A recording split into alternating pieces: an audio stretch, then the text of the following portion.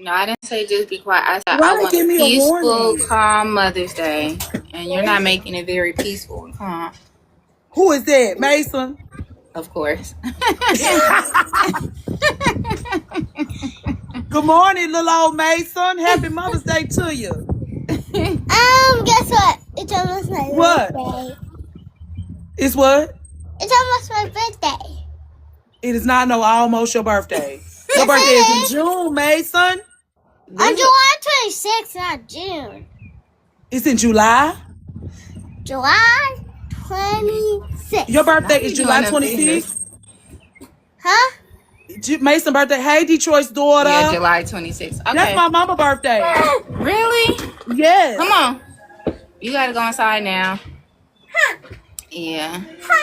This morning I told him it's Mother's Day, and what I wanted was a peaceful day. He was like, "Well, tomorrow gonna be Kids Day then."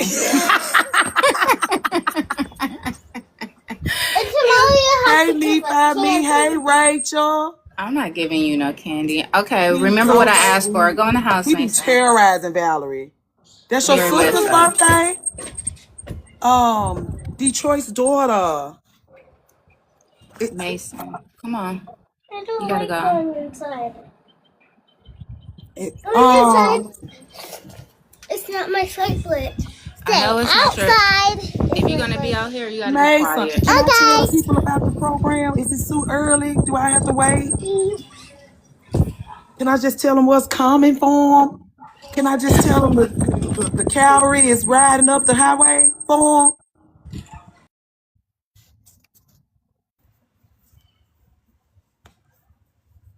Please? Or wait.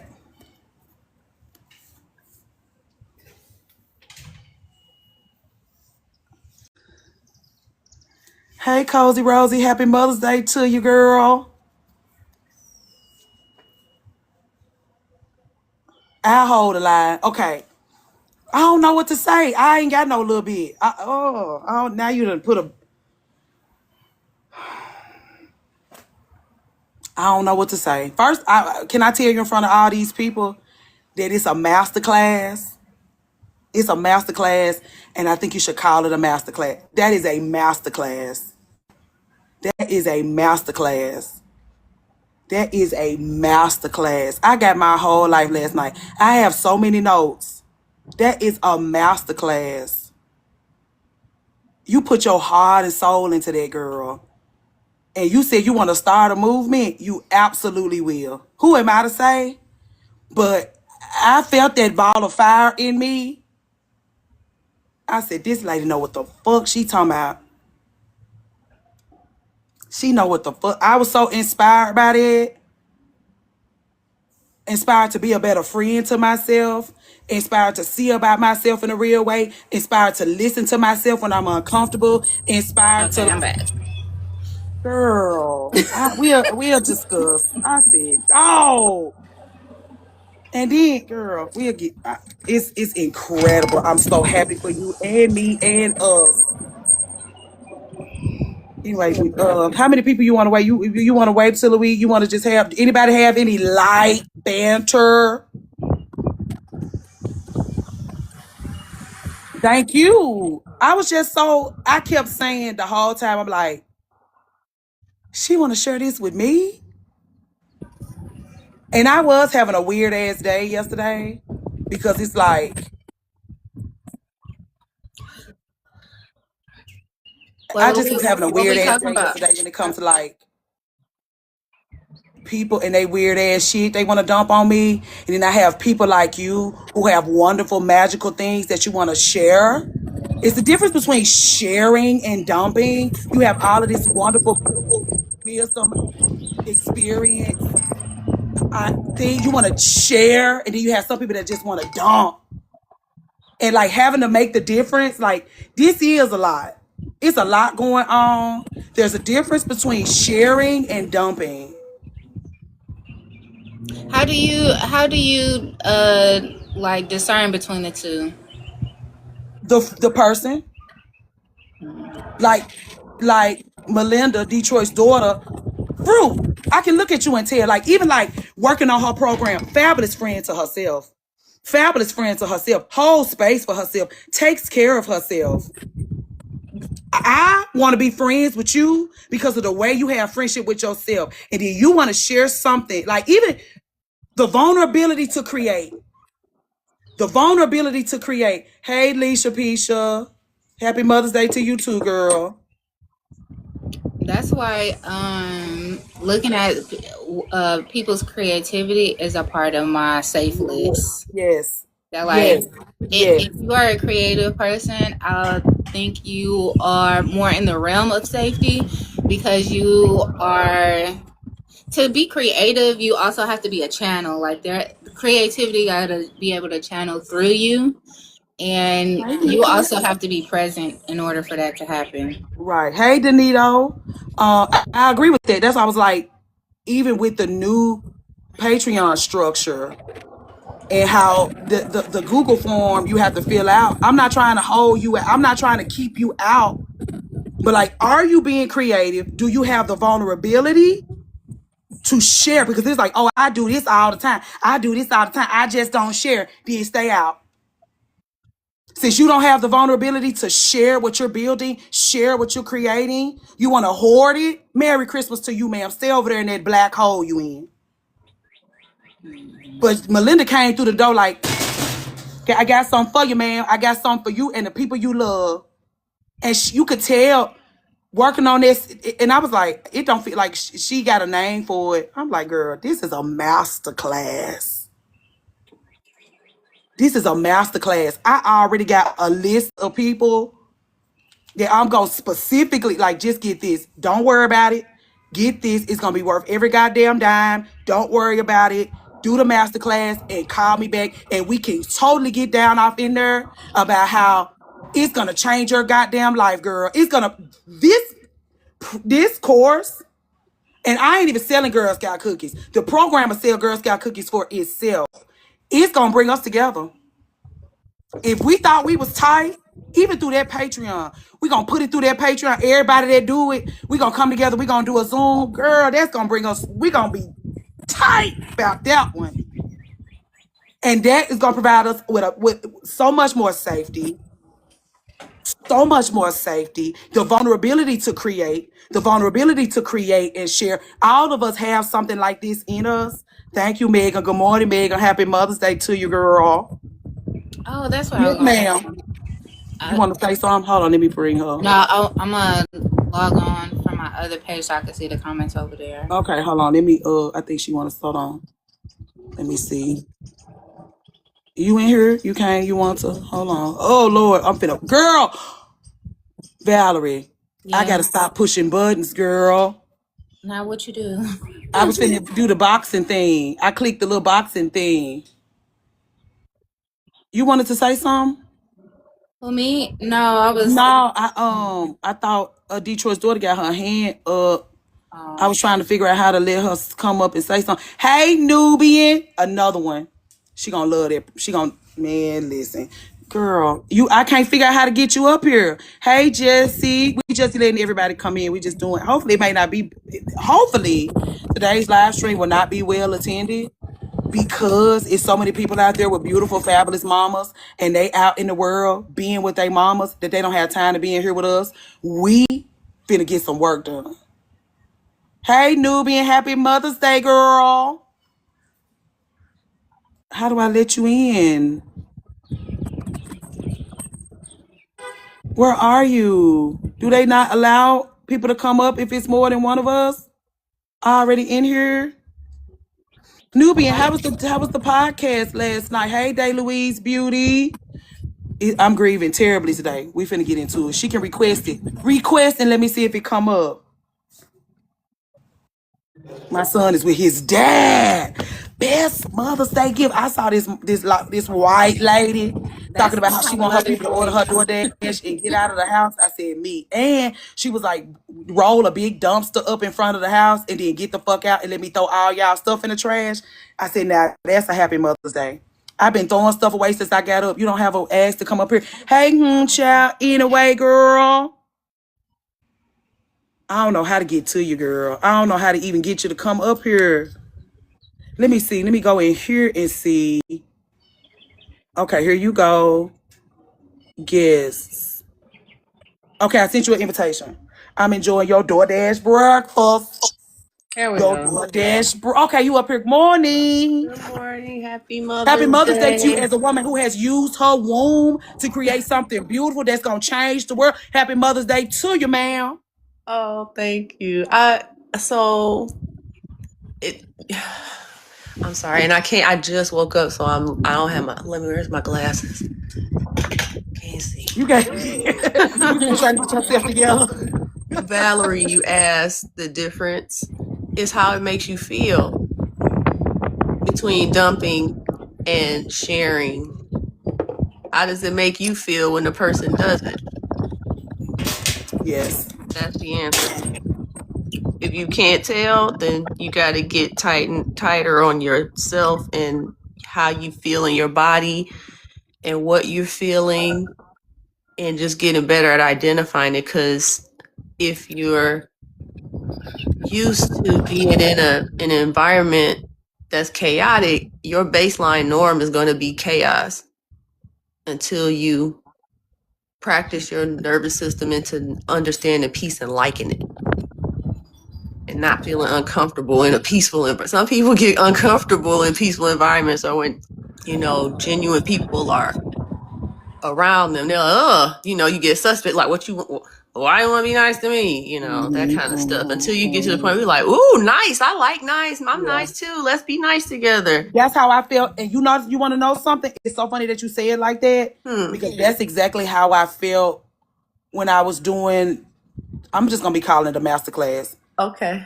Because it was like, this is a woman that takes beautiful care of herself. I want to be near you while you take care of yourself. I just want to be in the presence of the blooming. I don't want to take nothing from you. This body of work was a testament to how you take care of yourself. It was so inspiring. And it was like you receiving this kind of care from yourself. It takes her profile picture always takes you out. I don't even get it, because that's why I was like, you look at this picture and then you see what a vibrant, beautiful woman she is, and it's like,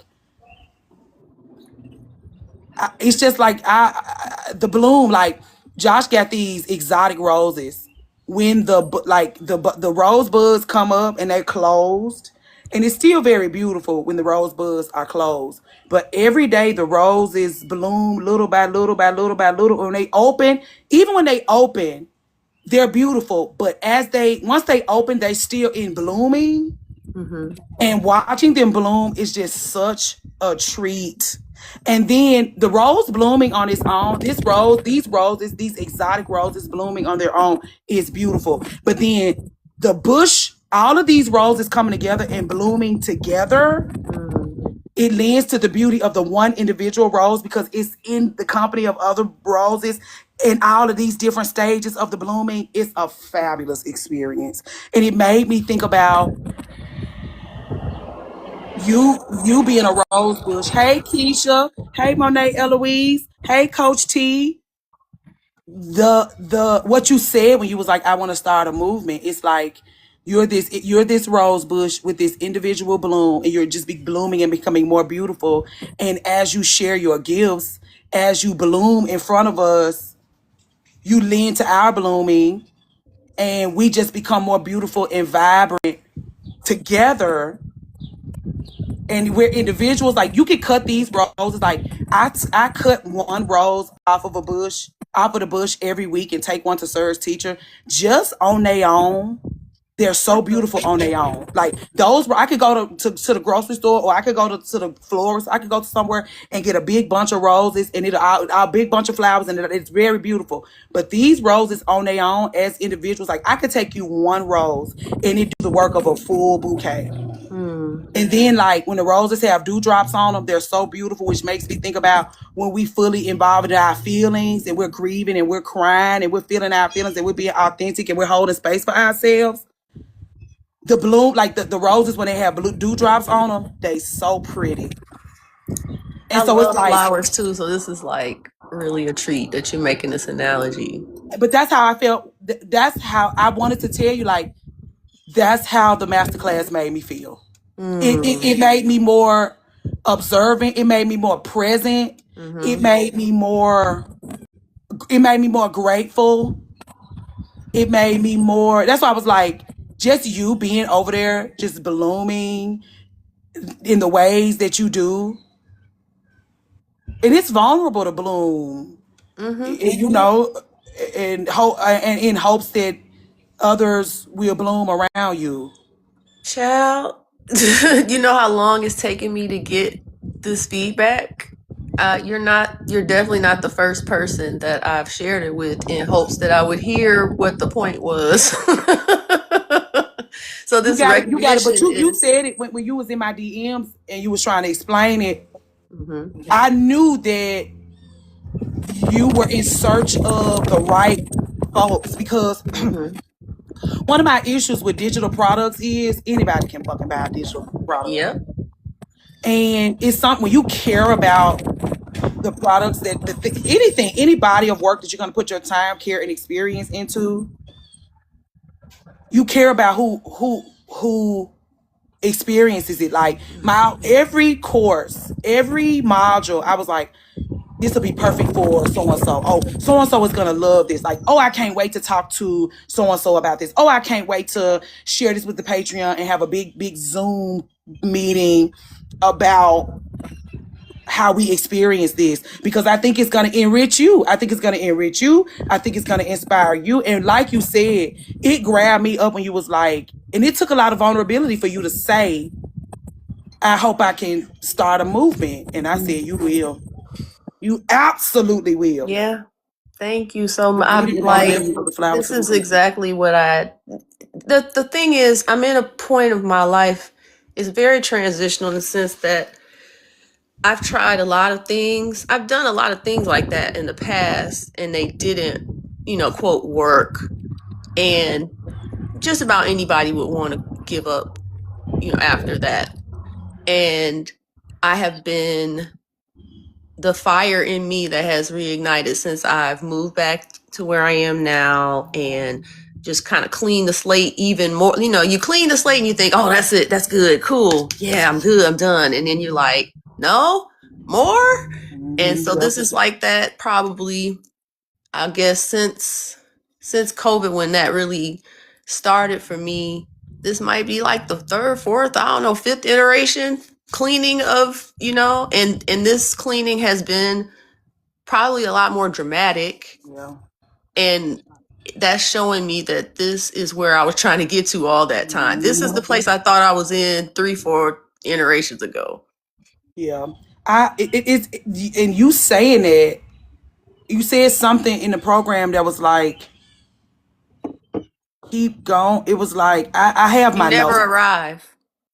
You know, it was something that led up to that. It was like, you never arrive. I did note that, but it was later on in the, because you never arrive came along. I maybe like late module. Yeah, that was toward the module end. two. Yeah. But something you said where it was like, keep going because it'll get better, or as you go, it'll get better. Like, you got to keep going because as you keep going, whatever it is, it gets better. Right. Something like that.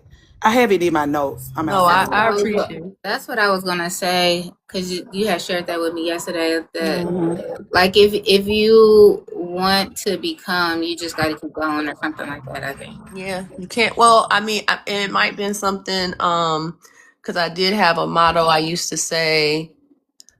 Not endure to the end, but like if you want to win, you can't quit. Basically. Yeah, hold on. Let me tell you, because that's. You wrote it down. Oh. Yeah, we were on the phone yesterday, and we were talking about something to that regard, and she had shared that with me. Yeah.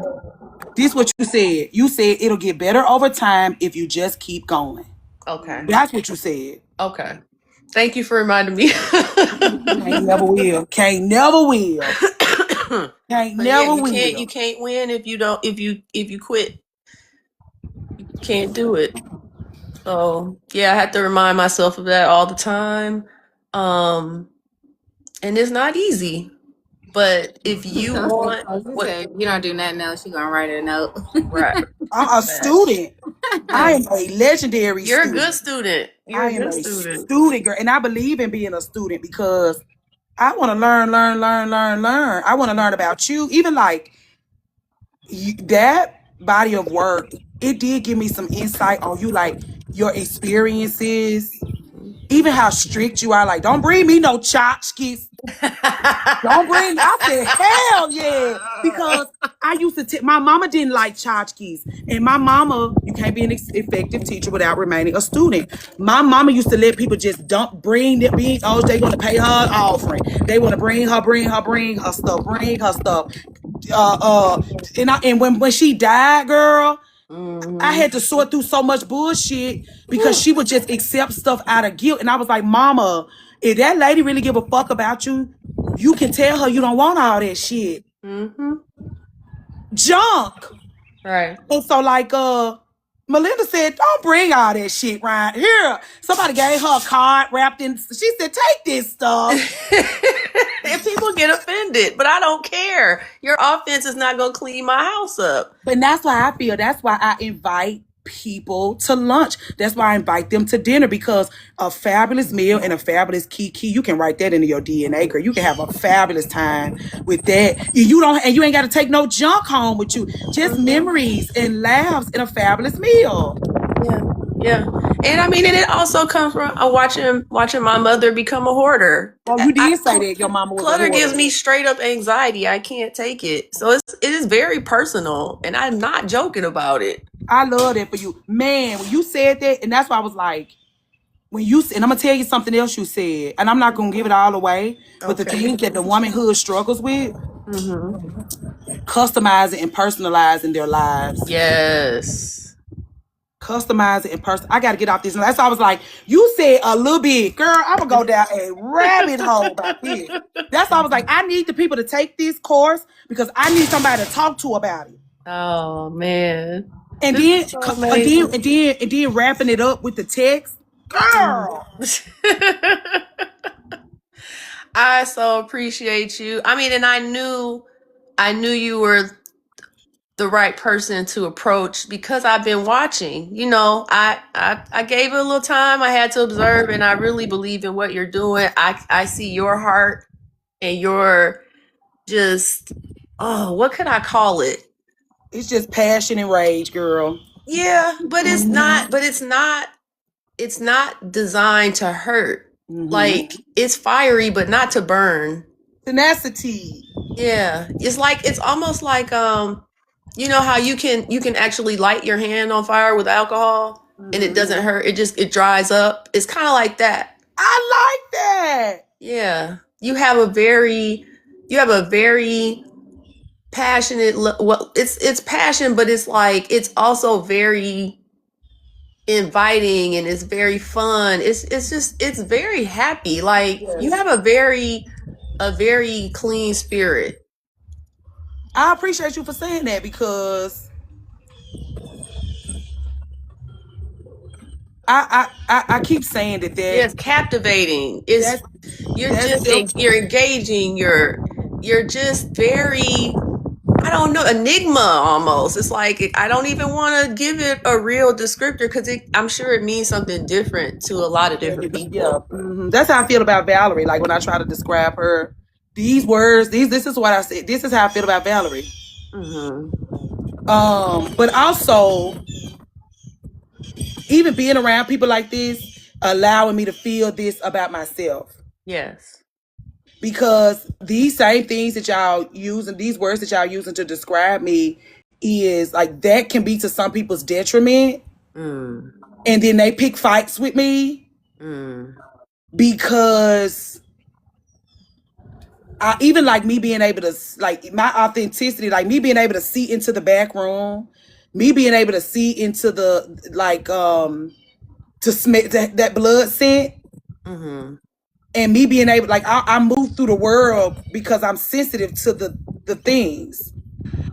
And so, like, if you're not present with yourself I bring presence. If you're not present with yourself, and then I'm present with you, Mm-hmm. I'm gonna make an enemy out of myself because you try not to be seen and heard and felt. And I'm trying to see and hear and feel you. And so the people are like, we love you because you see and hear and feel us. And it's like, if you only want to be seen, heard, and felt in fragments, you're going to have a problem with me. Yeah. Yeah. And people are ashamed at things that other people see in them. And I just had to,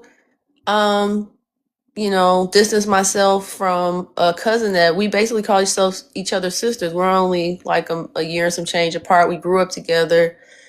And but I have just dealt with her for so long, and I started to call her out for the very first time. I mean, we're close to 50 years old, and I've never called her on her shit. And I finally said, "Hey, I don't like how you do relationship with me. You disappear. We get super close, we're together, we're talking, and then I go to like reach out to you and you're not there, and you don't show back up for 2 months because you had you were down in the dumps." And I'm like, that's when you're supposed to reach out to your village, not retreat into a cave. She acknowledged it. You're right. I'm so sorry. I didn't make you feel that way. I'm going to do better. Da, da, da. And did it again. And I was like, I don't like this. And I'm telling you, I don't like it. And I don't want to deal with it. You shouldn't. But every time I talk to you, I just feel like, it's like she's acknowledging those things that should pull her out. I am really starting to think maybe it's something she can't manage, maybe mental, I don't know, chemistry in her body, I don't know, but she is just so deep in the sauce. She can acknowledge it and she has all the language, but she won't do a dang thing different. And I know she's just got a lot of shame and a lot of like no belief in herself, all that. Because I've done a lot of this stuff with her over the years and shown her like, hey, your self-talk is just really shitty. And she used to say, she used to joke, yeah, I'm wearing my poopy color glasses. And I'm like, yeah, take them off. Why do you want to wear those? I want to talk to you about this. I wanted to talk to y'all about long relationships that you've been in for a long time, mostly siblings. I was just talking to, we call her President Barbie because she is clean as a whistle, was raised by two parents who love and cherish her, who were fully invested in her childhood, gave her everything. She was so gentle and beautiful. She had porcelain dolls, girl. She didn't have those dolls with those plastic faces. She was so sweet and soft that she was able to play with porcelain dolls and not break them. Beautiful. Went to a fabulous school, got everything. They rolled the red carpet out for her, and she still walks that red carpet. And she looks at sisterhood like it's a beautiful, dreamy thing. She looks at having siblings like it's a beautiful, dreamy thing because she is an only child. And the way I have to talk to her about people that are obligated to you, even like y'all with y'all's cousins, like siblings, family, cousins, those people you inherited, they feel entitled to you. They can treat you however the fuck they want to treat you because they inherited you. That's actually what I wanted to talk about today. Okay. Ironically, Mother's Day, I never really celebrated my mom. I would celebrate my sisters and vice versa. And so both of my sisters text me today. And so you in your feelings? no. Really? This your first Mother's Day without them? This is my first Mother's Day without them, and we usually like gift each other stuff. And I think I felt my feels yesterday about it. Oh. I wasn't expecting them to text me. Well, Neat up. I wouldn't say I wasn't expecting it, but it was just, I guess, a reminder because I woke up, like I told you, kind of in my gratitude of like, I'm in a good place today. And then I seen that, I was like, okay. So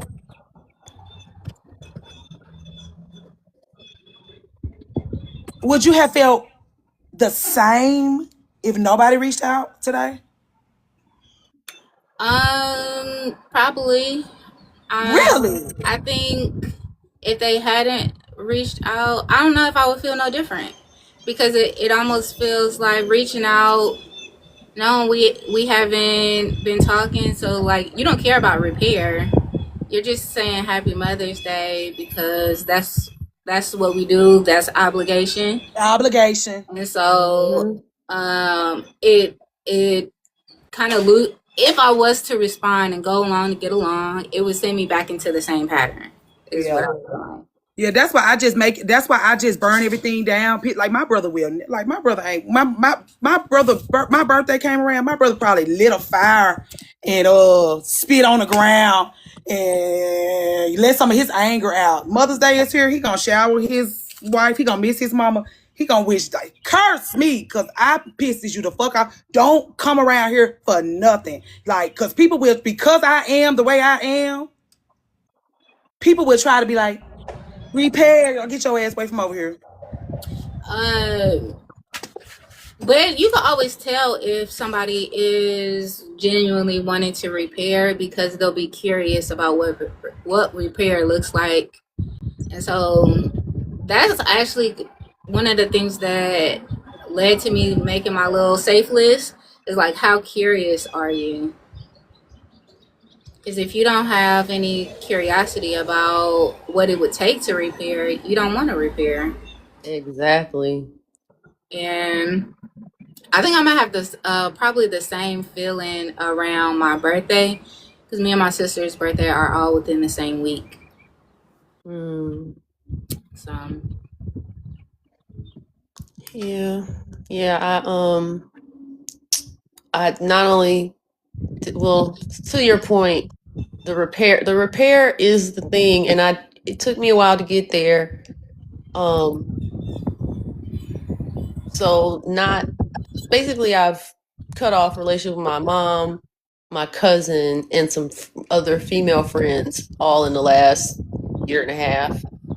And the friend, you made me think of her when you said that because we were best friends from like, I don't know, 5th grade-ish to like we lived together in college.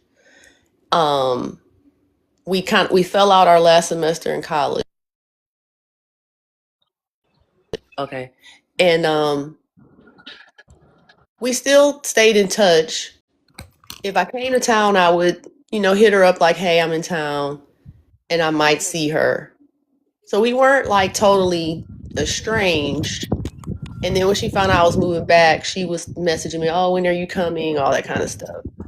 And so I finally get here to find out when I moved we were talking before I moved to my apartment, but when I was moving, we lived less than a mile from each other and didn't know it. Yeah. So figured that out. And now, so it's like, I asked her to accompany me to a play because my cousin had canceled me on the last minute. So she said, sure, I'll go. So she came with. Afterwards, we decided to go get something to eat, or she wanted something. I just tagged along with her, and did all that. Left. Then I think the next day, it was like her birthday weekend or something. So she hit me up like, "Hey, I still want to go to this restaurant. Will you go with me?" I was like, "Sure." I went with her, and then it was just it was nothing to get excited about. It was just being around each other, having a little small talk or whatever. And I already knew that we were in different places because she is a very depressive type person, and she always has been. And I was like, when we were closer, I thought we were like super close for a reason, and then I realized that she just doesn't have the motivation to have a life that I do, and she was just kind of along for the ride. And I'm gonna tell you something. What I realized in having similar experiences like this, taking the master class, it was like my issue is I'm gonna always run into issues with people who lack depth. Yeah. And it's like you're not even trying to have no depth. But that's what happens with people, like, because even you was like, oh, we had small talk at lunch or dinner, and it's like you want big talk. Exactly. So it's like, as soon as you said small talk, I was like, she's not interested in you, girl. Go on. Yeah, I don't give a damn. So, and it's usually really trivial stuff. But to wrap up the story, the very last time we spoke, well, she had reached out to me to ask me. She said, why don't let's go hang out. She's never said those words to me ever. I've known her for almost my whole. We've known each other since kindergarten. She never said those words in her life. So I was like, "What is it that you're really trying to say?" Because it's not that. And she finally admitted that she'd been talking to her therapist, and she knew we needed to have like a really serious conversation. And I was like, okay, well, let's just have the conversation then. And so I was like, I'm free to talk now if you are.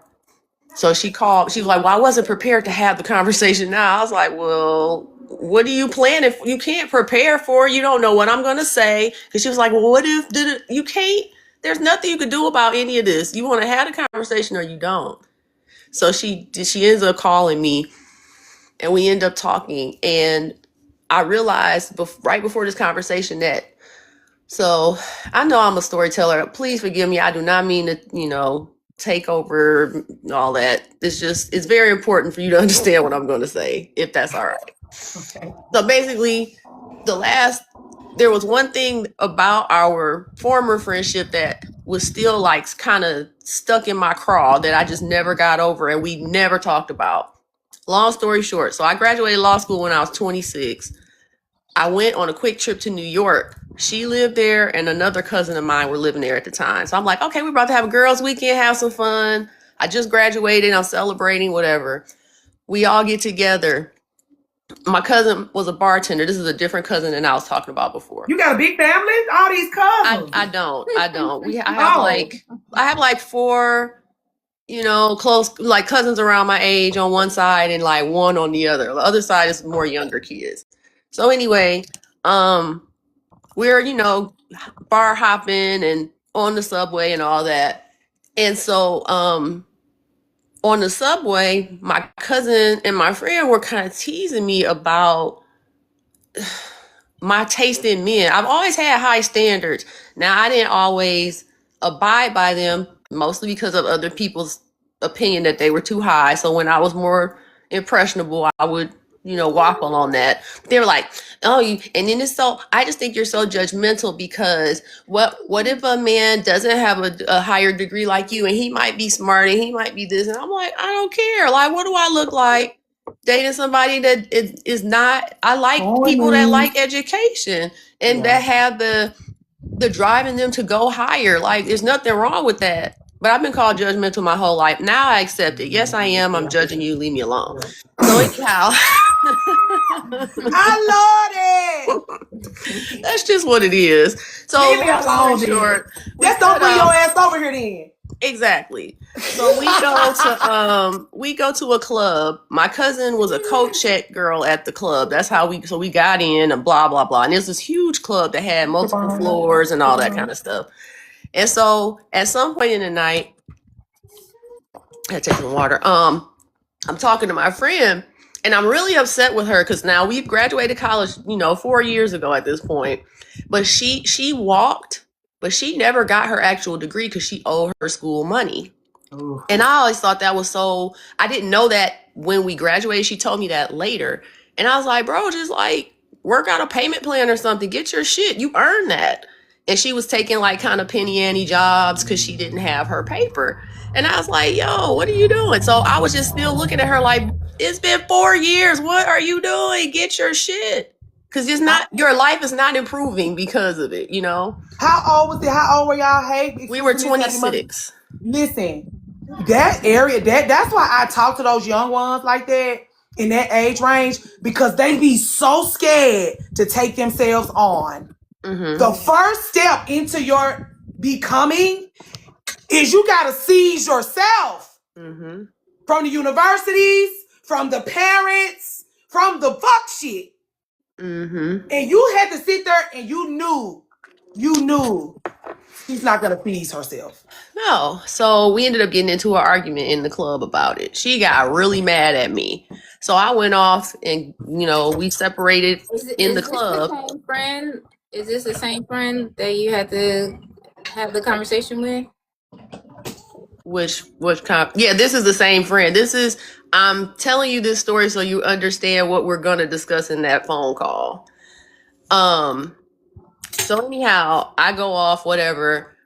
We're all leaving and you know how end of the night in New York is like super, super late / early in the morning. And we also got to stay there after all the patrons left because my cousin worked there. So we were hanging out like with the staff and stuff afterwards. We didn't leave that place till like 6 or 7 in the morning. It's daylight, whatever. But my friend is thoroughly mad at me still we're leaving out, and she was like, you can't stay with me. I was staying with her. I left that out. I was living in Detroit at the time. I went to Philly. I have family there, and I took the train up to New York for the weekend. I was staying with her. She told me, you can't stay with me anymore. She was so mad. So I looked at my cousin like, okay, well, I guess I'm staying with you. She's like, you can't stay with me either. Excuse me? So I'm in New York with nowhere to stay at 26 at 7 in the morning. And so I was so like, that really like fucked me up because I'm like, that's dangerous. And that's so, well, it was just so, what would you say? Like, not congruent. You know what I'm saying? Yeah, we had an argument, but you're kicking me out on the street for that. And I would never do that I don't care how bad you make me feel in a moment like that. I would never leave you vulnerable like that and do that to you. So I had to ride the subway back to the Bronx with her to just get my bags and go outside and find my way where I needed to be. And she didn't say anything the whole time. How was she able to reconcile with you after that? That's a great question. Because and that's why.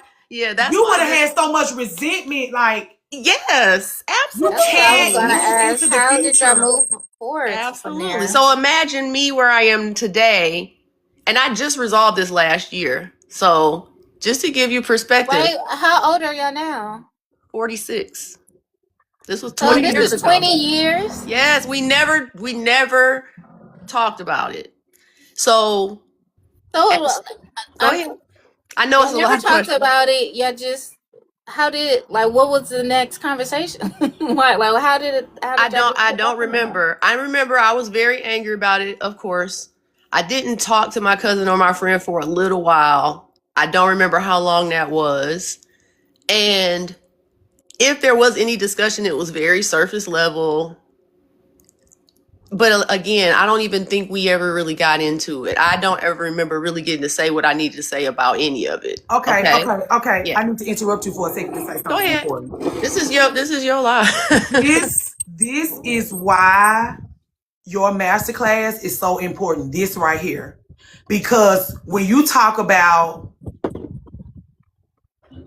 this kind of situation, like, take your time with yourself. Be gentle with yourself. Make this, like, even like giving yourself the opportunity, like, that could never come upon you again. Like, somebody that did you bad 20 years ago gonna let you know, y'all not gonna be going back and forth. Y'all not gonna be going back and forth about anything. It's nothing. There's nothing to go back and forth about. But you give yourself the opportunity to vet and assess everything, even tchotchkes. Like, you vet, even us. You like, I'm peeking in. Let me see what y'all talking about. You can lean to the conversation from time to time. You can enrich the conversation from time to time. You helping us move more and more and more into the future. You see what I'm trying to do? Things tighten up. You like, oh, she's serious. Let me go over there. You like paying. Okay, so like, you learn that you gotta vet everything. And even if it's like people make you feel crazy, you don't judge yourself. You don't make determinations about yourself or your experiences based on what other people gonna think.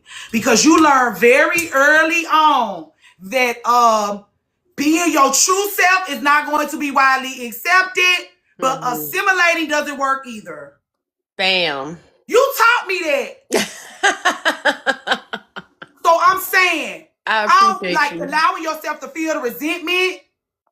Like, I can't move it. Like, you know, the girl that got left outside, she's still here. And if I allow you back in, I'm violating her.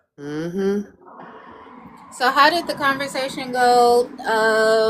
Sure. And I want to put a little more context on it in that this friend, her mother passed away during COVID. I hadn't lived here in a long time. I was nowhere nearby, but we had a core group of 4 friends from high school that we all were still in touch. And as soon as I found out her mother passed, I called the other 3 friends and I was like, hey, well, the other 2 friends, because she would have been the third.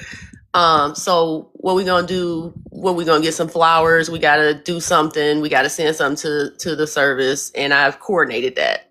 Despite all of this, mind you. So back to that. So I never lost the care. I think maybe the love was lost at some point. But when we But finally this is just who you are as a person, though. correct. Because Correct. even when I read the worksheet, Uh-huh. everything about the way you describe yourself, you would have done this for lady of the house, mama died. Y'all want to do something here? Y'all, you'll be in folks' DMs. Y'all heard about the lady of the house, her mama died. What we finna do? That's just who you are. That's why you have to be careful about who has access to you, because this is just who you are. Correct. Her being in your life in one way or another, she just receives these friendship privileges. I always talk about your friendship privileges just spill out all over everybody else. Yes. She definitely received a ton of that.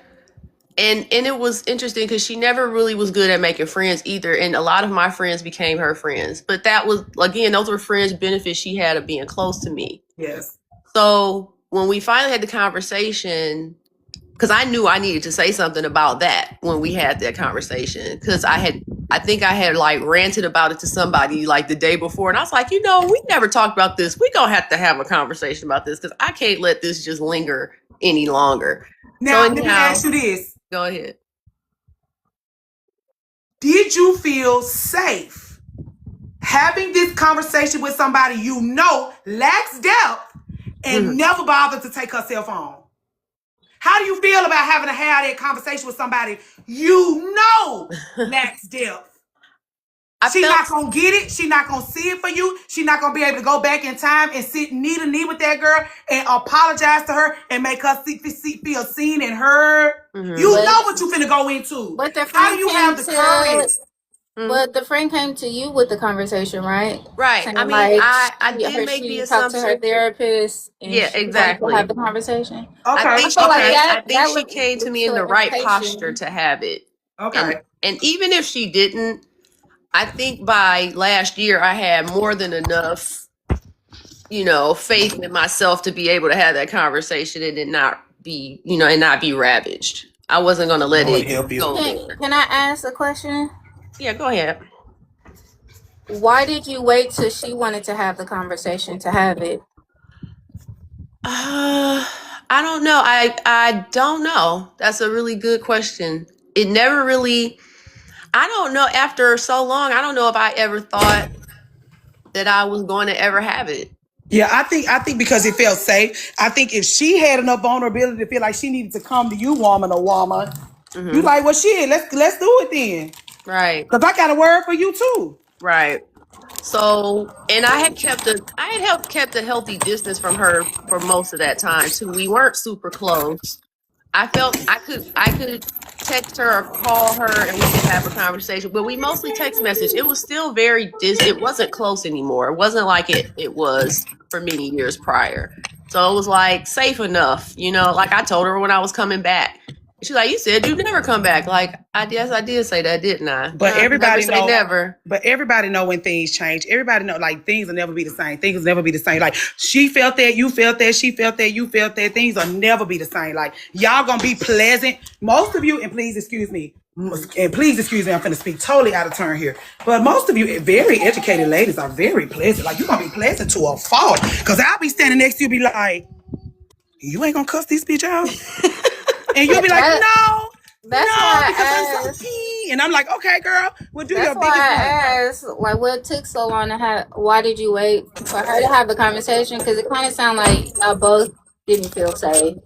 I don't even think, until I had that rant about it just before I talked to her, I didn't realize how angry I still was about it. Because it was not something that I would think about. So I was like, but you know what? This is why I feel like, I'm sorry, Valerie.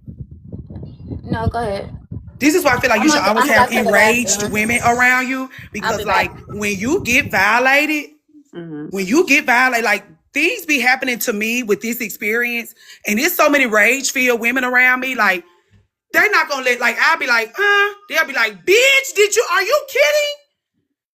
And so like you need somebody to be like, you gonna let, even you was like, when people come around you and they be saying icky things about themselves in front of you, and you be like, don't do my friend like that. These people be like, you can't let this slide.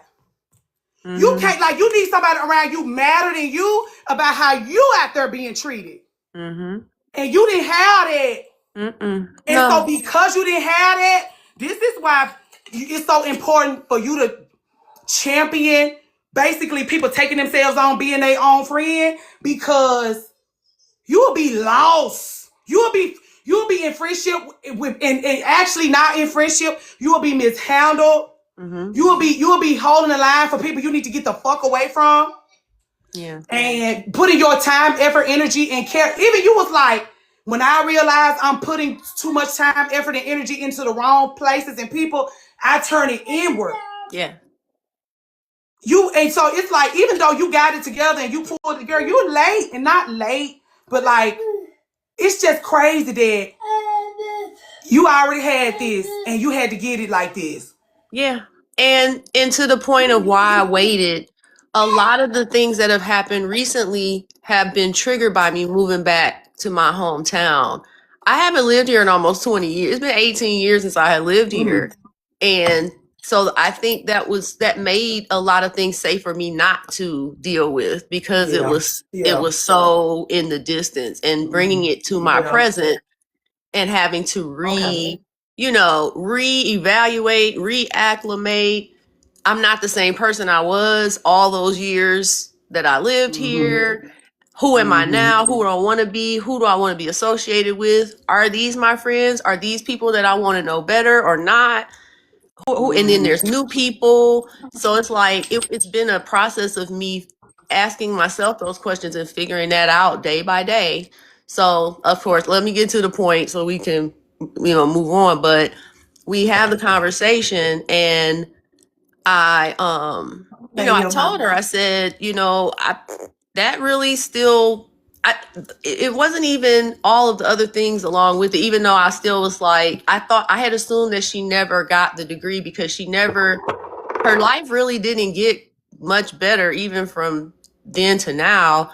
So I just assumed she never did it. She told me she did. I was like, when? You never told me.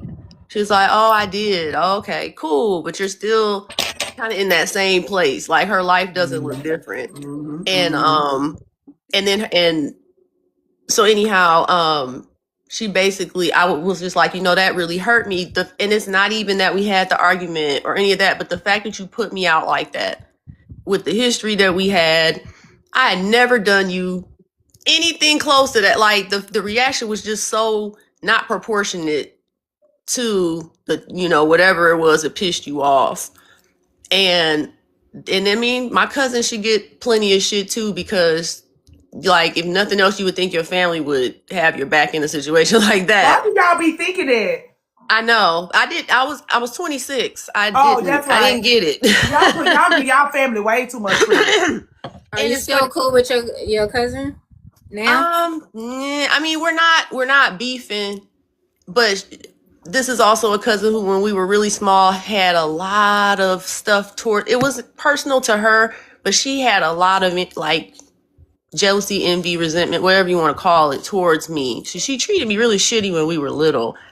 We have become more willing to talk about those things as adults, and we don't have any active animosity between us that I'm aware of, but I know that she is not happy in her life too. And I think, why would you call it active animosity? Is there some inactive? Because she would literally do things towards me when we were little, like very aggressive thing, unprovoked things. Because I was the little runt of the cousins. I was the innocent one. I was the naive one, the gullible one. I could be tricked easily, all that kind of stuff. So she would fuck with me a lot.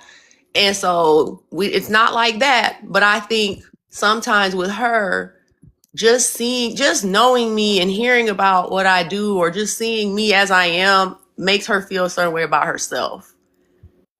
Right. It's not anything I would say to her. You know what I'm saying? It's nothing like that. So I don't talk to her as much as I used to. We hung out in Vegas a couple years ago. We went to see Lenny Kravitz. That was a good time. And it was a fun time. It was nothing wrong with the trip. We had a good time. But I know she was having a hard time with employment and all that. And then she moved back to her home, which I know it's probably triggering the shit out of her, but we don't talk a lot. And I let that be because I think she might be going through, and I am probably not the person she would want to talk to about it. Can we talk about Valerie? Hold on. Go ahead. Valery's whole thing is about coming home to yourself. Mm-hmm. So like all of this masterclass that you talk about, it makes me feel like I can't wait for Valerie to experience it, because this is what she mean, just in a less ethereal, mystical way. And so like you would go home to yourself and get inspired. Mm-hmm. You would learn more, do more, feel more, make more. She would go home to herself and be terrorized. Mm-hmm. Just this is what I mean by like your work has to. It's a certain kind of person that you appeal to. And I'm learning that even with my experience. Like I came through the door swinging the door open and got my heart broke a lot. Same with you. Mm-hmm. This is a specialty here. This is not no Walmart. Right. And so like even who this work is being put in front of, you got to be specific about it. Because if not, you're going to feel like a shitbag. Mm-hmm. Even like you telling your friend 20 years ago, you need to take yourself on. Hey, Yada Jim, you need to take yourself on. I always fall out with women that haven't taken themselves on. They're going to fall out with me. I'm going to fall out with them. They're going to fall out with me. I'm going to fall out with them. And they want me to use their excuses to have empathy for them. The reason why I want you to get your ass up and get to work, that's where my empathy is. Mm-hmm. That's where I choose to give a fuck about you. The you that you are, I done seen women jump up in the middle of a sentence and get a new life. I don't feel sorry for you, girl. Get to it. Mm-hmm. Yeah. And listen, if you're not too old, you're going to blink a couple of times and be too goddamn old. Get to work. Yeah. And it's like, anyway, girl. No, I'm just going to I think the relationships that trigger us in that way is like a knock on the door. Like, it's time to go home. Because even the inactive animosity is a notification. Think of it as it's there. Sure. Like there's something here. It's time to go home. Absolutely. That is like the warning that you're not. And it's like it's like a dormant volcano or a landmine you haven't stepped on yet, basically. Because I could give her, she could complain about money and jobs, and I could give her she is a very talented cook. She makes body products. She's done all these things, tinkering, but she won't take it to the next level. And I'll start encouraging her. But you know how some people have a problem to every solution. She's like that. Yes, a problem with every solution. If it's like a lack of safety or trust. Mm-hmm. Yeah. So I really we swap memes. That's about the extent of our relationship, and I'm okay with that. Okay. We make each other laugh from a distance. Okay. But that's good. Yeah, I just want to wrap up the main thing so it's not lingering. So anyway, in the conversation, I share for the first time that she really hurt me by leaving me out on the street like that, and how unsafe I was. I was a 26-year-old young woman walking around the Bronx that I had never been in before with a suitcase at 7 a.m. You don't think that made me look like a mark to anybody who may have wanted to harm me? Right. She was like, "Oh, I thought you were fine. You were grown." She basically didn't. It was like that, and I didn't know that's what she thought back then. So to know that she never even adjusted her view over the years was like, oh my God. You want to know something? People do you like that when they think your life is easy. Yep. This little, you could take it. You could take it because you're finna go back into your beautiful, wonderful life, being all beautiful and successful. You will be okay, girl. We'll see how beautiful and successful you are when you get out in a bitter cold. Mm-hmm. Yeah. So after that conversation, I was like, okay, I'm straight. And I didn't even say it to her because she also shared with me what happened when her mother passed. Her mother passed in the house with her. I didn't know the story because we weren't talking at the time. And she shared with me, and it was very traumatizing for her. And I felt compassion for her. And I was like, dang, I wish we had been closer so you'd have had somebody to call. And after that conversation, I was like, I don't have anything else to say to her. Like, I don't, and it wasn't even that I was angry. It's just like, damn, that's a shame.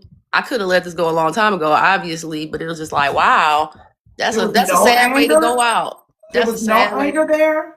No, I think I was angry back then for that situation. And then it just kind of was like, I just think if I'd had the conversation then, I could have just left her behind then. Yeah.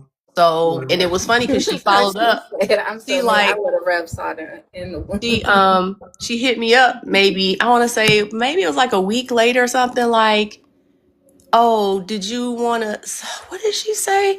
I can't remember. She was asking me to have another did I think I needed to say anything else or something like that? And I was like, nope. I have just had nothing to say. I think that's all that needed to happen for me is I just needed to hear her say that.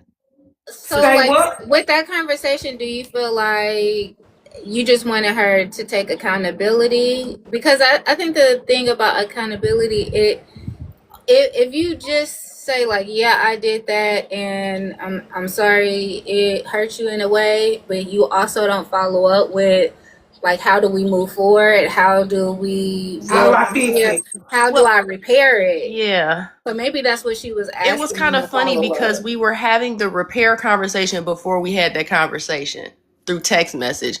So I was like, when she was texting me about wanting to talk to me, I was like, well, yeah, I do think we need to talk. I think it's some things that we haven't discussed that we needed to a long time ago.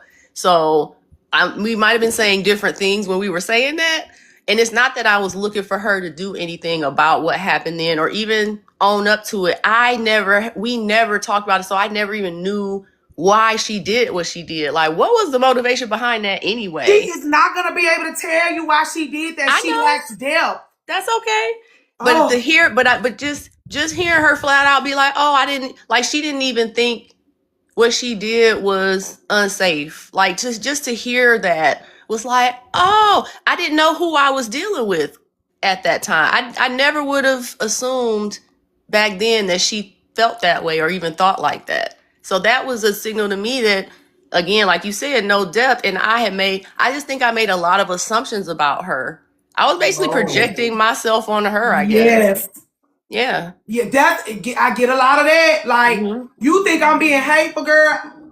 You're hateful. Look at my fruit. You can look at me and tell I'm not hateful. If you're getting hateful from me, it's because you're hateful. Coach Steve said, did her mom put her out?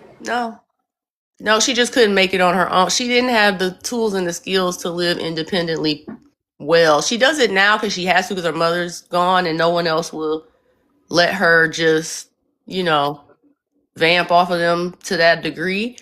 But she's not living a great life. Jesus. And again.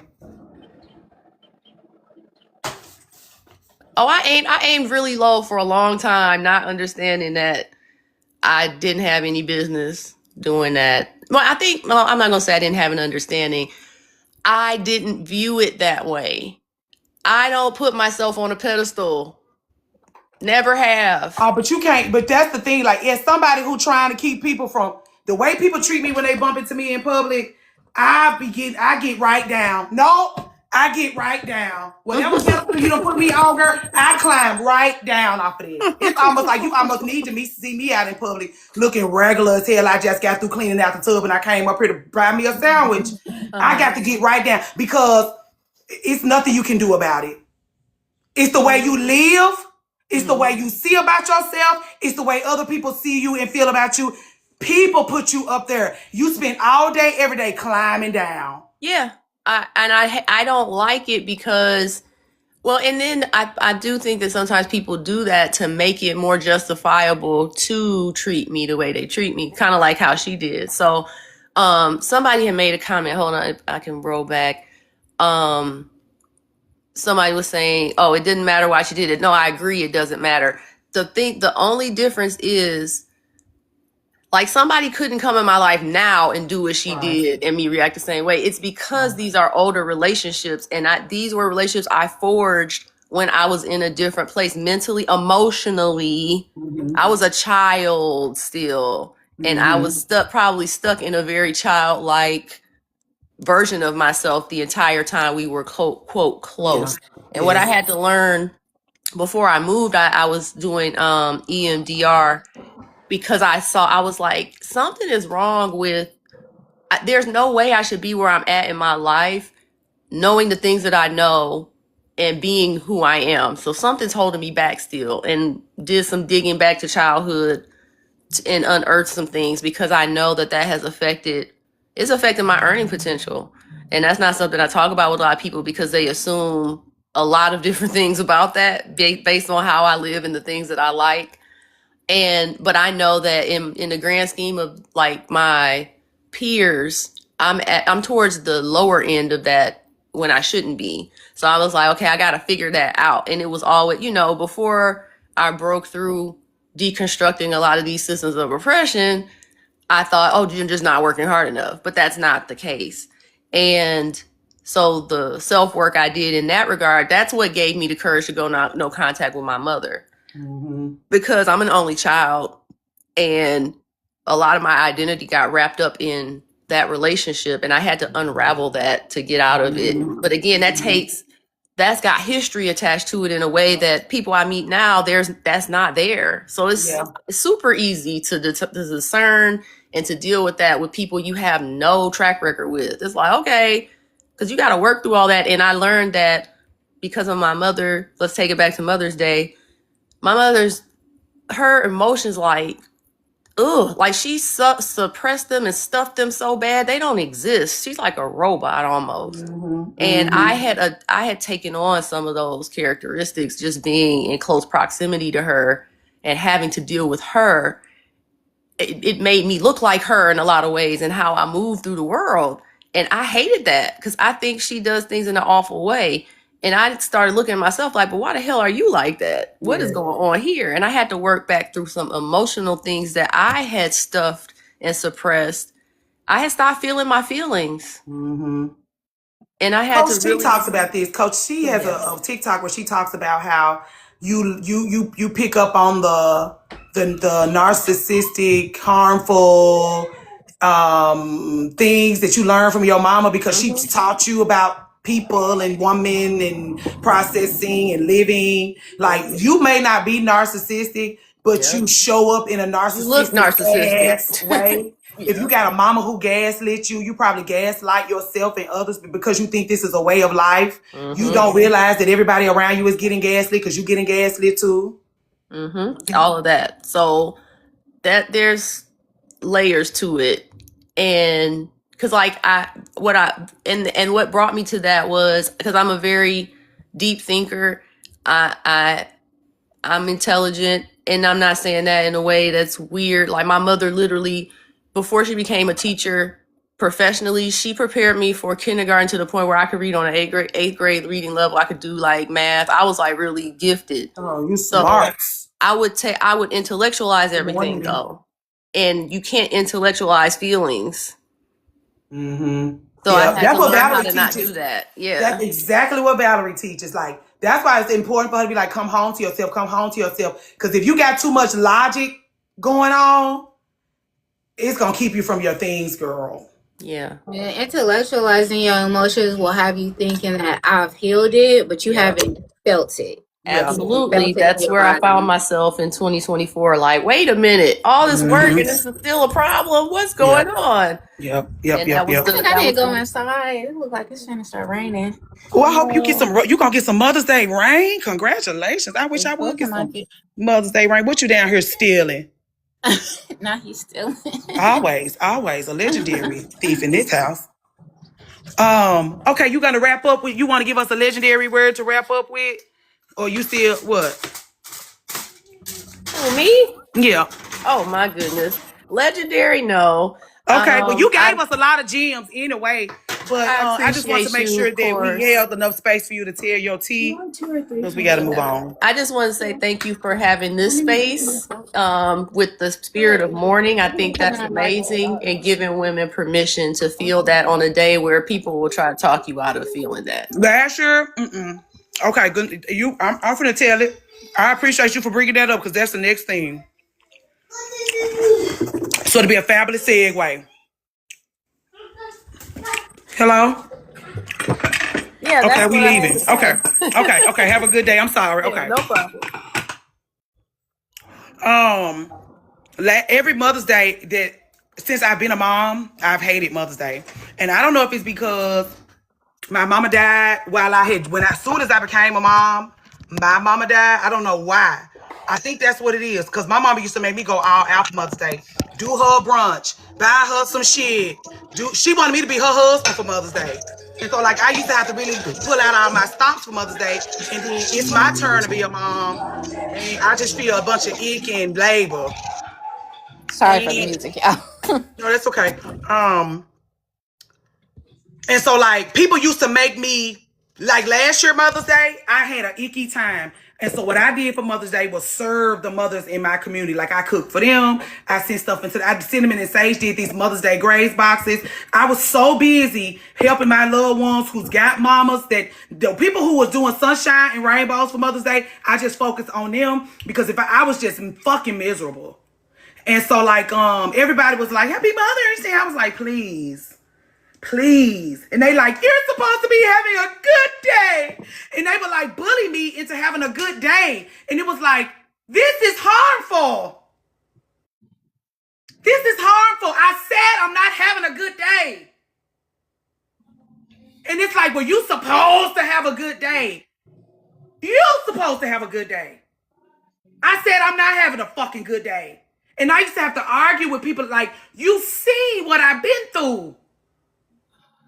I'm still trying to spread light and joy. Just take that and shut the fuck up. But people used to bully me into trying to have a good day. My first Mother's Day, bullied. I was like, I really want to be alone. They flew me into Detroit to a woman I barely know, and she just want to make a difference in my life. And so she wanted to just let me be in charge of your first Mother's Day. I did not, bitch. I want to be at home. You don't know me well enough to provide me with anything you think you're gonna be able to provide me for Mother's Day. I said I wanted to be alone, and I think one of the reasons why I resent that lady so much. That's why I was like, and I told you, I'm just going to let you change my mind about Detroit. I told you that. You remember when we talked back earlier this year? I said, I'll just let you change my mind about Detroit, because that was my first Mother's Day, and that lady didn't have enough of what she needed to see about me, and she really didn't give a fuck. The only thing she wanted to do was to do it and have success so she can say she did it. She really don't even give a fuck about me. And I said, we'll see, because what happened when we left Detroit would have let me know how serious she was about the connections that she called herself trying to make with me for Mother's Day. That shit wasn't real. And so now that I pay her dust, now that I see the shit wasn't real, I pay the bitch dust. And she make me crazy. Like, what's wrong with your wife? What's wrong with Carlissa? You know what's wrong with me, raggedy bitch. You want me to be fake with you. I'm not gonna be fake with you. Get the fuck on. Anyway, I ain't even mean to do that. All I'm saying is, I do not have a good relationship with Mother's Day. I told you I was in the nail shop getting black claws. The other women in the nail shop was like, black? Yes, bitch. My mama been dead 6 months. Black. Girl, you don't get to tell me what kind of day I'm gonna have today. You don't get to tell me. Anyway, sorry, Valerie. No, don't say sorry. That's why I asked you earlier before we hopped online, like, how are you feeling? Because I'm sure today is nuanced of like, yes, you're a mother and people want to celebrate you, but you're also in mourning and grieving. And people don't let you. I'm so glad you said it like that, because that was the lesson I got from last Mother's Day. It's like, if you really wanted to celebrate me, you would hold space for the morning. You would let me mourn. Like, you would sit next to me, thigh to thigh, and you would hold my hand. But the hard part about that is people don't know how to meet grief. That the even thing about when somebody passed or you break up with somebody, it's very hard for somebody to nurse somebody through that type of grief without feeling like I want to fix it for you. You can't undead my mama. You can't. That like grief requires you to be with it. And so like if on Mother's Day you do want to mourn and lay in bed, the best thing someone could do for you is like, what show we finna watch? Let's lay in bed. Correct. That's what I'm saying. Like, even like people be like, well, what Josh do for you for Mother's Day? Josh gonna sit on his couch and watch TV with me. And it's like, I'm not looking for no flowers. I'm not looking for no, it's like, when you don't want, it's like, no. And you can make him into a shit bag, but he know what it is. Like, he know what, this day, by now, I'm saying my first Mother's Day, he put me on the airplane and took me to Detroit. There's all this stuff going on. That don't do it for me. If it do it for you, congratulations and Merry Christmas. That's not what does it for me on a day like today. And so, like, that's why Detroit's Daughters Masterclass is so important, because it's like, you need to know that the same thing that somebody else want and need, you cannot want or need it radically. You cannot want or need it. Mm-hmm. It could, the same thing that people feel like serve them, it don't serve me. And I think if people were to be radically honest, they are only doing what they think would make them feel better. Back to like the intellectualizing emotions. Okay, if somebody grieving, the thought is like, let me come in and take you out of that grief, when like there is no taking nobody You can't. out of that That's grief. and I'm gonna tell you something. Doc mama died 2 years before my mama died. And my friend Carla Collins, that I had my friendship break up with because I realized she thought I was dumb and lowbrow, stopped being her friend. But like, they was right there with like this safety net for me. Like, that night that they called me and told me that my mom was dead, I didn't call nobody else. I called Doc and Carla because they knew exactly what the fuck was going on. They Like, it's like Day Louise Beauty, she said it's centering themselves, and I would like to give a different perspective. okay. Like, yes, it feels like they're centering themselves, but they're centering what they know. Most people don't know how to process grief. Most people don't know how to fully feel grief in order to meet them with it. So they're thinking like, what can I do to fix it? So I don't think it's so much that they don't care about you or they don't want to center you. They just don't know. Like, they're doing what they feel like care looks like, but they're not considering what you're saying without feeling like I need to fix it for you. Yeah.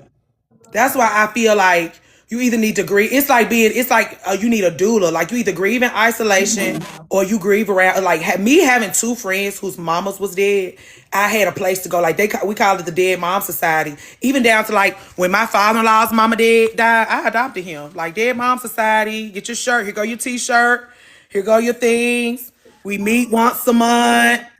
Dead Mom Society. These are the things that we can always go over and discuss. But even more so, this is why it's important for you to have, like, if you have to decenter your mama, if you have to get away from your mama, you need friends around you that have done it and are doing it, so that you don't have people around you that's making you feel crazy. Because the people that don't have to get away from their mama, they're going to be like, but that's your mom. Fuck you. Because you got people over there that's like, come on, girl, here's the worksheet. We got a sis, we got this. You want to go over this lady, she'll do a one-on-one for you. She'll usher you through it. Whatever you need, we right here. Most people try to shield you from grief instead of allowing you to be. And Megan, I think that's why I have so much resentment, because it's like, you trying to keep me from my work. Remember that conversation we were having about like single parents be Yes. wanting to keep their And kids driving. away from the grief of having an Yes. absent parent. Yes. Versus like as a single parent, you're gonna have Teaching to you how to grieve. walk your kids through that Yes. grief. Yes. So that's what I'm saying. I don't think it's a not censoring. It's a lack of being able to consider the emotion as a whole. Yeah. Yeah. That's my thing. Like, I can't help you with grief if I got a pile of grief that I'm ignoring. Yep. That's why I stay away from elders. Myself. Yep. Public grief is emotional hypersensitivity. You want to know something? Because I was gonna say, like, people, I had to anytime I had to make an announcement to my community, I would have to make a YouTube video. Because they gonna watch that YouTube video. They want me in my business too bad. Even though they be doing that weird ass thing that people who have proximity do to you, they still want it to be in my business. So they'll watch their YouTube video. And I'll be like, if you won't weep with me in the middle of Fresh Market, stop fucking asking me how I'm doing. That's why I blocked my sisters. Because you're not gonna go look at my Instagram and look at my stories to see how I'm doing. You actually gonna have to ask me and sit with me in it, or not at all. If you're not willing to do that, cool, great. Do nothing. That's fine, but you're not about to be able to keep up with me through social media. And I think that's why these relationships are so important to me, because we gonna cry and we gonna celebrate. We gonna cry and we gonna blow up balloons. We gonna cry and we gonna kiki. If you only over here for kikis, bitch, fine. Mm-hmm. But we gonna cry and we gonna kiki. I think the caveat to that, and it does deepen your appreciation for the relationships that can sustain. Yes. And I think I can't say for everybody, but it does leave me with more grace for the people who can't meet me in that depth, because I do understand how hard it is. I get why you're avoiding it. It's painful. Yes. It does not feel good. And so I get why you're like, yeah, no, thank you. And it just makes you feel a more appreciative to one, yourself, for being willing to feel those icky feelings and to lay in bed, watch TV, and those who join you in it, because not everybody can do that. Mm-hmm. It is actually very rare. Yes. That's why I think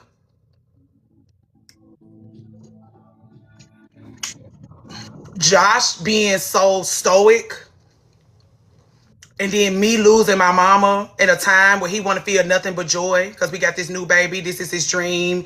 He love being a dad. Him and the child are bonding very beautifully. But then he got this weeping wife. It lent a lot of depth to his experience with marriage, motherhood, fatherhood, manhood. And it was hard on all of us. But like everybody who, like even Bud, same. Like Bud lost one of her line sisters and my mama in the same like week. And so like her understanding, because she had to see about that lady kids, and then she had to see about me. And what we had in common was, because Bud is a fixer. Bud knows she can't bring your mama back. So Bud would just sit on the couch, thigh to thigh with me, and just beat her. But she been my friend since 8th grade. That's how you have to pay, like friendships. The people that you've been friends with for 100 years, they payments, their currency for connection, they know they gotta bring it. They know they gotta bring it. Because that's what make that longevity mean something. Is when life hit, we'll see if that longevity means something. Because when life hit, you gonna show up. She lost all her PTO. She gave it all up for me. I think it speaks to actually knowing a person, because you can be familiar with a person without knowing them. Yes. Same with knowing yourself. You familiar with yourself. You don't know yourself. You're quite familiar with this lady, but you actually don't know her. Because if you knew her, you would see about her better. That's why I be like, y'all don't be friends for real. Y'all don't be friends for real. And then y'all don't want to be friends for real. Hey, Mason, for the 900th time today. Hello, for the 900th time today. Go eat your breakfast. No. Mason is her very best friend in the whole wide world. Lord help her. I do not want to be light switch friend like this. I do not want light switch to like me this much. I like that his daddy. Yeah, I want. Yeah, my son. He's 3. His name Light Switch. I don't want Light Switch to like me as much as you like Valerie. Girl would crawl back into my belly if he could. I know. Okay. You see, you don't see nobody else. Mason, we doing business. Gone. Can I tell Mason to go on? My bad. I'll tell Mason to go on. No, you can't. Mason, go eat your breakfast. Lord help him. See, don't have children, girl, unless you want somebody to be on you like this. You trying to have a kiki with your girlfriends and you keep having to run their ass out. Valerie, keep having to run him out like that. So before you start pining after motherhood, remember that you inviting somebody into this world to pine after you, girl. Hey, y'all. Hey, Sheeta Shenanigans. Hey, Breeze. Hey, Chef Raquel. So baby, they gonna love you. If kids love you, your child gonna definitely love you. Lord help you. Anyway, that's why I call Mother's Day the Dead Mom Society meeting, because there's a large group of people with broken hearts that are underserved on a day like today. And people expect you to just be living in sunshine and rainbows. Even you, and then this how the people was doing me. But you have a child in your house. The sir's so cute, and he's such a blessing. I've been cleaning up shit off the floor in the name of Sir Self all day. You have to let Sir shows himself as a blessing in the middle of a Wednesday while he's taking a nap, and he being so cute because he's taking a nap. When he want to share a handful of blueberries with me that's got dirt and mudge and dust from off his hand, that's him. That's him being, how does that fix my mom? It don't. Flowers cost, or that's why I was like, Josh know flowers cost or candy is not going to bring my mama back. And so Josh don't even bother me with that shit. He just makes sure I ain't got to turn my brain on for real. I ain't got to cook. He ain't worried about no flowers, cards, and candy, girl. He just worried about the flowers, cards, and candy every other day of the year. And he'll just sweet little love note. That on Mother's Day ain't gonna do nothing but make me mad, because everybody get all their flowers on Mother's Day and they don't get no more flowers the rest of the year. If you really want to wish me a happy Mother's Day, you will wish me a happy Mother's Day every goddamn day I'm being a mama to your goddamn child, and we'll do it like that. Same with Teachers Appreciation. Teachers Appreciation Week is cute, but the way those teachers get knocked between the washer and dryer all year round, as a parent, as somebody that your child is with all day, every day, those teachers need to be feeling and seeing and experiencing your gratitude every fucking day they get up and do this for a living. And if it ain't that, it ain't shit. What is the point of Teachers Appreciation Week? You let the whole school year go by and this lady go unappreciated? Fuck you. Sorry, Valerie. You're fine. You're fine. Correct. Teachers are co-parents. That's why I was like, Teachers Appreciation Week. Now that my child is in school, Teachers Appreciation Week, totally. It's like you meet this, you walk up on this teacher every day. She done had a busy week because top conferences coming up. She making sure the children have a wide range of experiences. She got all this stuff going on in the name of your child's enrichment. She up and down. She love our kids. When they kids going through, when Sir sick, it's times when Sir been sick and she been sick, but we ain't been sick. Cause he with her all day. She wiping his nose all day. I looks out. We go to lunch. We go to dinner. I pay extra, but we pay early. Girl, you want about one of these kidneys? I don't play about that. Anyway, happy Mother's Day, Bree Rich. Happy birthday, Mother's. What is it? Happy Mother's Day, Lee. Happy Mother's Day, Darlena, girl. The kid cut it out with a goddamn ink pen and give it to her right here and right now. And then when those other parents don't cherish her the way I cherish her, I pick fights with them. Like, your child been sick for a month. Why she been asking us to bring Kleenex? Why you ain't brought your Kleenex? Especially because I did that big 1-2 for her birthday. I know that those parents that didn't pass me some so that we could see about her in a major way for her birthday. I know that those parents, and I do not see it for them at all. I'm not, no, you want to kiki with me because the other parents kiki with me? Be a better member of this ladies community or leave me the fuck out of it. I'm talking too much.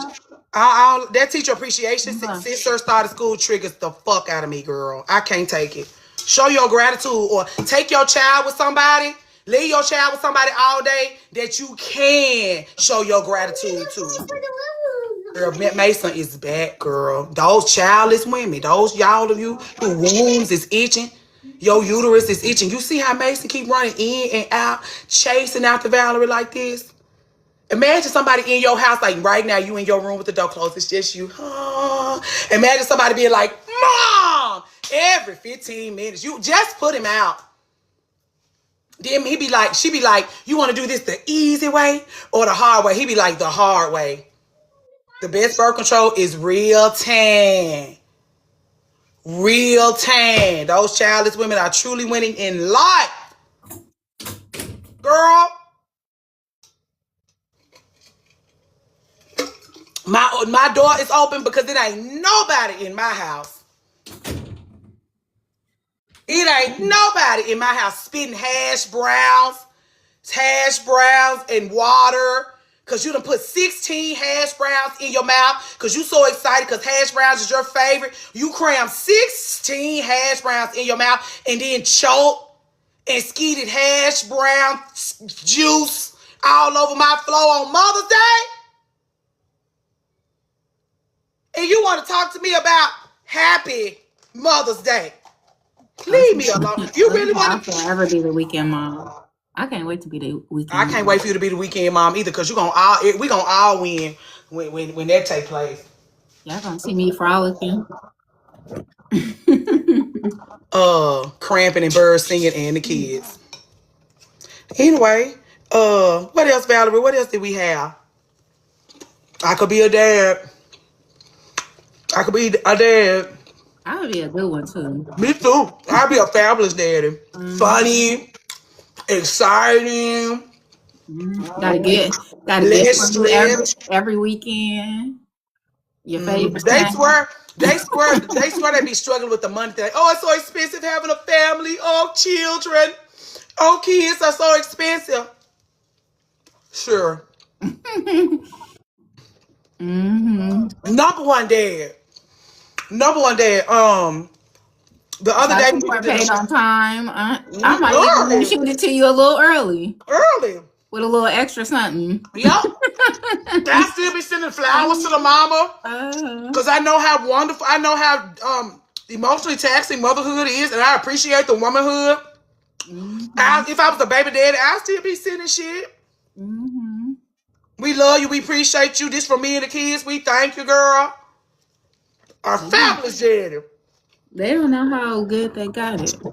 They don't. Be complaining about money. Like, if money was my only concern, I'll show these kids over to you and go out there and pound that pavement and make a bag for me and you and me and you and me. If it's just about money, okay. I got my business. I'm overstimulated. I'm touched out. I'm mommied out. Number one greatest dad mug, coffee mug for you. But we was talking about something, Valerie, that we wanted to talk about. Did we talk about it? I guess it could kind of piggyback off of Detroit's daughter conversation Okay. about friendship and how friendship does stem from your relationship with your Your mom. mommy, yeah. Like the lack of safety you have in your friendships is a reflection of the lack of safety you have with your mom. Yep. That's me and Alicia been talking about that a lot this week. About how like her friends thought she was weird and goofy. And it was like you find safety in being bullied because you had a bully in your house. You live intimately with a bully, so then you attracted to women who bully you because naturally you hearing me say it sound crazy. But when you feel it, you know exactly what the fuck I'm talking about. That or even like the whole mothering thing being parentified, then you'll show up as the Yes. mother in your relationships. So then you always gonna attract friendships that are not equally yoked. Yep. Even like the friendship breakup that I had when I was pregnant for the first time. The reason why we ultimately ended up having to have a friendship breakup is because I realized how much of a burden pregnancy was gonna be on me, was on me. And I was like, being a mom is gonna cost me a lot. I'm gonna need my community. I'm gonna need my friends. And so like I tried the same thing I gave her when she was pregnant is what I asked her for. Like I really could not go in my kitchen when I was pregnant. I couldn't stand the smell of food. I couldn't stand the smell of the food cooking, but I was always hungry, Lord help me. And so like because she on her 900th pregnancy and that's what I'm saying, like y'all gotta be careful with that shit because y'all treat pregnancy like it's a breeze. And then when somebody like, okay, if pregnancy is a breeze, then you should be able to still be a valuable member of my community and not inconvenience you. So I'm like, whatever you cook this week, just make a little extra. She was talking about making some kind of shrimp dish. I was like, yeah, I got a taste for something like that. I wanted some shrimp Creole. I can send some money over there, just make me a little extra. Because again, you laboring for that husband and children real hard. You go to work every day so they can keep their insurance. Even barefoot and pregnant, you go to work every day and then you still cook breakfast, lunch, and dinner for every goddamn body in the house. And so I'm like, okay, girl, look out. Look out, friend. Look out, fellow bridesmaid. Look out. Well, most women don't feel like it's a requirement in friendship to show up for your friends in the ways that you show up for your kids and your husband. But that's And not that'd be fair the because problem. I'm not even asking you to show up for me the way you show. Light switch being in here. I'm not asking you to show up for me the way you show up for your family. I'm asking you to show up for me the way I've shown up for our friendship. I'm not asking you to reset no standard. I'm asking you to do what at least what I thought we've done. Now it's my turn to be served. Oh, okay. But I think that's where the like unequally yoked. It was like But that's how my mama was. Was predicated on you showing up for me. I feel like I didn't realize how little I required people to show up for me until I started needing it. You're right about that. And it was not an agreement. That's why I was like, that might have been fucked up for me to like show up. Because her people used to always be like, you don't have to do all this. Like she got pregnant and then got married. So we put together a wedding and a baby shower and getting her moved to LA. We did all of this for her in like 6 months. But like I did this for all my friends. When Doc finished medical school, I went up to, before she finished medical school, I went up to Cincinnati when she finished and she came to Nashville and she started looking for jobs and looking for hospitals and looking for apartments. I went with her. When you making a huge transition in your life, I'm there for you. I'm there for you. I'm intimately involved with you. I want to champion this. That's why I say yes to the bridesmaid bid. Because this is what you want? Let's go. And so like now that's what I'm saying. I thought that's what friendship was. That was my thing. I thought this is what friendship is. And what I learned when I got pregnant was, no, it was never reciprocal. It was never reciprocal. But again, in that same age range, where it's like you don't know yet, you're still learning. Yeah. And so it's like, but the rage that comes up and out. You probably hadn't been in a situation where you needed it.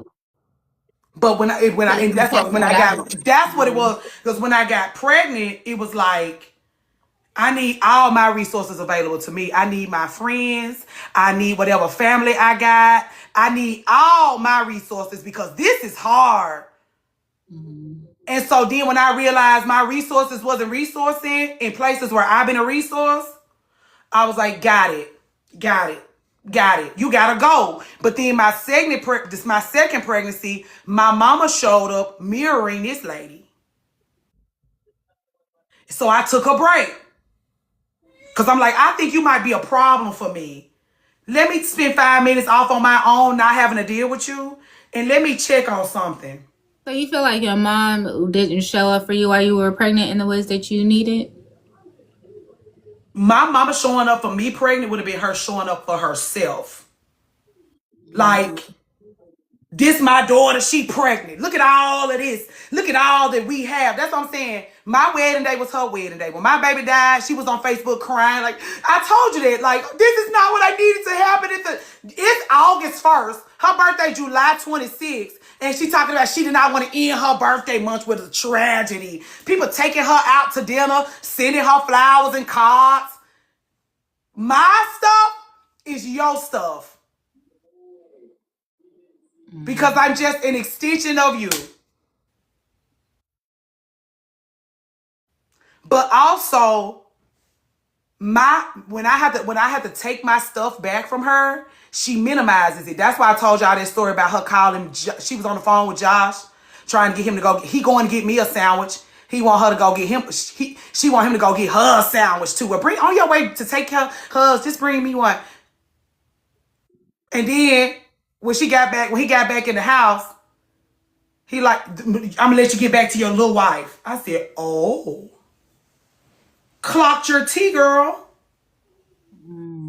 Clocked your tea, ma'am. If I take my shit back from her, she make it this big. Your little wife. I said, oh, your little wife, the same woman who bosom you cry into.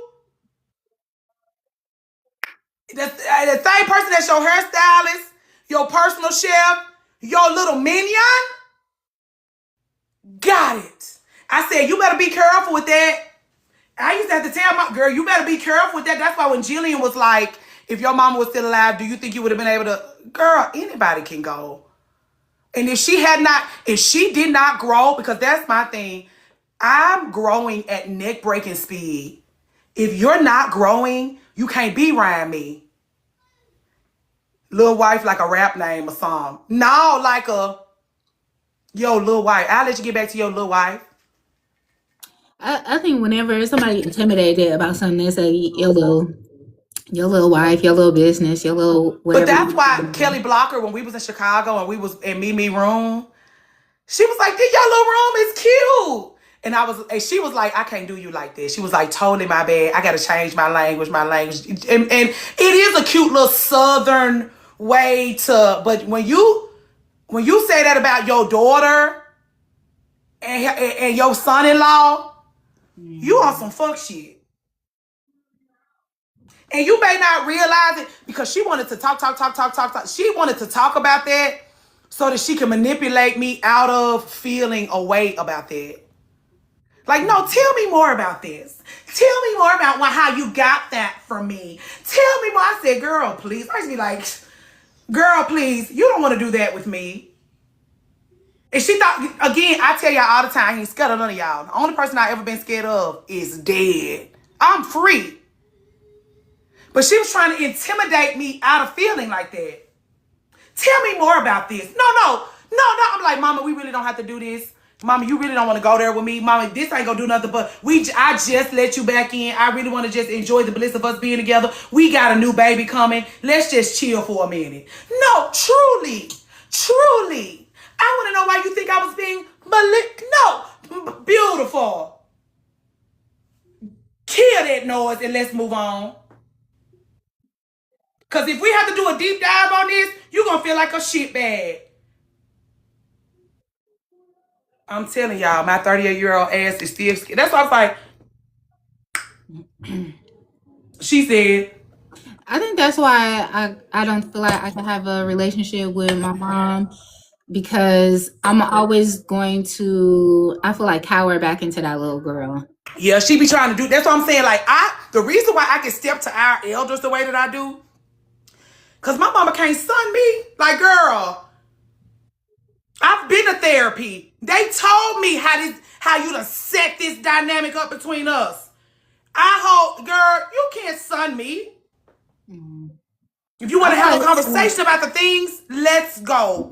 But you can't son me, girl. Even in knowing that, when you're in the midst of trying to have a conversation, there's an entitlement, and like just how she wanted to have that conversation, it is to be manipulative to put you back into that place. And I think like now, I just would rather not go there at all because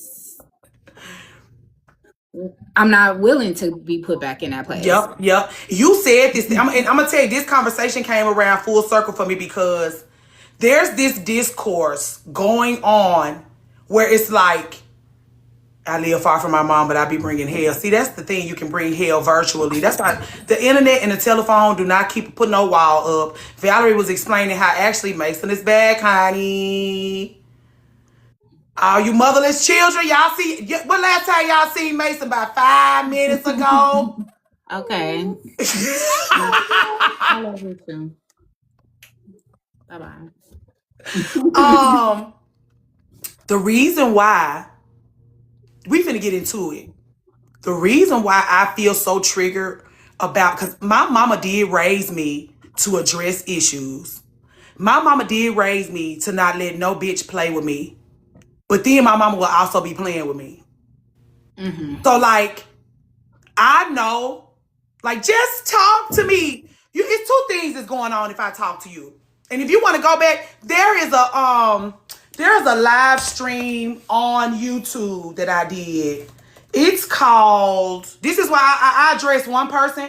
I let that one person tell us if we'll be addressing people going forward, and how she handled it. I knew then I won't be addressing you, girl. If your trigger go inward and leave me the fuck alone, let me tell you what it's called.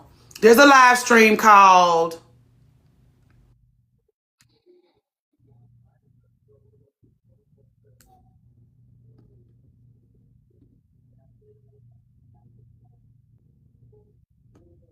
Your Friends Aren't Jealous of You, They're Sick of Your Shit. That's the name of it. And what addressing people does is two things. Either they deaf, dumb, and stupid, and they don't know what the fuck is going on anyway, so you're going to bring it to them, and they're going to be like, oh, I don't know what you're talking about. Oh, I don't know what you're talking about. Or they're going to manipulate you. They're going to try to manipulate you out of what the fuck you think and feel. This is why when we went back and I gave you that list of people you need to get the fuck away from, it's people that will ask you to lie to yourself. Because I know people that can't be corrected. People you can't step to in the name of your own overall well-being, in the overall well-being of the relationship. That's why if I have a conversation and we talking, and I'm still confused. I've been asked enough questions for clarity, and I'm still confused. It's time for me to get off the phone. Yep. And you know, that's what I'm saying. Go ahead. I'm so Anytime confusion is there's going to be manipulation. Because confusion, that's what I was gonna say. And I learned that from you. Confusion ride in on that manipulation vehicle. Like, if I'm confused, that's because you fucking manipulating me. And it's always going to, and I can always pinpoint when somebody's trying to be emotionally manipulative because they're going to use fear, guilt, or shame. Yep. Those are the three emotions that people pull on when they're trying to be emotionally manipulative. And one of the last conversations I had with my mom is telling her, I'm the child. Omission is professor. Omission is also Sunday, professor. You working today, professor? You working today? I need a notebook specifically just for me. You working today? It's Mother's Day. Yeah, omission is also lying. Because omission will, by telling half truths, it leads to confusion too. Come on. If you want, okay, omission is betrayal. Okay. Mason. This is why people be this is why people be really mad at their mamas when they grow up. Like, you learn in your childhood that your daddy won't work for shit, but then you get grown and you find out all the covert ways your mama won't work for shit because she didn't show herself to you. She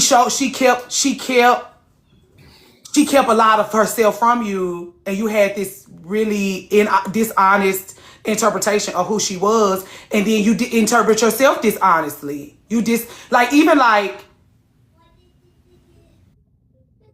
yeah, it's covert, it's insidious. Also keeps a And lot I of herself think from about herself. Your mama also keeps a lot of herself from herself. I'm sorry, what you say, Valerie?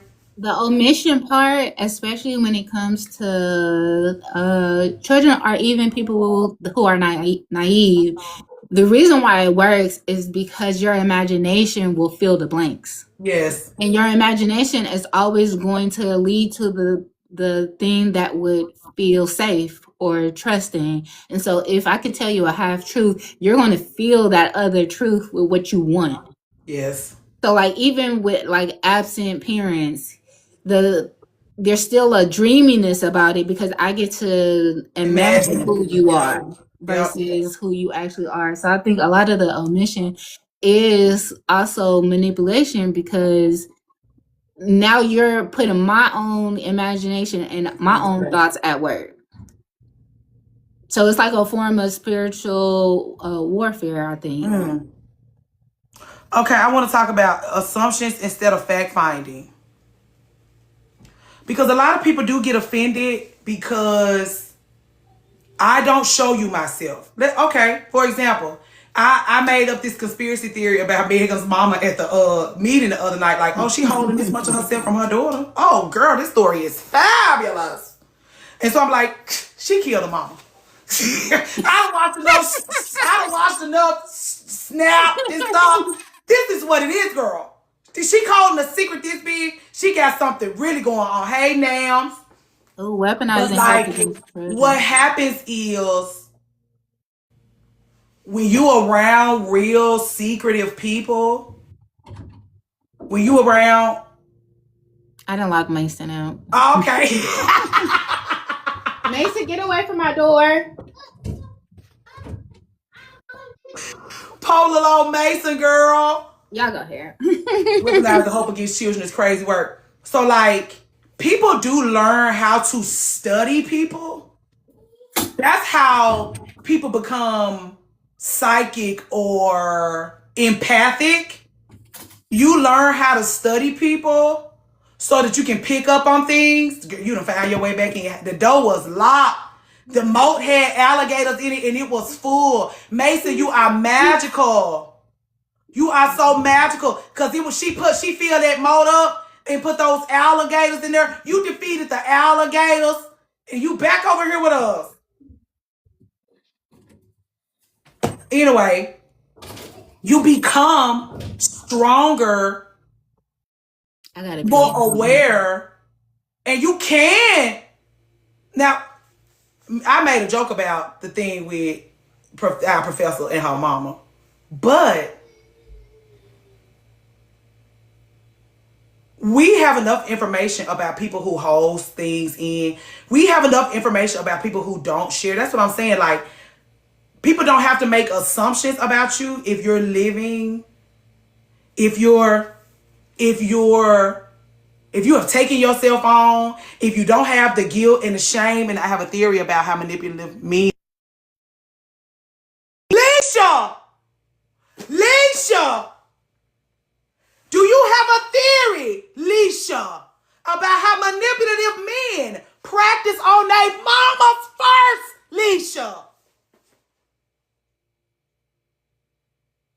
Not Mason, Leisha. She said, Leisha, she has a theory about how manipulative men practice on their moms first.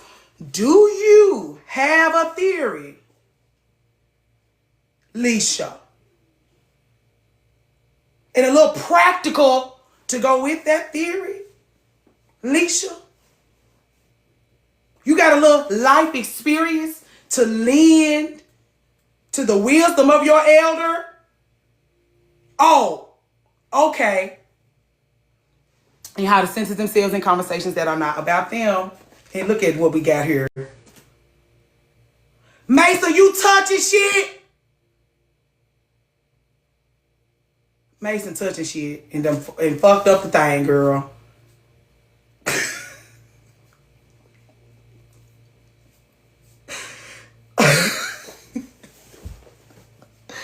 Oh, kids are not supposed to be on live. I think Valerie got, I think the live kicked her off because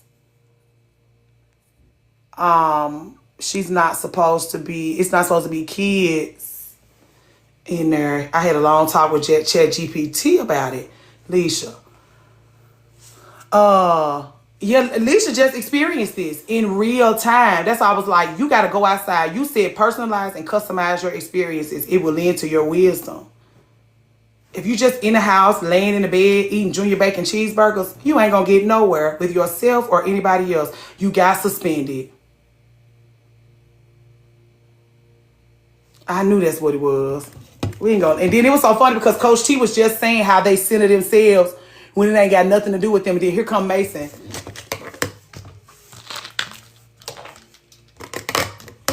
I don't know how to close this out like this. Hold on, let me see. Junior bacon cheeseburgers. How do I just make this a me thing? I don't know. I don't know what I don't know how to. I'm heading out. Happy Mother's Day to you, girl. How do I? Settings. Full screen. Thank you. We'll from now on, we'll just do our live streams together when Sir Mason is with Elder Mason, whatever his daddy name is. When he ran there with Key1 and them, we'll call you, Valerie. Because Mason ain't gonna let us have nothing. It's either you, it's either him, or nobody.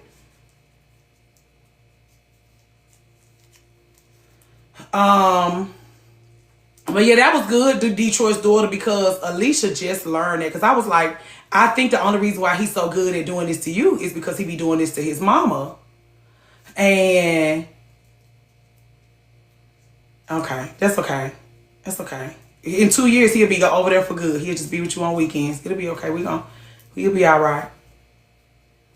I'm having a brain fart. Oh yeah, but like people do get good at clocking your tea, girl. Like if you ain't clocked your own, that's another thing that bothers me, disturbs me, stresses me out. Like I've clocked your tea, you haven't clocked your own tea. You don't fell out with me because I clocked your tea. I'm unsafe. I'm a problem for you because I done clocked your shit.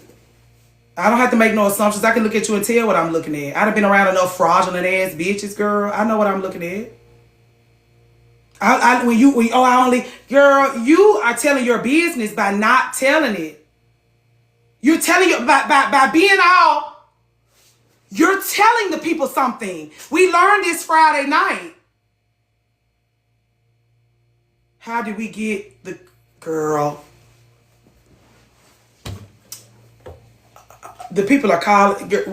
She'll tell you how to get it. She was raised by a fraudulent bitch. I know what I'm looking at. You know, that's what I'm saying. And a lot of people who were raised by fraudulent women, they can look at you and see that you're a fraud.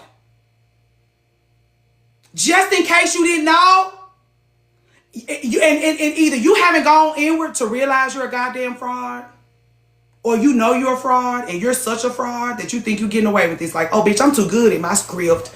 I'm too good at my grift, girl. I'm way too good at my grift. I know you ain't clocking my shit. You don't have enough experience to clock my shit. Yeah, but when I come together with a bunch of experienced people, my gifts get stronger. Those little inklings, the people get about you. The reason why y'all don't want people talking is because the determinations that's being came to is because everybody's experience. This is why I said crack this motherfucker open then. You lost? Crack it the fuck open. Our stories are our medicine. Let's Google the word. Let's Google what medicine, the definition of medicine. Our professor will teach us to go to that dictionary every time we want to know what something truly means, because she says that words mean things. Our professor is always sending us to a goddamn dictionary. Let's see what medicine means.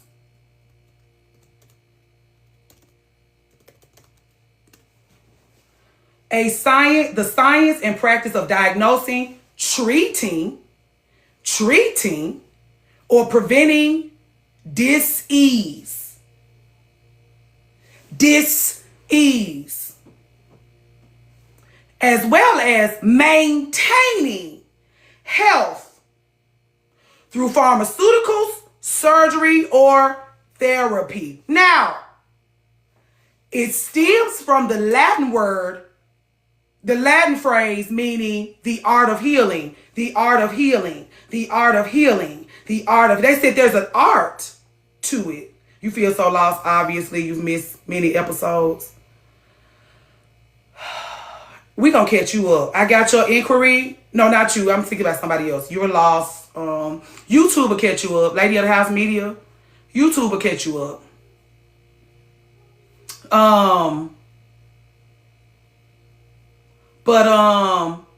Our stories are our medicine. Preventing disease, treating, maintaining the health. Our stories are our medicine. If you just taking in information about the womanhood and not sharing, you're exploiting. If you're not using the stories as medicine, you just over here for the keys, exploitation.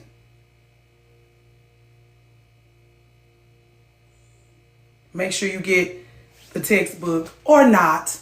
But if you don't have it, we'll know where you stand.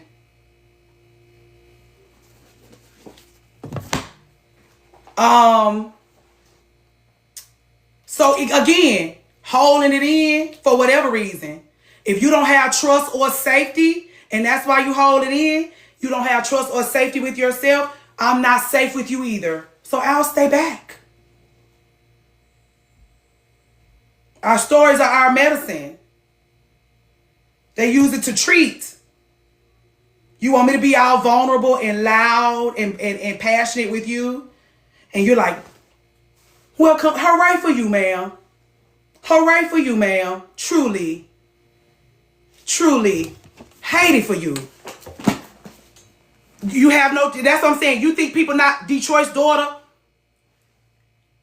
I feel good about experiences like the one I had with her, because her taking the time to vet what's going on here. Like, I'm not just going to dive into this head first. I'm going to vet this.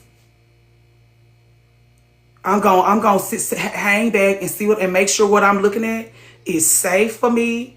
Is going to be a good steward over my gifts and the things that I'm passionate about before I come into this space and share. But still had enough vulnerability to offer us care, wisdom, and understanding. And no one can give you safety that hasn't been cultivated within. That's why I was like, I feel safe for her because she's safe with herself. I got something I want to share with you. Having to wonder if I'm going to feel like being bothered with it. Having to wonder if I'm going to reject her. Having to wonder if I'm going to reject her. And she gave it up because she cares so much about her work. Because she cares so much about the impact she want to make. Medicine, treating, diagnosing, treating, preventing, maintaining. This is her fruit. I'm like, friend, easy peasy.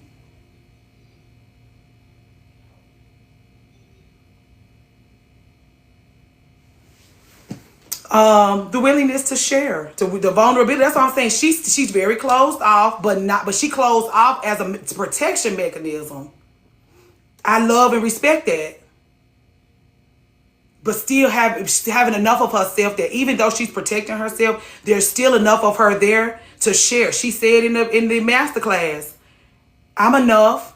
But then she corrected herself. She said, actually, I'm a lot. So if you have a hard time with her, she understand. She understand. Ma'am, you can't handle it? I understand. It be bitches leaving me out in a bit of cold because I'm too much. I totally get it. I totally get it. If you can't take it, I understand your nerves is shot about me. Rightly so. Rightly so. Should be. Because it take a lot for me to be and do and share and create. It take a lot of me to see about myself, to take care of myself, to curate, to girl, I know I'm a lot. And I hold space for the fact that I'm not going to be widely accepted because the people be shallow. She said that most people can't handle it. She learned that.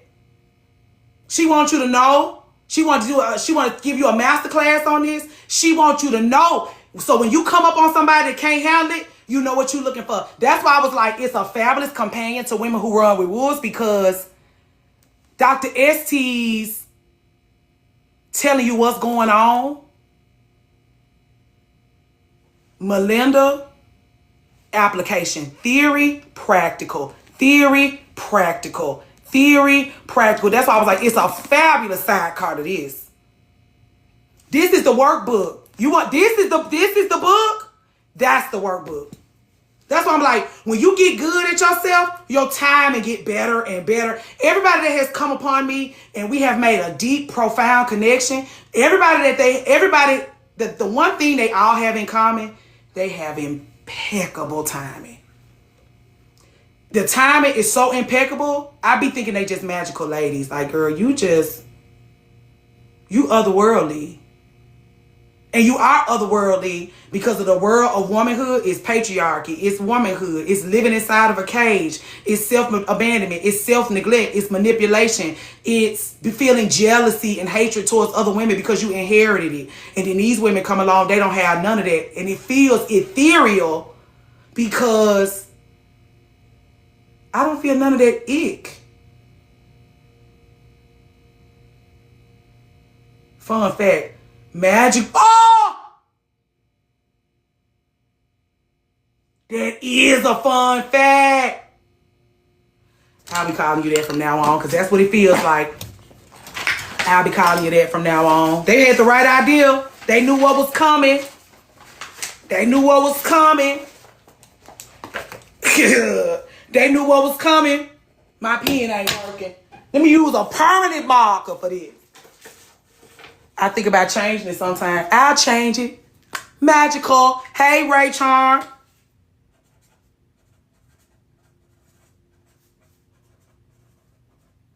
That is incredible.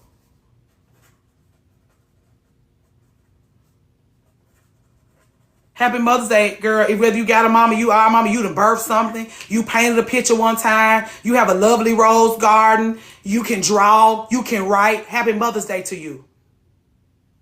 If you got some fruit running around here, happy Mother's Day. It only works with the last name. Let me look.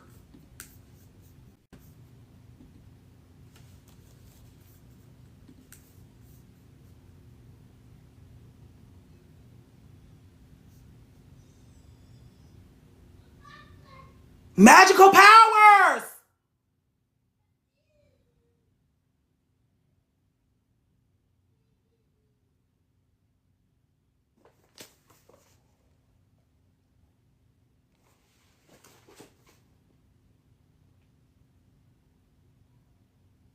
You know how when you read Women Who Run with Wolves, and sometimes you have to close the book and stare off into the distance?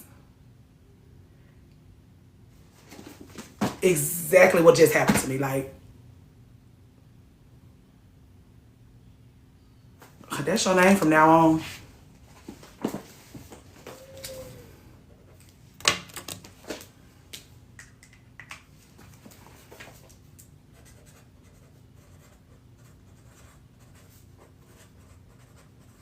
The people will see everybody be, by the time everybody finishes this masterclass, everybody be calling you magical power. Everybody will be calling you magical powers. It's something close friends say. They should. They should. Dr. Estes get to talking that talk, and I just have to shut it. Yeah, you have to close the book and just stare off into the distance. You have to just close it and stare off into the distance. Unfortunately, people have be DMing me at the other house because they think we want to sit up and read. They don't understand what's behind this gate. So because of the name, they think we reading something science fiction. So now it's a bunch of people in my DMs peddling their science fiction books to me. Can your book club? Can you get your? I'll send y'all some stuff. Can you get your book club? Can y'all read my book? Can y'all hello? Can you do you go in your book club? I'm like, no, girl, we gonna be on this henceforth now forevermore. Maybe. I don't know. I don't know, girl. That seems like that's gonna be a distraction for what we trying to do. We'll call you back. When we have our next little 1-2, I'll put the stuff in front of you. You can decide if we gonna do that. I think you're not gonna be interested, but we'll see, girl. For the next year, I was like, we got some stuff we using to accompany this text. It will not be your sci-fi romance about women being hoisted up on horses and having sex with minotaurs. We got enough of that. We thank you. We need a whole syllabus. We have a whole syllabus. Megan definitely had to make herself one.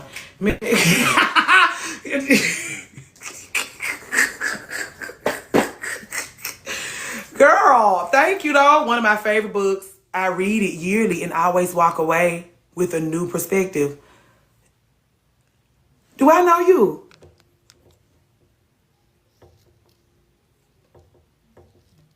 Oh, no, I don't. Okay. You got a name similar to somebody that I thought I knew. What's one? Zane? Is it Zane or Jeanne Monet? You got a passage? What passage made you close the text and stare off into the distance? What passage made you close it, put it down, and go off into your life with birds flying around your head for about an hour before you could pick it back up? You got a passage that just, you wrote it into your DNA. Because I'm going to tell you one of the passages that my loved ones that wrote into their DNA. His beard isn't that blue. A predator, girl. His beard isn't that blue.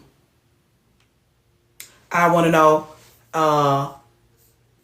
is there any... That's a good question. I can't think of one right now, and my book is at home, and I'm over. Ooh, you on vacation? Ooh, okay. Call us back when you get home. Remember that. Can you put me on your list? Can you put me on your list? You the only person that could just come in here randomly talking about shit. When you get back home, crack open that text, and when you see me on TikTok on the live stream, put it in your notes.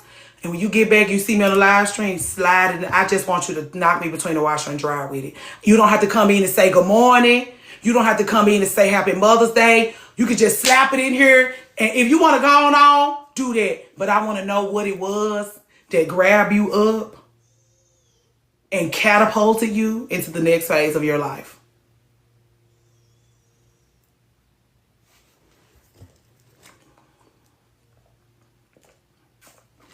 Thank you. Excuse me. Anyway, would there be anything else? Anybody got anything they want to discuss for Mother's Day? We talked about fraudulent ass mamas and how it dims our light, and that was so rude to me. You don't have to do that. You have a flower for me. You have a flower for me? And that was so rude. You don't have to, we over here snarking out, girl. Like a flower in a way of a lovely word, or like, I love that we are talking about fraudulent moms.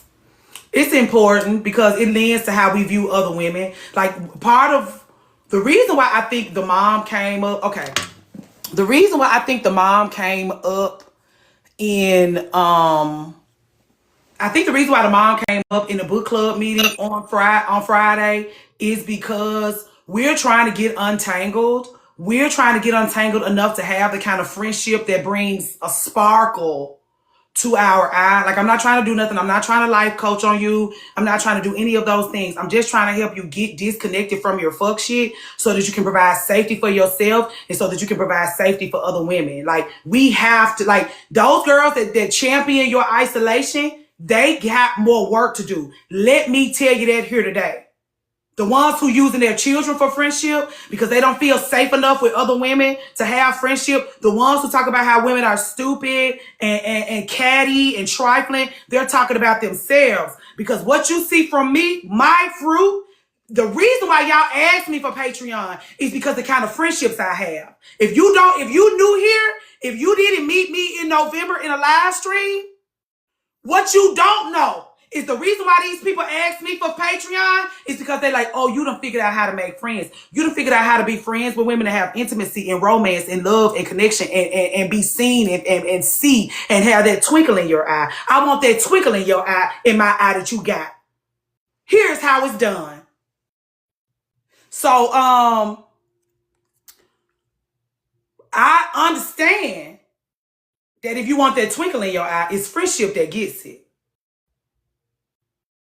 That said, we got to get untangled from that mama because our mamas taught us everything we know about women. That's why I be like, if your mama is a shitbag and you're just like her, even if you done figured out how to cloak yourself in, you done personified somebody else. So you personified another identity, but you still, that's what Coach T was talking about. You still, the core of you is still your mama. You still have the same thoughts and beliefs. You just cloaked in something else. What you need to be doing is getting untethered. That's why Coach T said, when you become a mama, you have to dump all of that stuff off and start fresh. This is why Professor talks about, she said, I don't have it. Where is it? Where she talks about you need personalization and customization. You got to start fresh. But you got to get untangled from your mama first because you may not like me because your regular ass mama wouldn't like me. Or you may not like me because I would have triggered your regular ass mama. I'm triggering you. You're a mirror for your mama. So I'm triggering you because of the shit you got going on between you and your mama. So girl, let's go. I'm sorry, girl, magical powers. What we got? What we doing? We flowers. Oh, you got me over here howling, man. Okay. So the flower, when you talked about how you noticed my vetting style, the thing that made me comfortable in this space with you and the people who are in connection with you is that you saw me. Oh. And not only one time, it's nothing like, people say they like hearing their own name. Like, that's the sweetest sound to a person is their own name. And even though my quote given name is not Detroit's Daughter, the way you say that when I come in the room, that is something that you can't, it's not the same if I ask someone to do that. And not only that you acknowledge me, you acknowledge as many people as you can. And that is not something a lot of people know how to do. But it's a welcoming thing. I don't even have to make a comment. I don't have to share anything. But on those days, sometimes it was just, let me go in here and see what they're talking about. But I knew you were going to see me. Mm-hmm. And to have that, to know that is something that a lot of people are missing. Even in the people they see every day. Yeah, I think I noticed that. I think I noticed that, especially in the one-on-ones. When we first come through the door, well, first thing in those one-on-ones that people be like, they either burst into tears because they know I'm going to be there for them. Mm-hmm. A lot of that, like, a lot of people burst into tears. Like, your sadness is safe for me. Your grief is safe for me. Your excitement is safe for me. Whatever you got going on is safe for me. But then, like, once we really get into the conversation, it's like, we talking about things that are intimate to them, or we talking about things that everybody else make them feel ashamed of. We talk about the things and I'm gonna tell you something else. When you say I see you, like, this offends some people. Like, this is hurt. Like, me seeing you and making you feel all warm and fuzzy. Imagine the warm and fuzzy being an icky feeling. Like, me seeing people, they feel exposed. Yeah. But when I'm in those one-on-ones and it's like,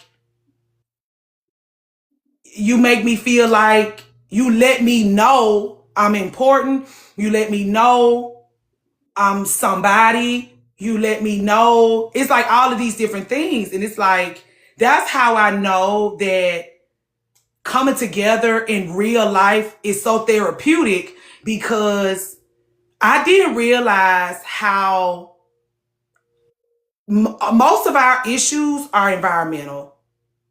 Like, even with Leisha be around people that think she dumpy, goofy, they think, what's the other word? They call her goofy, and it's another word, a disparaging word that she really wish people wouldn't use to describe her. But like, when I talk about how beautiful and statuesque she is and how her cheekbones sit up so high, and she has a beautiful nose lip combo, and she got this beautiful mane, and every time she blink, her hair is so wild and beautiful that when she blink, it moves, and she's so passionate, and she's, she feels so deeply, and it's intoxicating for me. And then I think about how her friends treat her, and her friends make her feel like a shitbag for these things.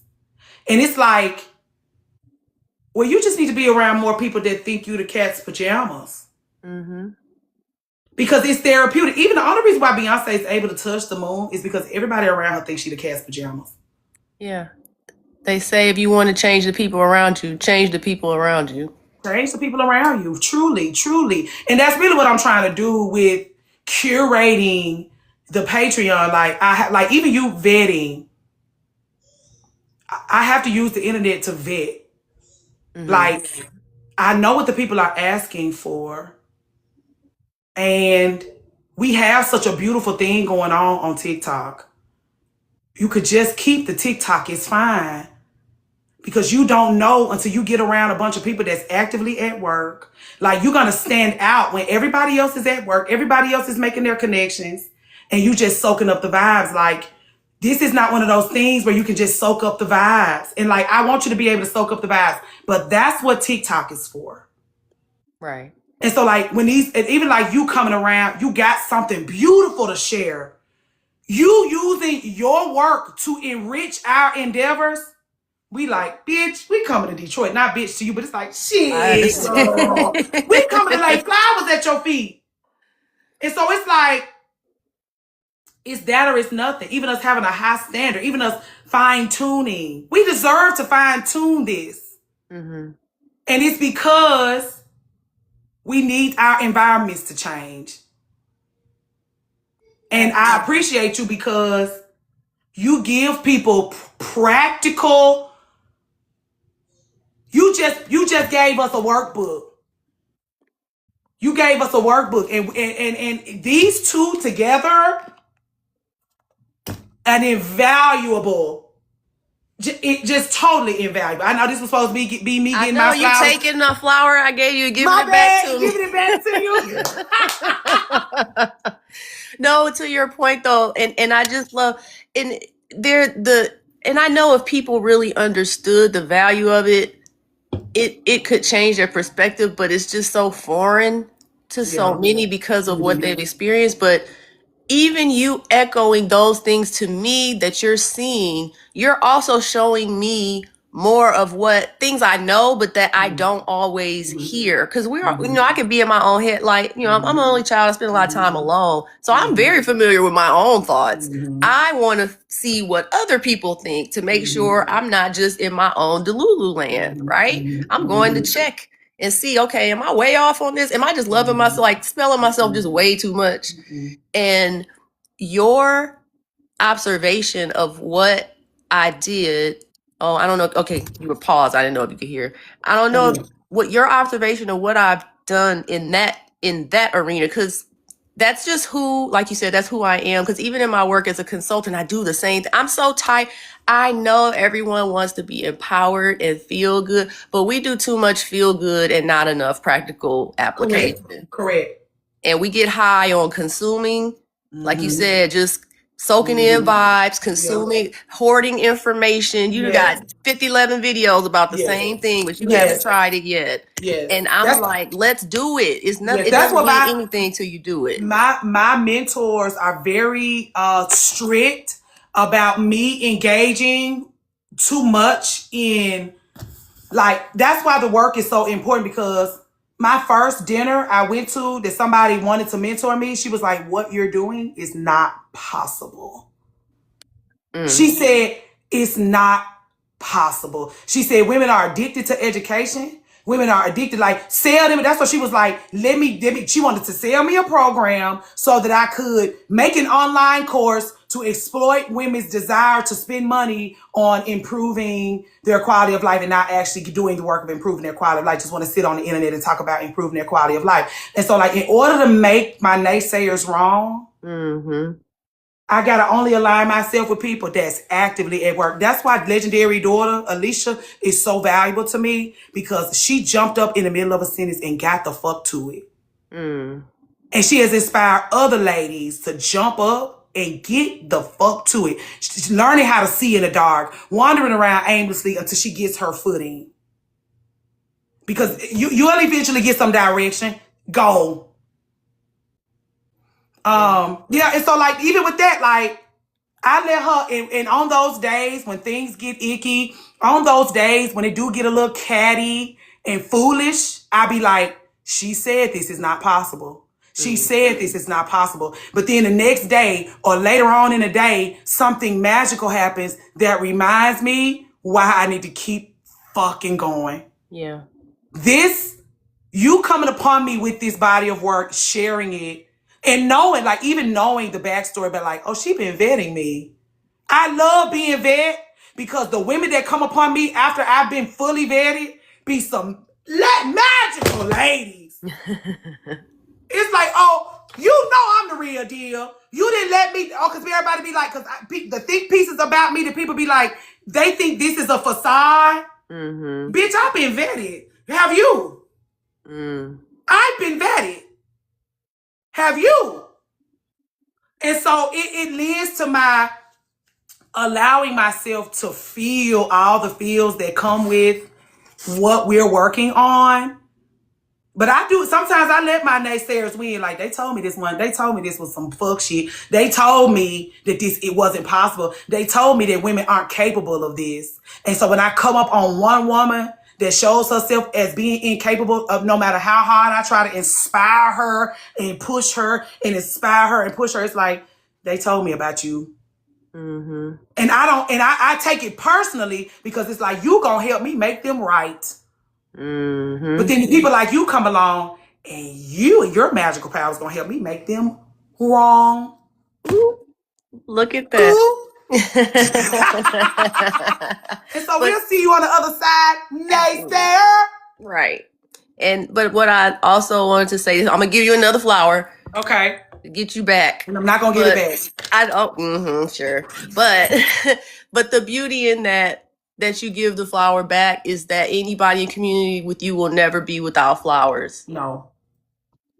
And that's a beautiful thing. I'm in my gratitude. I will say that losing my mama did me a favor by dropping dead, because my gratitude runs deep. Now I can, because I used to appreciate the women around me, but it used to offend my mama.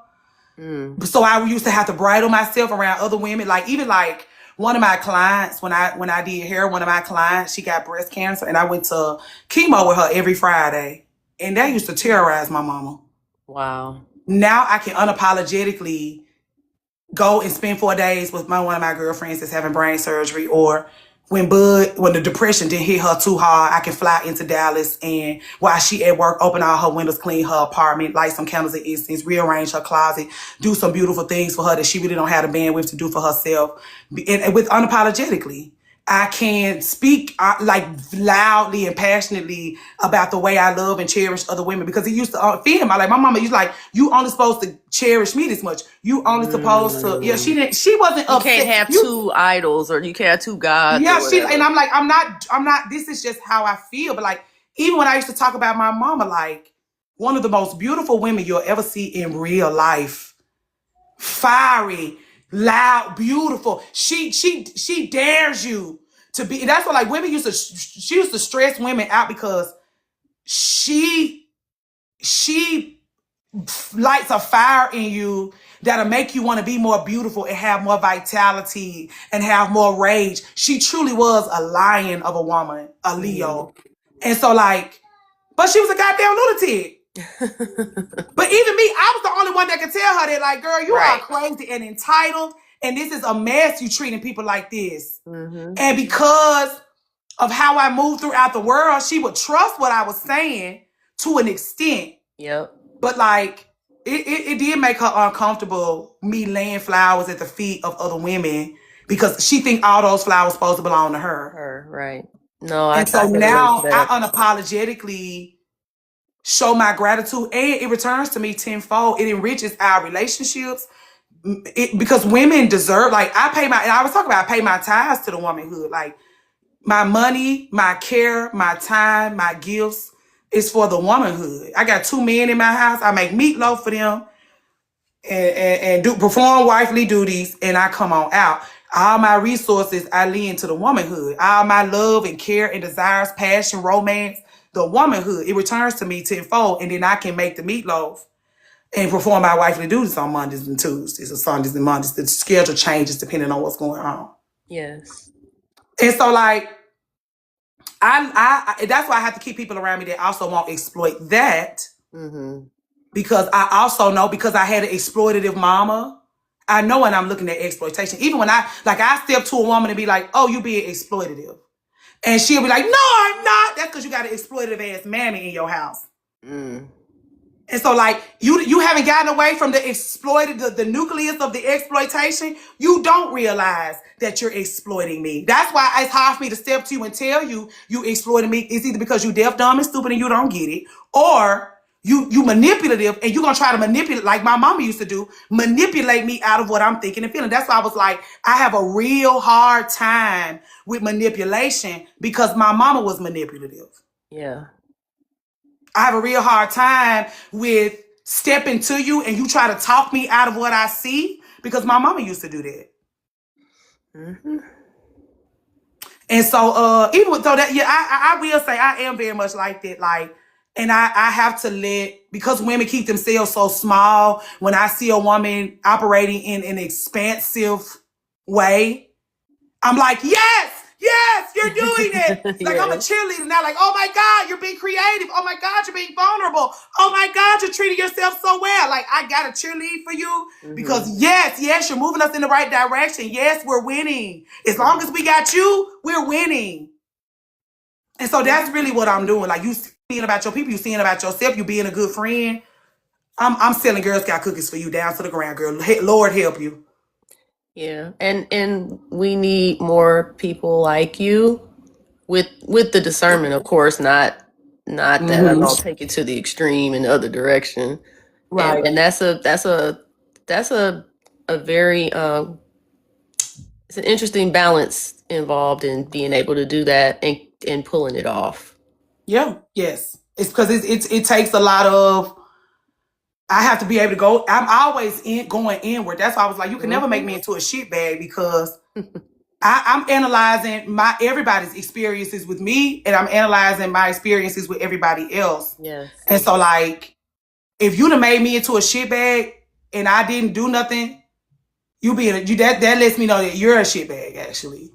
Because the projection, what you talked about earlier, like you project yourself onto me and like I'm over here minding my business and you'd have made me into a problem, you're projecting yourself onto me. And again, you're not at work. Because you're supposed to go inward. Yeah. But you talk about that. I can't wait for these people. The people want to know when the program will be available. I told in the chat, I said, it's under reconstruction at the moment.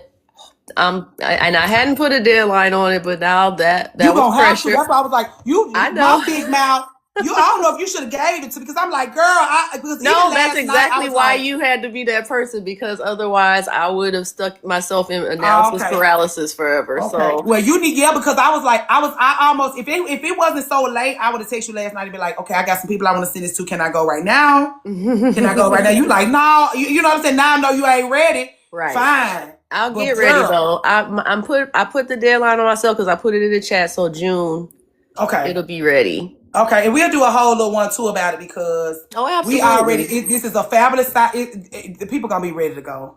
And I want to add a couple things to it. And then the book, I feel so bad because I still haven't read it. I've been sick.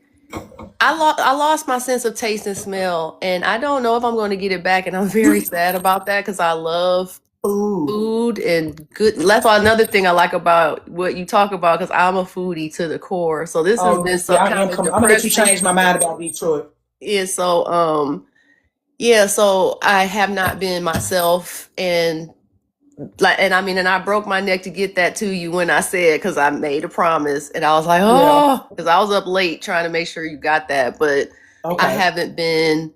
And I was finishing another, because I'm reading All About Love by Bell Hooks, and I think that's another. I don't know if you guys have talked about that book yet, but We did Communion. Okay, got you. But I'll say this: the only thing I would ask, don't put no pressure on yourself. I know you're busy. Just read the introduction, because I'm gonna tell you why. I'm telling you, like, we all are reading 2 books at once. This is why, like, this work is so, like, I have to stretch myself. So, like, my folks reading 2 books, I'm reading 4. Some of us are reading more books, but because everybody is at a different place in their life, we all reading this. But some people are reading this in The Artist's Way, and then some people are reading this and Dance to the Dissident Daughter, and then some people are reading this and or rereading it, excuse me. Why won't my mama love me? My mama don't love me. I made him what's the name, bud?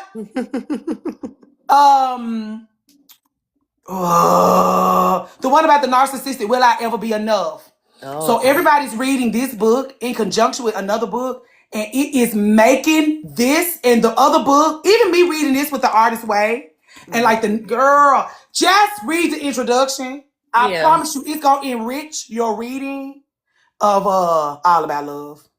Yeah, I started reading my intention was to read the intro before the Zoom, and I didn't get around to it. And so I just listened because I'm like, well, let me just hear. Please do. I'm still going to read it, but yeah, I just wanted to get a little more, just a little bit more tidbits. And I'm like, okay, you really gonna get activated. That's why I was like, this book activates people. This book is gonna activate you. Like, it's something in there. This is gonna bring it out. Like, this is gonna bring you your fierceness. This is gonna give you your permission to roar and be louder and be more boisterous about your thoughts, feelings, and experiences. And that's where I am. That's the challenge before me as of late, because I think, I know I silenced myself a little bit personally for a while. I am a lot more willing to say those things, but my side is on the business side, where I get too timid, and I have to stop doing that. What you mean by that? I mean that, but you don't understand how much of a boost you get. You put some batteries in my back with the things you said this morning. So just like I felt like I was kind of screaming into the void with the course, because it wasn't taking hold of anybody the way it took hold of me. And I knew I was looking for that recognition. I'm like, somebody's going to get this, and you got it. I'm the same way on the business side, because the things that I talk about one-on-one with people and rant and rave about in private are the things that people don't talk about in public. When you talk about small business growth and scaling, which I'm so sick of that word because people don't even know what the fuck it means. No. All people, they go to social media, they talk about marketing, they talk about access to capital. The problem is, and I'm just gonna tell it, the real problem is people don't know what they're supposed to be focusing on. When you start a business, your job is not that you can't scale something you just started. you have to get clarity on what it is you're even doing. And is it doing what it's supposed to do? What kind of adjustments do you need to make? How do you figure out what it is you're doing and what are you trying to like, and what's the long-term goal? You're here, but how are you going to get there? Then, because there's 4 phases, you got start, stabilize, scale, and sustain. So you moving through this continuum. So after you start and you get the clarity and you got to stabilize the thing. So now that you know what you're doing, you can sell. And I'm not talking about hustling. That's a whole other conversation. But you're selling. You're trying now to figure out how to make that consistent and how to keep that going at a steady pace where it's not up, down, on, off, spotty here, spotty there. And what are the things that you do behind the scenes to influence that? So basically, how do you manipulate it? What levers do you pull? Okay, it's my hot season. I know slow season is coming. So I got to ramp up when it's hot and make as much money as I can then. That's why the Spirit Halloween makes all their money in one season. Yeah. That keeps them able to come back the next season. So you got to figure out what that formula is. Again, customizing. So it's like, it's not different. And I know that all business problems have a personal root. We got a lot of entrepreneurs running around here not doing what they need to do because they're not dealing with themselves. They have all these personal issues that are holding them back. I see the connection there. And this is the stuff people don't discuss. But you can't scale something that isn't consistent enough, that you have no clarity. You changing your direction every 5 minutes, you adding products a million times and all this stuff and switching and flip-flopping and pivoting and starting over and shutting down and changing the logo and rebranding this and you're all over the place. And I work with over 500 small business owners since 2019. So I've seen this a million, and I've done it. And everything you teach is because you know it. Exactly. And then but it's the reason why I know that doesn't catch on to an extent is because, especially in our community, you can't say you know it and not be a bajillionaire. And I'm like, well, you didn't do it. You're not rich and famous, so why should I listen to you? And it's like, yeah, but you'll listen to Damon John and let him fleece you out of $50,000 and he ain't going to give you nothing. Ask me how I know. So it's just like, but it all goes back to the personal. Because I learned that after about a year of doing the consulting full time, it was really only 3 possible things that were the cause of the issue. It was either personal, it was the person, it was their self-esteem, their confidence, whatever. It was their habits, or it was their system, either not using systems or just not, you don't have any, or you're not using the ones that you have access to. And it's really that simple. That's why I think that's why, like, a lot of people that, like in this case, I think the thing that's kept you from being able to expand as far as business is concerned, like you said, this is still environmental. Like you being around people that's got so much fuck shit afoot that they can't use your teachings to their benefit. This masterclass will be your first opportunity to see how this is not like coming to you is not like going to no Walmart. Like it's boutique style. And so like, it's not going to be one of those digital products that you can just, everywhere you go, like you can go to one of those expos and come out and be made $100,000. It's one of those things where like, it's boutique style. It's like, you have to come up to a certain point in your life and now you're ready for this. Right. Because even like looking at it, you would think like giving it to teenagers, and it's like teenagers are not ready for this. They're gonna be like, thank you. Right. And so you have to come up to a point in your life. I had lunch with another lady that I met on TikTok like that, where it's like your people, like people gonna buy because they like you. People gonna lock into your product because they like you. But you want your product to change lives. Like you want your products to change the world. You want your message, your word, your wisdom, and your experiences to change the world. Not to just be sitting on your computer and you got it playing in the background while you being on some foolishness somewhere else. Like That's what the problem is. Like, people wasting your time and not using your wisdom and experience to their benefit. It's environmental. You want people around you that respect you, respect your work, and respect your experience, because that's what it is. Like, people, that's the only thing. Like, people respect money. People respect if you pull up in a big fat car and you live in a big fat house. We see what's happening with Coach Stormy. Somebody living in a big fat car, in a big fat house, going on big fat vacations, having $1,000 worth of wigs and shoes and accessories, do not mean that they mean you any good. Mm-hmm. And so, like, you don't vet. Looking at Coach Stormy on the internet and you falling for what she got to say. You ain't done no vetting. And in the community's full of scammers. And sometimes people are scammers and don't know they're scammers. They scammers and don't know they're scammers, yeah. Mm-hmm. I have experienced a lot with my experience with trying to connect with women online is, that's what I'm saying. You can be fraudulent online. It's so easy to be fraudulent online. Mm-hmm. And so it's like, what you gonna do when I can tell, even from online, that you're fraudulent? Yeah. I've never seen so many fake PhDs in my life. We won't even get into that's it. Why, They're that's probably why I have living a this secondhand life. This is the avatar. Someone said something about my avatar cracks them up. And what does it mean? It's how I feel when I encounter most people. Like, what the fuck? I just noticed it. What is happening? Like, is this real? Yeah, like, what? I don't understand. Make it make sense. Loading. Like, you will eventually be figured out. And if it's like, if you don't even know, like, that's why I invite people to vet me. I invite you to vet me. Yep. Because if you have those superior vetting skills, they will lead you straight into my arms, girl.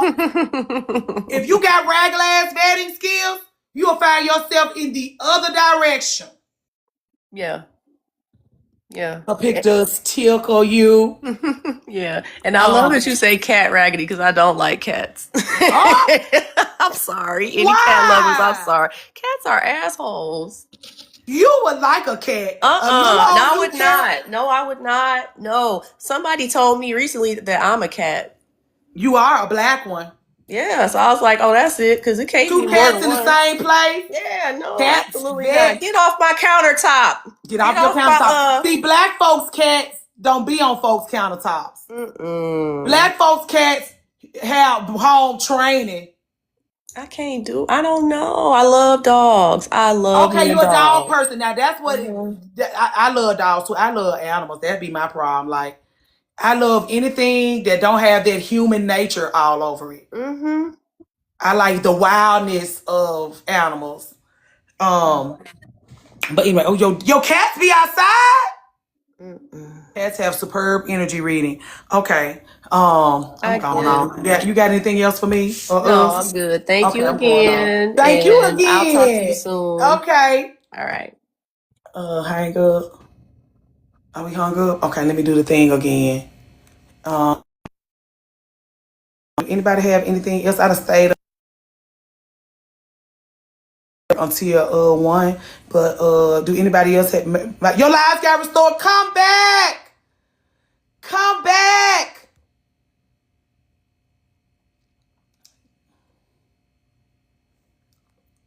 That's why cats are in hospitals or a hospice space. Okay, you want to say something? Okay, let me let you say something. It's Mother's Day. We letting everybody talk their shit today. Valerie, let me know if you coming back. Hello, girl. Hi, lady of the house and everyone.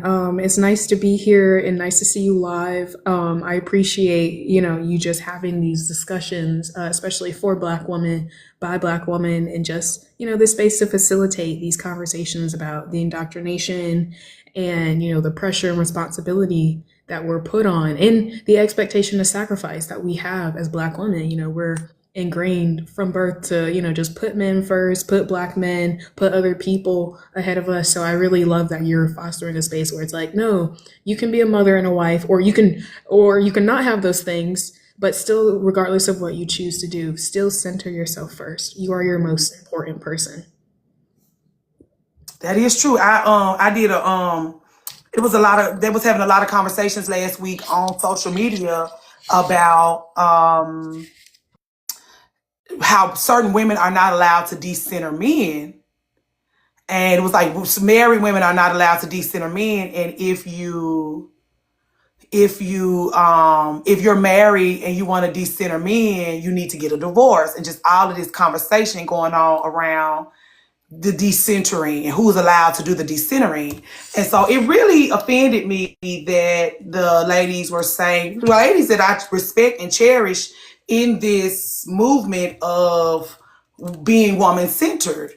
I was offended because as a married woman, I was triggered because it was like, how are you going to tell me that I'm not allowed to decenter men? So I looked into what it means to decenter men, and it just means to stop prioritizing male validation. If you are married, you should be able to not to stop prioritizing male validation. If you have a man in your house that's willing to grow, you can stop prioritizing his validation and you can still live in harmony with him. Stop prioritizing the attention from men. If you're paying yourself the right amount of attention, if you're properly seeing about yourself and your friendships, you're not prioritizing male attention because you got other shit to be worried about and other shit to be paying attention to. Not prioritizing romantic relationships. If you are prioritizing all your relationships, that's what I'm saying. I don't have to, even in being single, I did not have time to prioritize romantic relationships because I was fully immersed in all my friendships, all my relationship with my mama, my relationship with my brother, my relationships with my friends, my relationship with myself, my relationship to my career, my relationship to the things that I'm passionate about. I did not have time to prioritize romantic relationships. So when Josh came along, Josh really had to be a valuable member of my community to stand out. And people been asking me, well, why you married? How you end up married? How you end up with this, and this? And it's like, oh shit. Hold on, Valerie. Okay, hold on, Val. Wait. Okay, y'all, I'm finna fuck some up. Okay. Let me finish my thought, and then I'm gonna bring you back, take you down, bring you back, so I can bring Valerie back, and then we'll all do this together. Prioritizing romantic relationships. Josh had to be a valuable member of my community. That's how he was able to convince me that I wanted to be with him every day, because he was a valuable member of my community, and he was a valuable member of my friends' community, and a valuable member of my mama's community, and a valuable member of my brother's community, and a valuable member of his own community. And so when he started talking about marriage, when he started talking about us having our own community, it was attractive to me because I know that he's community minded. And because I know he's community minded, we could grow together. And so even now, like, if you have my Instagram, you know this week, Josh been reading Bluebeard with me. That's important to me and to us, for me to have a man. If the man that I'm gonna be living with, he gotta be ingrained in this work also. And we gotta really be able to get into the things about that Bluebeard, because this chapter is gonna call me to grow. And when I get to work, he also, that's what I'm saying. The reason why I tell you to vet me, the reason why I tell you to look into me, is because of what I know you will find. That said, I think we should focus less on male-centered, mom. If we're community-centered, the men will have to become community-centered. That's why somebody was saying that the quality, they're gonna have to fucking change, girl. And so, every woman under the sun deserves the opportunity, the care, the wisdom, and the championship to decenter men. You don't get to tell married women that they're not allowed to decenter men, girl. That's how I know y'all being mean girls and y'all ain't real. This is how I know you still need to be at work. This is how I know you're not reading your books. You want to separate, and I want to come together. I'm sorry for talking all over you. That's, I just want to say that because you made me remember that. Shifting your focus to personal goals, friendships, and self-care. Women aim to build fulfilling lives independent of male approval. It doesn't say independent of males. It says independent of male approval, and reduce the emotional burden often placed on them. Decentering men.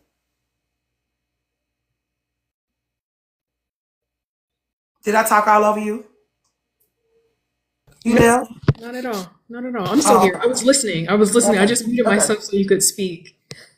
Okay. But Okay. I definitely agree. That topic about you can be a married woman and decenter men. I don't know where that is mean girl rhetoric. What they're saying, and I don't think that's fair to say that about any kind of woman.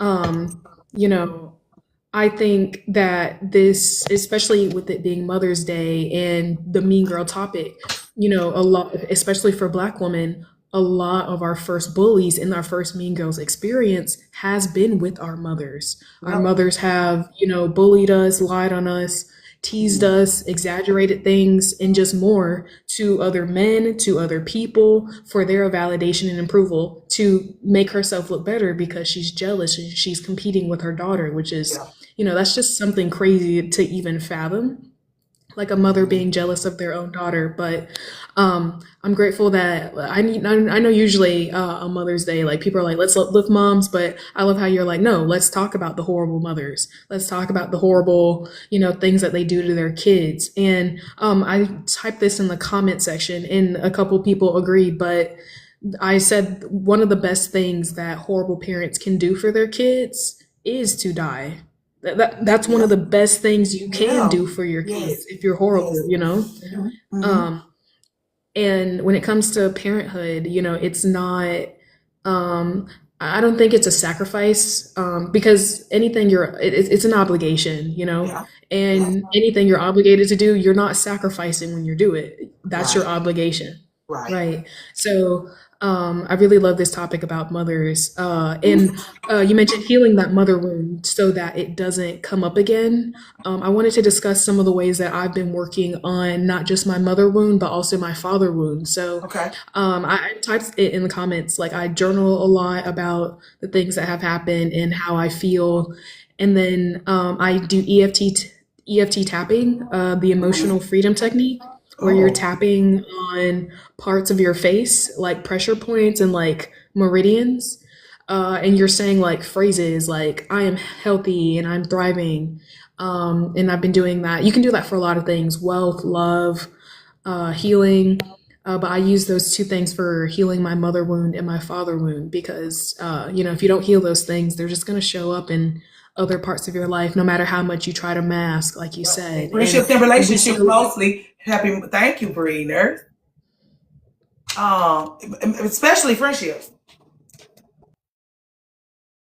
I'm listening. I'm sorry for cutting you off. yes, especially in friendships. Yeah, no, I just wanted to, I didn't want to interrupt you, but I feel like, and once you see that, like, that wound in other women, it's kind of easy to see it. Like Kenya Moore, for example, Yes. like that was very easy to see. And honestly, my heart goes out to her for that pain that she experienced with her mother and continues to, because her mom doesn't even want to see her. And If you really then want to get into it, how do I pronounce your name, please? it's Ray Charm. Ray Charm. Nene and Kenya had the biggest issues because they were mirrors. I definitely agree. I agree. That's why I was like, y'all, and really it's Nene, Kenya, and Marlo. Really, Nene, Kenya, and Marlo were all mirrors, and Nene and Marlo were able to like navigate that because they used clothes, shoes, and accessories to distract them. But Nene and Kenya, there was so much depth to their experiences. There was so much, like, they really should have got together and held hands and cried together about, that's why I was like, Housewives is so shallow to me now, because those ladies really could have got to work on each other and with each other and for each other and in the name of the future and in the name of women that sit up here. Happy Mother's Day, Ronnie the Body Girl. It's so much been left on the table because they want to argue about bullshit. And they really could have gave us an education on how to connect with women, on how to, y'all have a lot of famous alumni. Wow. Andy Cohen was not finna let healing be on those screens, yeah, because he capitalizes off of women's self-abandonment and foolishness. But anyway, you were talking about Kenya Moore. Yes, Kenya Moore. And I want to add about Andy. He definitely is racist and does not like Black women. Like he doesn't like to see the Atlanta woman like thrive and be successful, especially outside of the show, because he wants to be the white man savior to put them on and be That's why he the loved blueprint Portia and dumb ass so much, because she just ruining her life, neglecting her daughter, making a mess. He loved Portia. They're like, oh, yeah, Portia's in this app dog. She gonna keep making a mess of her life because that's what she knows she gotta do to have his love and regard.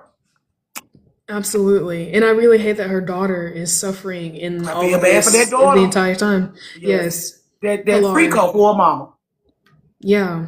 Anyway, And I definitely see, yeah, Nene and Kenya definitely have that same mother wound. But Kenya, the way that her family is also the problem as well, because I remember the episode where her mom, she tried to go to her family's house and then her aunt was like, oh, she doesn't want to see you, you just need to understand that they she doesn't protect want to her see you mama. and They accept that. protect her mama from her fuck shit. Yes. Like if she made a mistake by getting knocked up when those people didn't want no babies in their family, they should be nurturing the child and they protect their mama instead of holding a mirror up to their mama and being like, you need to face your shit. They protect the mama from Kenya, and Kenya do feel like that. Like Kenya, having your mama's family protecting her from you is a nightmare. It's a nightmare. That And she is don't a have no nightmare. safety. I'm sorry. Oh, no worries. No, please keep going. Please keep going. She don't have Especially no about the safety safety. part. She don't have no safety nowhere in her life. That's why I was like, every time she would go out, like she wanted her desire to be a wife and mother used to make me cringe, because it's like, you don't have enough of what you need to be getting married and having a baby. You don't have enough love in your life to choose a partner for yourself. You don't have enough love in your life to be a mama, because you finna turn as somebody who's neglected and abandoned. My mama was neglected and abandoned by her mama. When I came along, the only purpose I had in my mama's life was to fill the role of her mama, because baby girls come in and offer nurturing. Baby girls are such nurturers. Like, you come into the world like this. And so you take care of your mama. You heal your mama's heart through your becoming. She rely on you for that, and you feel like that's your responsibility. And so, like, you need to take hold of yourself before you become a mama, because if not, you will make yourself your daughter's responsibility, and you are not her goddamn responsibility. Yes. Yeah, it's the other way around. The daughter is the Correct. mother's responsibility. Absolutely.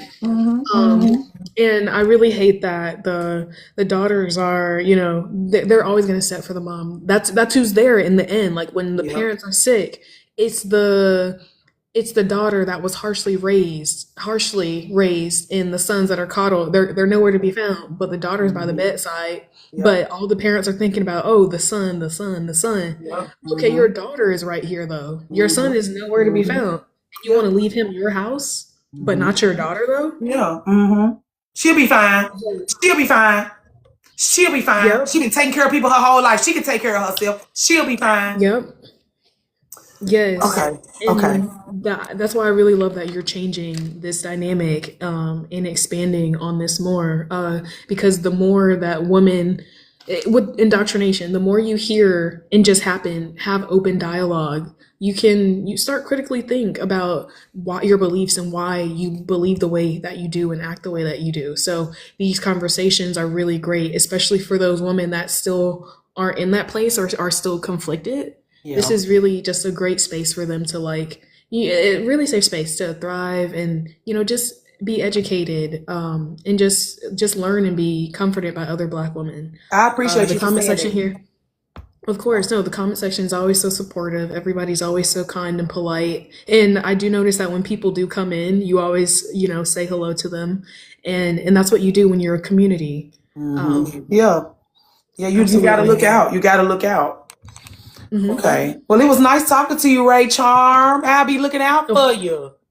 Of course, thank you for Have a having me good up. day. And you as well. Okay. Valerie, you on there? Hold on. Let me see. Co-host. Is she not over there no more? Oh, shit. Oh, no. Okay, I thought I had started a match. Been taking care of her my whole life, unseen, unheard. I thank God for spaces like this. That's why I was like, I would have had to, as hard as marriage and motherhood is at the same time, I would have had to get away from my mama because my mama would have still expected me to be her little minion, her little trusty sidekick. After I became like, she would not have let my family be more important than her. Even how she made that little slick ass comment to Josh about let you get back to your little wife. That was her letting me know that there's resentment there. That's why I was like, that's why I was like, me having a passive aggressive mama, I can hear your passive like that when you're passive aggressive with me, it echoes in my mind.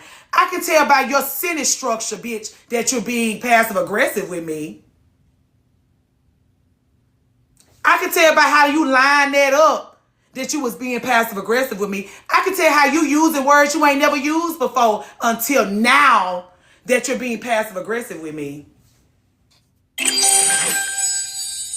And so, like, you want me to ignore the fact that I'm picking up on this?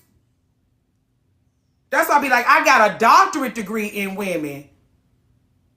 Because I've been living intimately with women my whole life. Trying to gauge for safety. Girl, you're not getting away with any of that shit. And that's why I don't do it. Because I feel like you're going to be able to clock me. I got to step to you honestly. Because I just got to trust that your intuition intact and you're going to pick up on my fuck shit. I got to come correct to the womanhood because you got all kind of things going on. Your alarm's going to be going off about me. Your intuition going to be going off about me. I got to step to you correct because if you right with yourself, you're going to... Girl, please. I expect that all women. That's why when everybody having the same issue with everybody, it's like, oh, the same person, y'all alarm bells is going off. We need to be able to like, you picking up on that? I'm picking up on that. You picking up on that? We picking up on that. Don't talk about me. When y'all get in those when y'all go off into y'all little cubbies and talk together about me, I already know what's like, I ain't worried about what you're saying. I'm not worried about what you're saying because of how I experience you.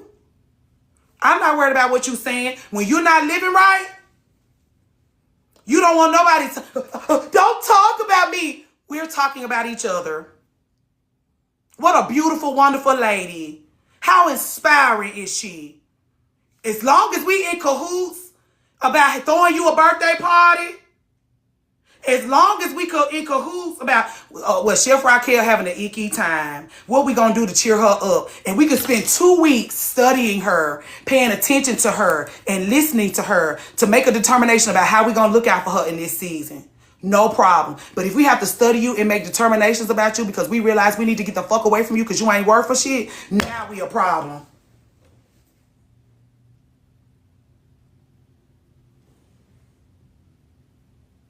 Get your motherfucking ass on. Get your ass on. Because we have to do this. We have to do this. She is deeply concerned with her young, her mate, and her pack. You only want us to be concerned about you when we spending our money and our labor? Fuck you. You want us to be naive about you and it will be to our detriment? To be naive about you, Bluebeard? Fuck you. And Merry Christmas to you. Valerie! I don't know where Valerie is.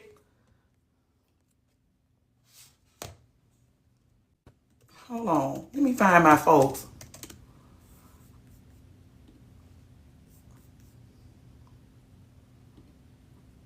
Oh, Gail P. I need to call Gail P.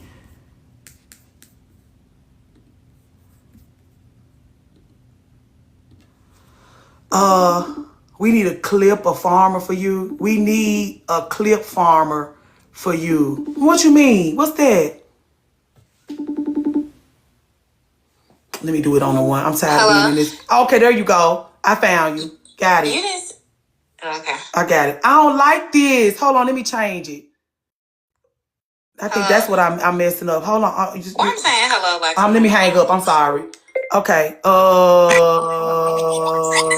Let me hang up. Damn it. I done forgot. The oh my God, I'm making up so much noise with this echoing. Oh my God, I'm making up so much noise with this echoing. Oh my God, I'm making up so much noise with this echoing.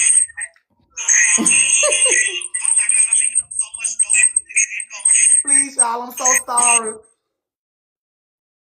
Okay. Okay, I got it. It's gone. Okay, let me figure out how to turn it into for two instead of just for one. I don't know how to do that. Where is it? I better not say that no more. I don't like all of these different boxes down here. Oh, she left.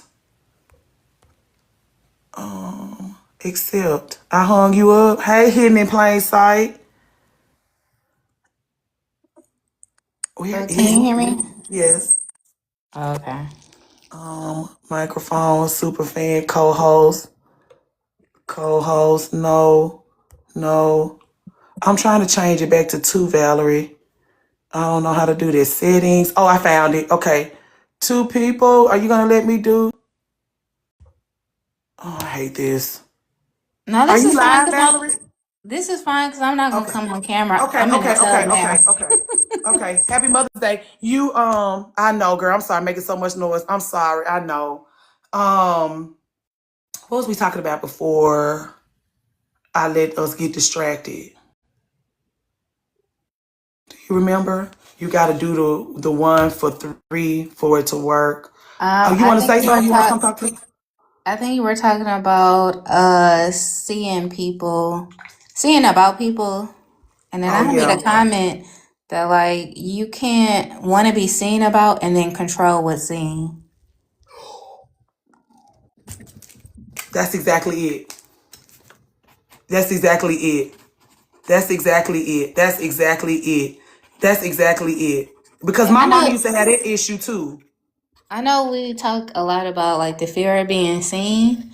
I think that's the thing is that it takes a great deal of vulnerability to be seen because you can't control what's being You seen. cannot So control you what's being have to be seen. able Yeah. to really allow people to see both the light parts, but also the dark parts again. The parts that are uncomfortable and painful and that you probably feel are unfavorable.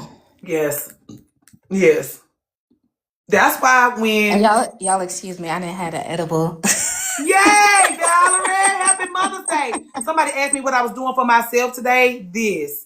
Being in a space with women that allow me to not have to be having a Merry Christmas on Mother's Day. Then I'm going downstairs and watch TV with my spouse because all I want to do is sit around and watch fucking TV and not have flowers, cards, and candies is not for me today. Flowers, cards, and candies for the other 364 days. This day, I allow myself to wear black and grieve. I go to the nail shop and get black claws. I let those other girls get that yellow nail polish and those white tones because I have customized and personalized my own goddamn Mother's Day. I don't let you tell me what the fuck I'm gonna do for Mother's Day, girl. And watch 90 Day Fiance. That's what I'm gonna make Josh watch is 90 Day Fiance. I'm gonna terrorize him, girl. You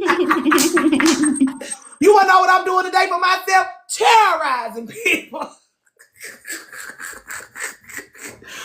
Terrorizing folks. Anyway, that's good, Valerie. That's one of the things that I'm really struggling with as I expand is realizing that I do want to see about you, but you want to control what I see, and you don't get to control what I see, girl, with your deaf, dumb, and stupid ass. That's why I also think like the to be in relationship, you have to be in relationship with people that are curious about you and that you're curious about them because they will show you your blind spots. And I want to be, that's why I was like, I'm just cleaning and listening to this good old combo today. Okay, good. Something for something. What's Lord, what did we do? Our visibility has been restricted. I don't know what we did. Oh, I said I'm just okay, my bad. You right. I am they said no. I was My bad. Reciprocal, but not transactional. Reciprocal, but not transactional. Love that you took an edible. I know that's right. I'll be up here rambling if I take one. So I have to keep my, I have to just shut the girl. I'll be on here talking till 5 o'clock. That's why I said, excuse me if I'm talking too much, because It is so sensitive, Nubian. I got kicked off the live and said, well, might as well relax. I'm gonna have me a good time. You having a little bit of that trail mix. You'll be having a happy Mother's Day to you, girl. But yeah, you can't be seen about in control what's being seen. What was the last thing you said? That's going on some merch. I don't You know. wanting to control how people see you. That it takes a great deal of vulnerability. Yes. And then like you should actually be in a relationship with people that you encourage them to see your blind spots. Yes. Because they too are helping you come home to yourself. They're like, you want those alerts, you want those reroutes to say, hey, this is something you probably need to work on. But instead, I think a lot of time we get offended when something like that comes up instead of seeing it as like, this is a really sacred relationship of you're helping me come home to myself. Yes. That's why number one, that's why the Patreon is such a treasure. That's number one. Number two, most women don't trust other women to give notes. And that you need to go back and holler at your mama about that. That's why in the agreement we discuss like the safety of being around women that can clock your shit. Oh, that's Like, good. you know Because I it don't mean feels no like harm, girl. And if criticism. you think I mean you some harm, you're projecting your fuck shit onto me. If I step to you about some foolishness that you caught up in and you get offended, you're projecting yourself onto me because you think I don't mean you no good. And then you don't mean me no good. And so let's just go this way. Let's just separate. That's why I be like, when y'all be snarking out with me about y'all friends, and I be like, if you can't tell her this, y'all not friends, and cut ties. If you can't talk to her about this, Valerie done had to correct me a lot. Camellia done had to correct me a lot. Doc have to correct me a lot. Hell, y'all have to correct me. And it's like, you know what? You're correct. Like even Megan be like, you gonna have to chill out. You gonna have to chill out. And I'm like, I do have to chill out.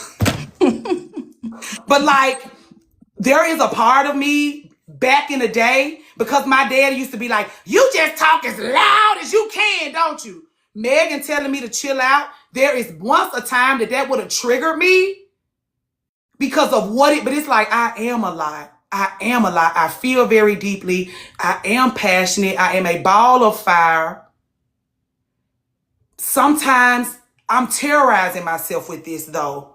And what she's getting from me as somebody who cares for me is, you're terrorizing me with this, so I know you terrorizing yourself with this.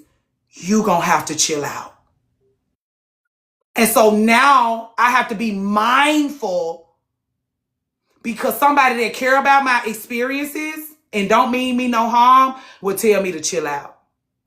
Oh, this is good. This reminds me of the conversation we had about why I think we were talking about the whole like decentering men and how there's kind of like this separation amongst women now because of a lack of respect for women. And so you can't receive criticism from women because you don't want to be a student of somebody you don't respect. Correct. That's my thing. That's why this is absolutely it. Two things. One, Megan, I tell you to chill because it amps up your anxiety and causes you to feel so overwhelmed. And so, but even with that, as somebody who love you, if you're stressing yourself, let's do this, Megan. You care for me.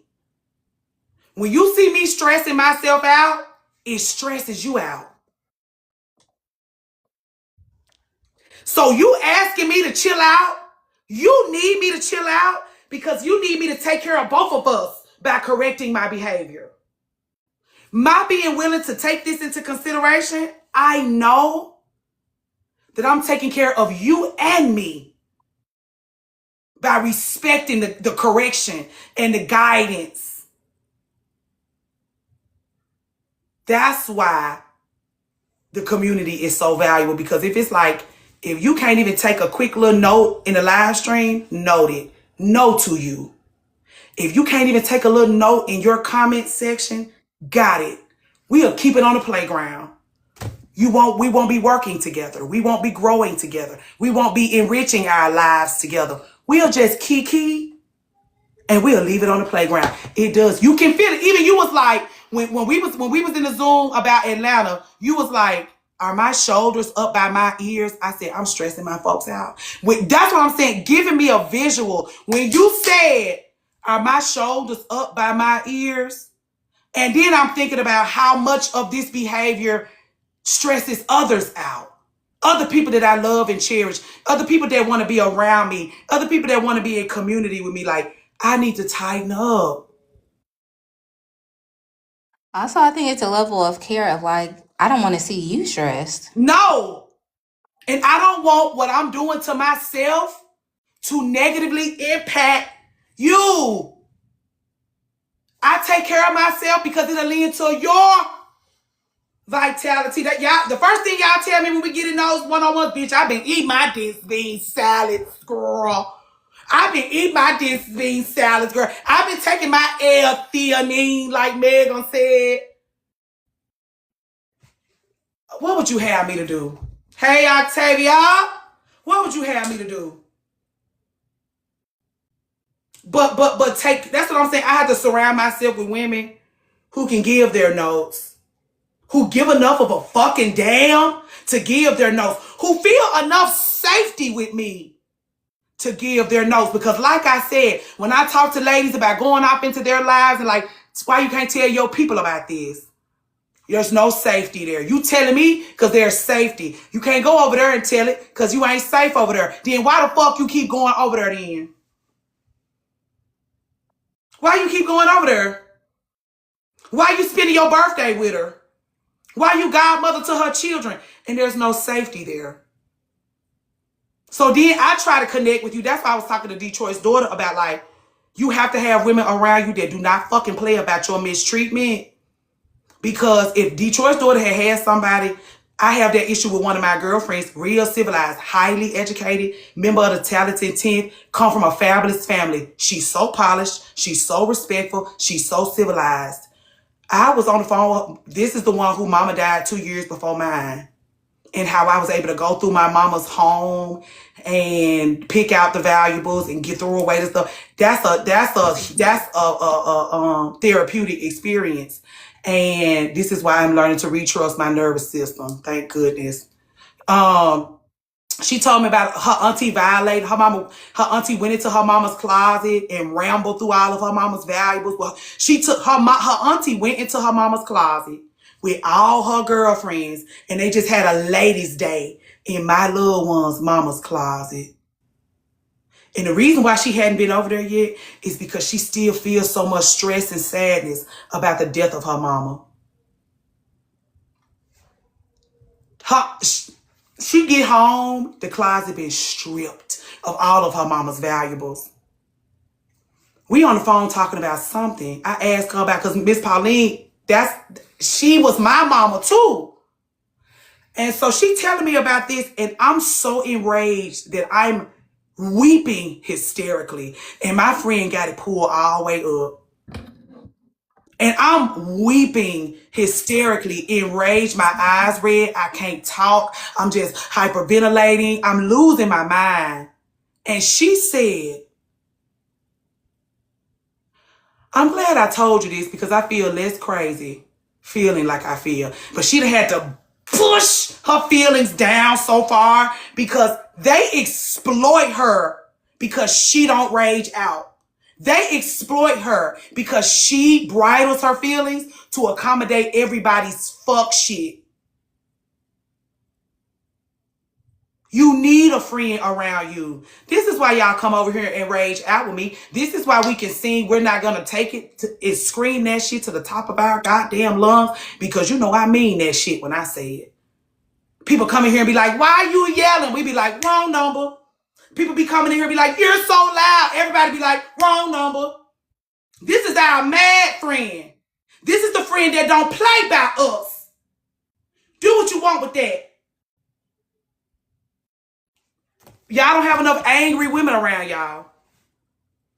The exploitation is real, and we sadly allow it. That's what I'm saying. You just need some angry ass women around you.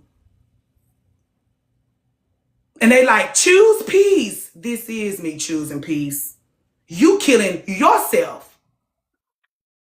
And the peace will come once you arrive in safety. Usually when you're angry or you going off, it's because you need to defend yourself. You're in an unsafe environment. Nobody's typically angry for no reason. Ayanda, you want to talk to us? You are your most important person. Ayanda, did you have a word for us? We went way over, Valerie. We're supposed to stay till 12. We almost at 2. We'll close it out after this last look. Okay. Okay, girl. Oh, you're not on here yet. Excuse me. Happy Mother's Day to you, girl. Happy Mother's Day. It's been a while. Good to reconnect with everyone. Oh, you got a beautiful It's like speaking voice. nearly 9 p.m. Thank you. Thank you so much. It's nearly 9 p.m. and I'm going to sleep soon, but I just wanted to say this. I think Valerie mentioned, I guess you were referencing another conversation you had about being male-centered. And I learned something recently about how men, their existence and us having to figure out how to survive with them in relationship complicates our relationship, interpersonally as women.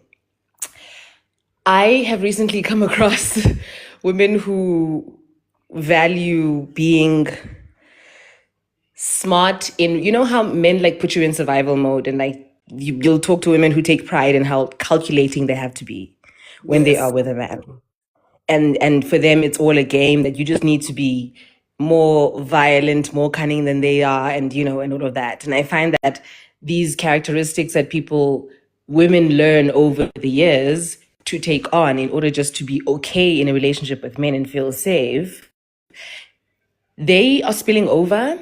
And I find that the non-accountability that it takes to be with a man, when it spills over into our relationships with women, is so difficult for me to navigate. I have had to scream and say, wait, why do you not care to cultivate that characteristic just because it doesn't apply to your romantic life? I've had people say to me, well, this is what wins. And I've just been so frustrated by that in recent weeks. Like this idea that there are women who are building character for romance with men, and then there are women who are building character for community with other women, and like the larger, and I'm finding that there's such a chasm between me and them, and I have a hard time even just making systemic observations like, oh wait, that's actually how the politics of gender are showing up in your relationship. It's very hard to be able to critique how someone's boyfriend is doing patriarchy without being taken as someone who's challenging the entire integrity of their relationship. So yeah, I've just been thinking about that. And when you guys brought that up, I was thinking about it. And so it's troubling for me because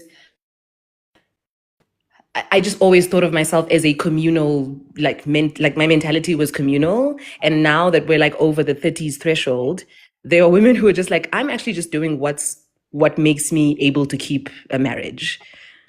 Anyways, good night, everyone. Okay, good night. Oh my God, I look forward to talking to you again. Me too. Thank you. I want to always remind us.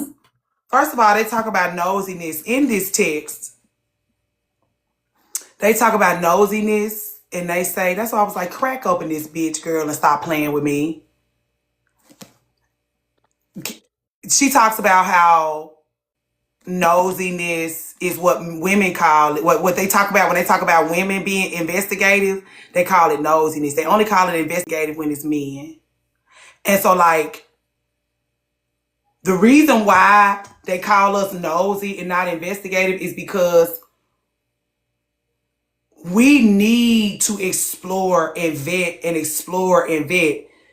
When you manipulate and when you, like the things that she was talking about, I'm so grateful too, girl, because when you said that, you was like, I needed somebody. I know, like, you can't do this on your own. It's too deep and profound.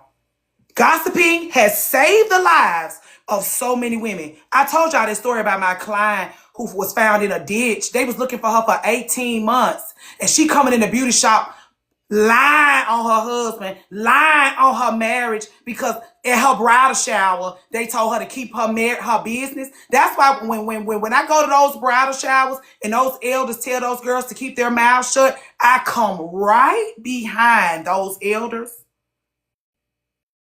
And I talk about how gossip has provided safety and security for women for decades.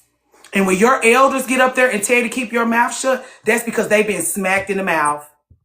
They have been smacked in the mouth with words. They have been smacked in the mouth by being punished. They've been literally smacked. Girl, don't let nobody that's been smacked in the mouth tell you to keep your mouth shut. Tell your tea. And they're inviting you to experience shame. Because what you do is you go into those homes with those men, you get mistreated, you're ashamed of yourself because you've chosen a life partner for yourself that don't know how to act or don't know how to treat you. You feel ashamed of that. That's why our loved ones that's running away, that we got another reason why the Patreon had to go behind gates and be sealed off is because women are running away from home. They're getting divorces. They're getting new lives. They're getting rid of their parents. They're starting totally fresh. And they need women around them that provide safety and security. They don't have to worry about being judged. They don't have to worry about the ladies being in each other's DMs about how dumb they being. Because we all holding the line. We ushering you out of this and into a new life with love, care, safety, wisdom, and resources.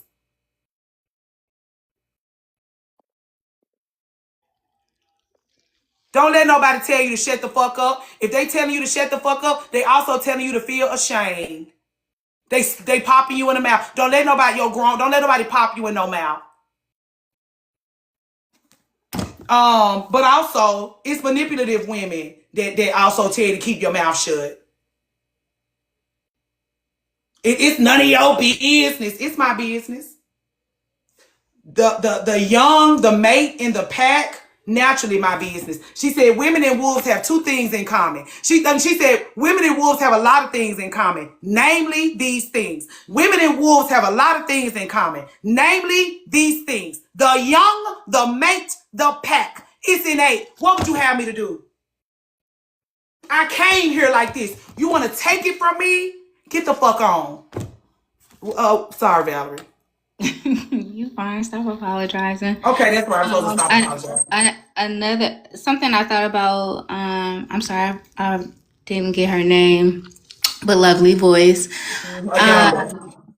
In regards to the decentering men conversation, it leads to like how to not be prey amongst men and how to stay 2 steps ahead of them.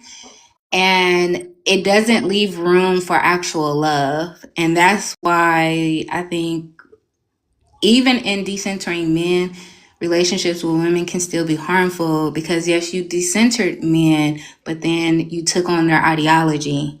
You didn't recenter love. It still is about survival. It still is about not being prey. When I think you can be smart and wise and not be prey while also being loving, also being considerate, actually being caring. And that in itself, I think, forms a shield of protection when it comes to being prey because you have love in your life. Those who love you gonna see about you. Those who love you gonna want to pour into you. They're gonna want to see you and consider you and all of those things. And those are also going to be the women who are going to be telling you to open that door. That's That's going why. to lead you to that. And so, like, yeah, sure, decenter men, but also don't forget about love in that process. That it is This is possible why to I have love. say, let's stop talking about decentering men and let's focus on centering community. Let's stop talking about decentering men and let's talk about community, because you learn to you do decenter men and you still don't prioritize. You're not focusing on your personal goals. You're not focusing on friendship. You're not focusing on self-care. You're not focusing on building fulfilling lives independent of male approval. Now you're focused, you're fulfilled. You're like, now you're worried about female approval, or like the approval of the women that gave you, and not female approval. You know, they talk about male and female when you're talking about studying a certain group, but like, you just working towards the approval, like Lilith and Shira 7, who don't believe in friendship. So now you've gone into isolation. You've decentered men. You've gone into isolation. You have nothing. You still ain't right. And Okay, that's why women have to be on guard of matriarchal messages that just sound like patriarchy with a puss. Because I was gonna put something on my story, but I felt it was too much for the girls who are not doing the work. It was a little too much, so I didn't post it. But I was just like, a lot of y'all are talking like patriarchy with a puss.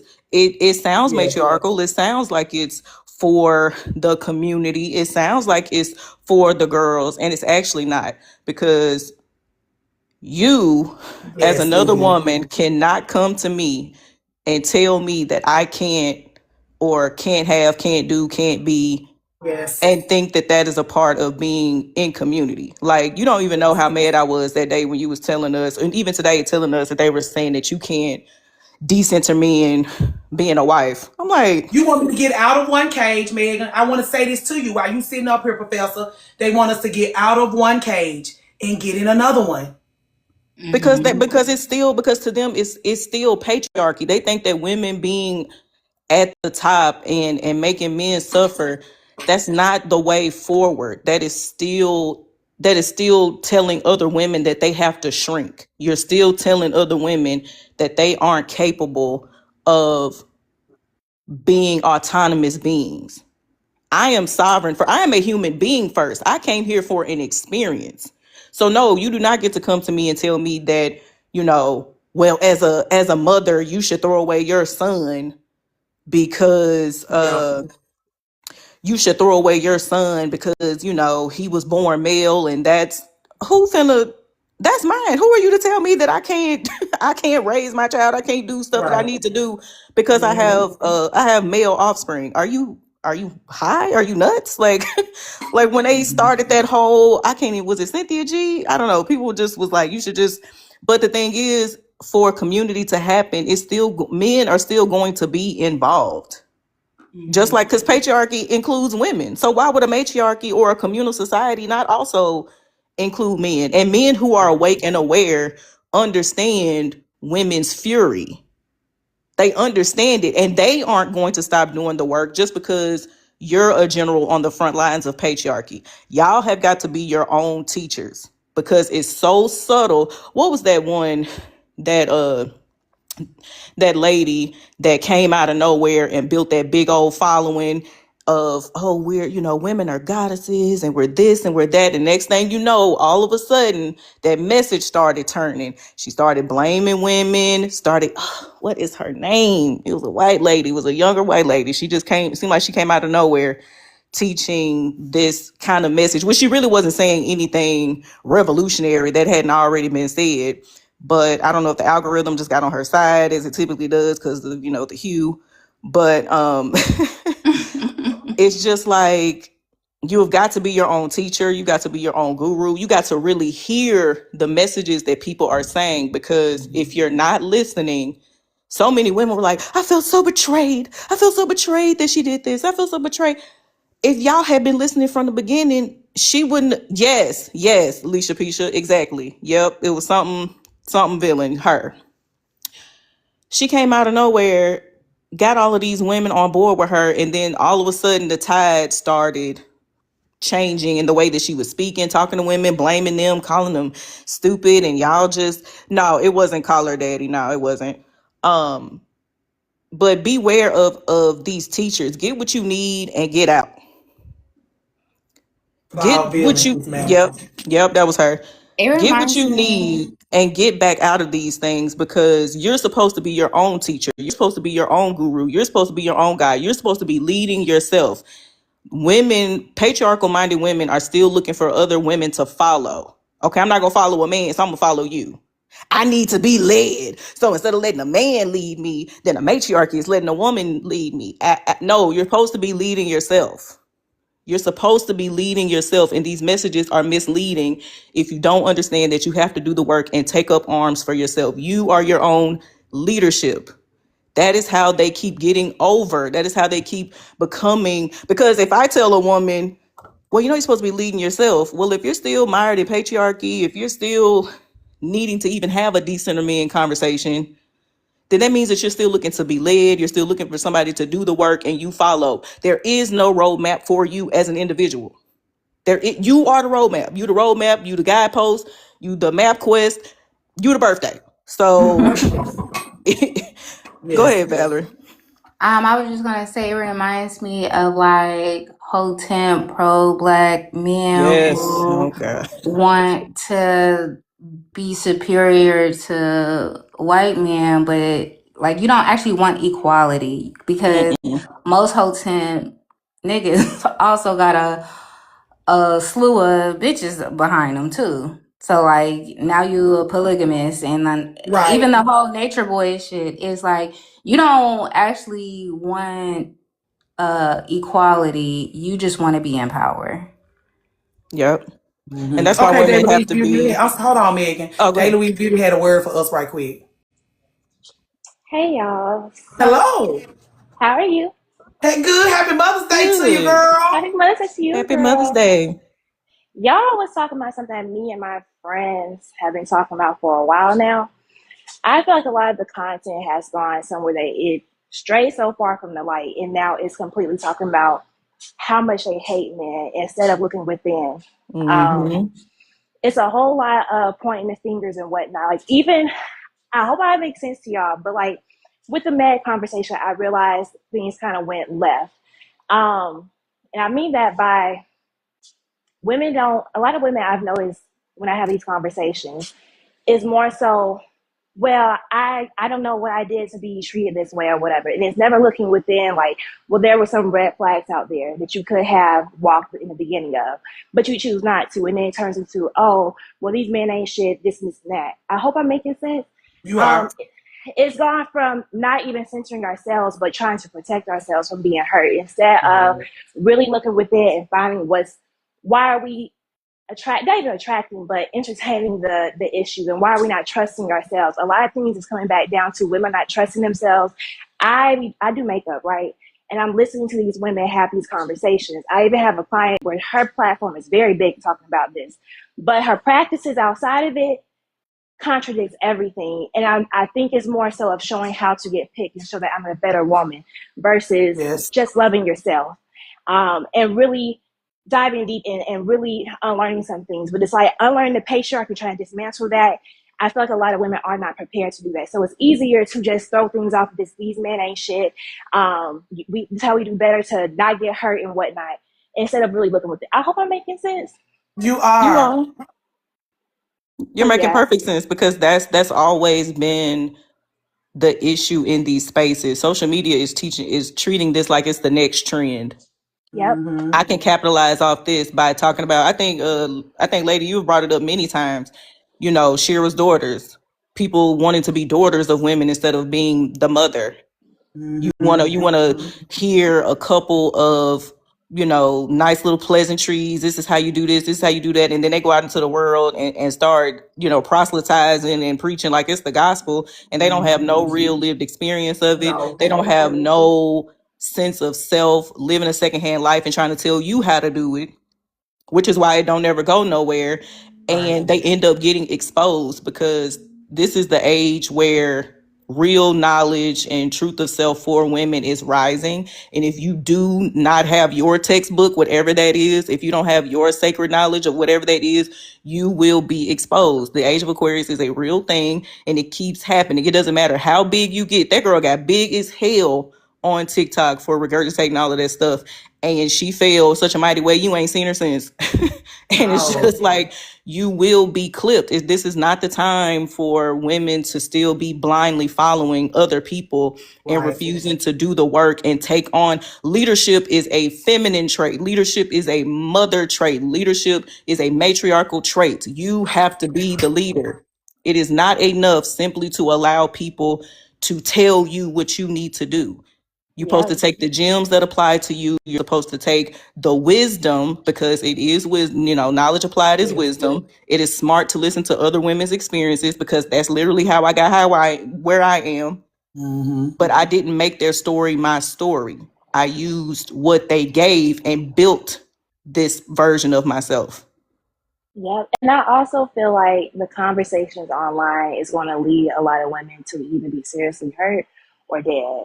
And if we don't change the conversation around to having discernment, really focusing on community, trusting other women, and also trusting themselves, I feel like a lot of women are about to be in a world of trouble, especially now with how the economy it's going to shit. Things are only going to get worse.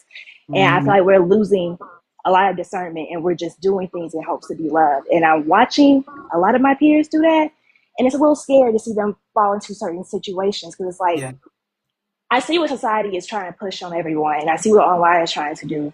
And I'm watching people just fall into it over and over and over. But people don't trust themselves, and people are lonely, and people are depressed. And I wish that I hope I'm making sense, y'all. You are. Yeah. You right. You nailed it with that loneliness and lack of trust, because even our legendary mothers, one of the things I've been studying them, because everybody want to compare me to them, but like one of our legendary mothers being in DMs, like, you're the next big thing. You're gonna set the captives free. All of this big talk. And the reason why she say that is because isolation, a lot of our elders, I believe, like, Shira is in isolation. Shira want to show you her big fat house, her big fat car, her big fat things, but Shira don't show us no relationships. And let me tell you something about somebody, as somebody who was her mama's friend, as somebody who was her mama's only friend, those daughters are in captivity. I want to sit in silence with that. Yeah. Because nobody's thinking about those daughters' experience with her. We love Shira. Exactly. Those daughters are in captivity. I think a lot of their teachings is from love deprivation. Yes, because that's what I was like. Imagine her, like, because even like the things she manifests, the things she discusses, the things that she teaches us that we can get for ourselves. She tell us we can have the world, and yet you don't have women around you who love you and cherish you and offer you trust and vulnerability. You don't believe that we can have everything we want out of life, and you don't have trust and safety with the womanhood. You don't believe it. Even down to like the conversation with men, I think because men are in a different category, we don't look at it the same. But like the same thing applies, that your relationships are always going to show you.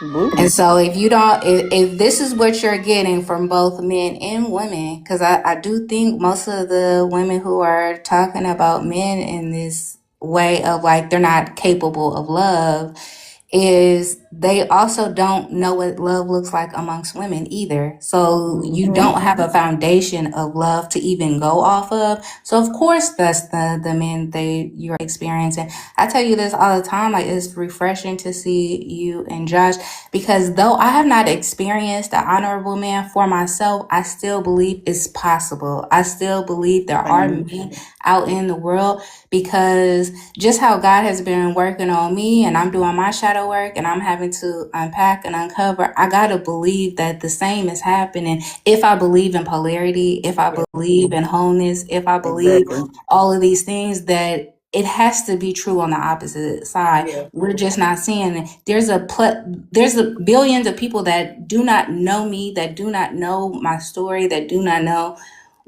what I come from and what I'm expressing. And so in order for you to even meet up with that, it has to be a foundation of love. It has to be the realm of possibility for you. And even if you don't feel like you have it in your life, you got to believe that, because you're always going to experience what you believe you can have. Yes.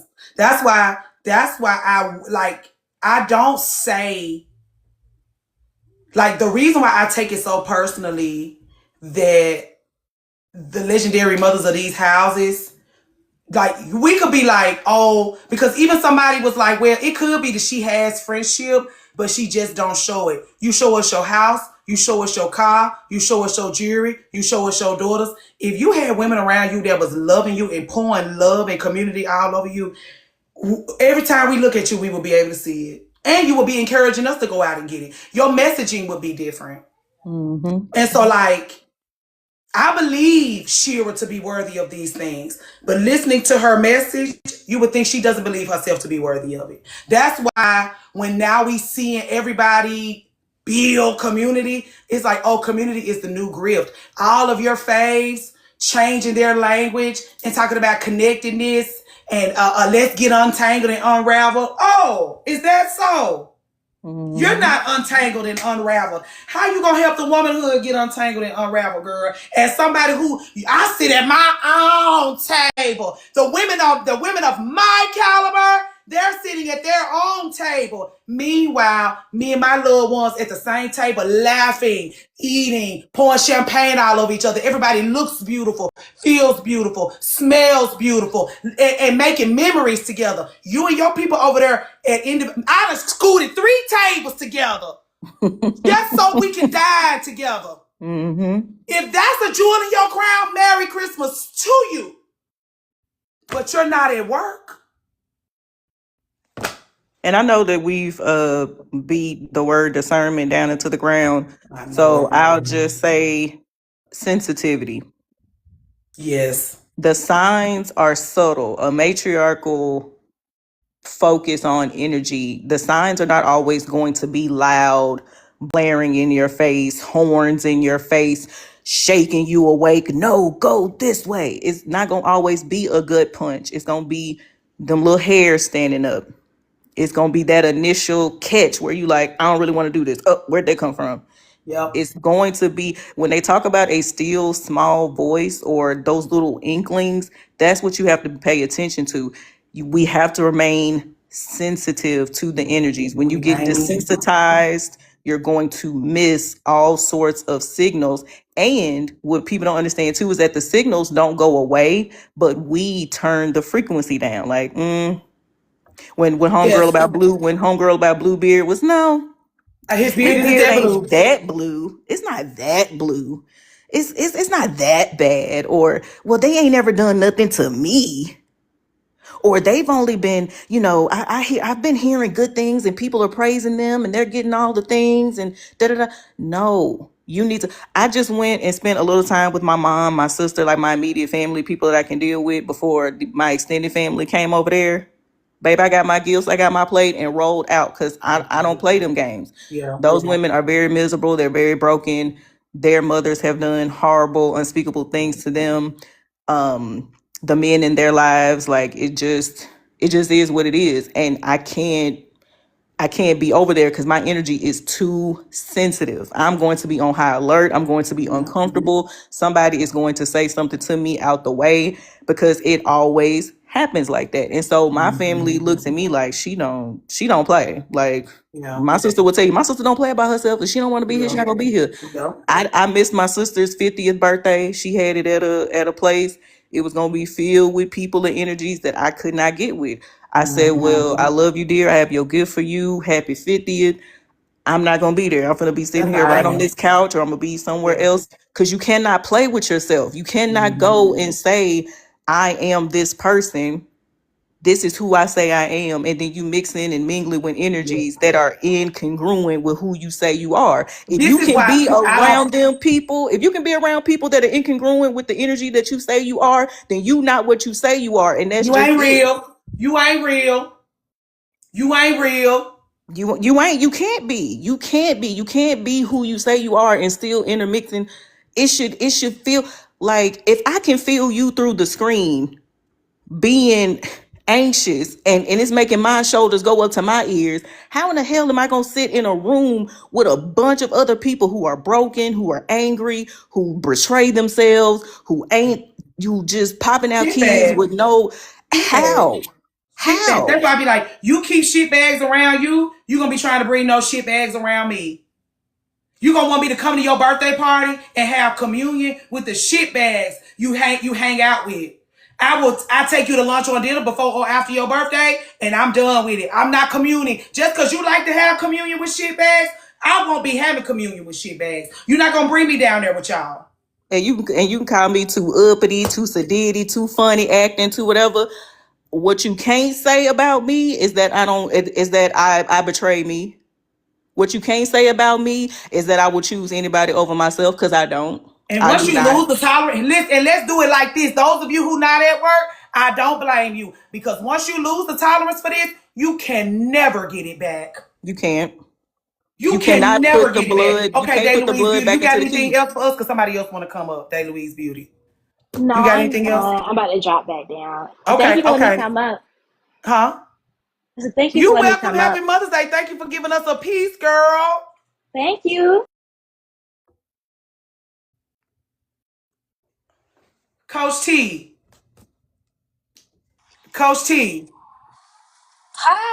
Hi, Hi. Coach Hey, Coach T. T. Hi, ladies. What's going on? Happy Mother's Day, Coach T, girl. Yes, happy Thank Mother's you, Giving us Day. girl. Thank you. mug. Thank you, Giving us Happy mug. I Mother's said, you Day, really want to know if you girl. beautiful, girl? You will shave that head. You will let us know how beautiful you believe yourself to be. You will give us a mug only. When you can give us a mug only, you're real. You're hiding up under all of that hair. Shout out to the We girls don't with the know. dangerous mug. Girl, Coach T, girl, the girl. I said, dog. Sorry. Okay, happy Mother's Day. Girl, I done went up to the barber shop looking like my daddy on Mother's Day, child. That thing, that when it come in as a Caesar, I said, you're killing her. It, She murdered everybody, and I was her witness, girl. I can't stand it because I see the girls with the chopped hair, and I be looking at them scissors like, baby, I'm finna go on I another know you spree. just Adam, I and done, Adam. and child, I'm gonna tell you this: it's more maintenance than having hair. When I had an It afro, is. it I could is. let it get matted, just let it mat for a couple of days. Nope, it's time for me to get a haircut again. Yep. Yep, you got. Yeah, you definitely say you got to be. Listen, you'll let us know if you're a beautiful, girl. You will let us know. Even when my loved one got cancer and all of her hair fell out, and it took her 2 years to recover. That's I'm like, I feel like women should experience it once in their life. So if Agree. you have to lose your hair, it don't knock you between the washer and dry. Cause she's still trying to recover from losing all her hair. She just didn't like how she looked. She hid up under her hair for 50 years. And when Mm-hmm. she lost it, she lost everything. And I just Yeah, never, I hate seeing women go through that. I shaved my head with her, like, you losing your hair, girl? Come on, let's go. Don't worry about it. Come on, let's go. And I work my shit. Work your yeah. set. It's because people tied. I didn't tie my identity to my hair, but people tied so much of my identity to my hair that I was Mm-hmm. known as the girl with the big afro. That Yeah. that is how people saw me. Like that's how they knew me, and other people were more emotionally attached to it than I was. I Yeah. honestly, I got to a point. I woke up one day and was like, yeah, I'm at the point in my life where I hate to say it, but I don't have time for hair. I just don't have Yeah. time for it. My hair Yeah. would take hours, days. Like, I don't have time to be spending 2 days doing my hair. I have other things Mm-hmm. to do. Mm-hmm. It's Yeah. not, it's not that deep. It's not that deep. Yeah. I'm not about to sit in no hair shop all day. I'm not about to sit at home all day doing my hair. I have other things to do. And people And my giving you daughter that have just as much hair identity. as I had. People, my mama, like my mama always had a bunch of long hair. That was her identity. That was like people, oh, you the girl with the long, thick hair, long, thick hair, long, thick hair. For her prom, she chopped all her hair off, and the people had to get over it. The people was gagging, and the people was having a nervous breakdown because she did that little 1-2, and she loved her hair. You had sister locks, it felt like prison. Damn. But yeah, those girls with all of that hair, they let people like you marry a man that love. That's why I be like, if you don't cut all your hair off before you go out and get Oh your my husband, God. you will let a And the man, men the loved relationship it. to you having long hair validate you, and now you won't even want to get a trim. It's amazing how many women I done fell out with because of a much needed trim because her husband cared too much about long hair. Like she got to go home to a man. I done had husbands roll up on me at the beauty shop for giving their wives a much needed haircut.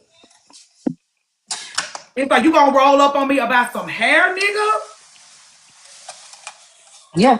Grow up. And then it be women like, if a woman cuts your hair, she hates you. You need a trim, ragged ass little girl. If a woman cuts your hair, she hates you. Meanwhile, you're hiding.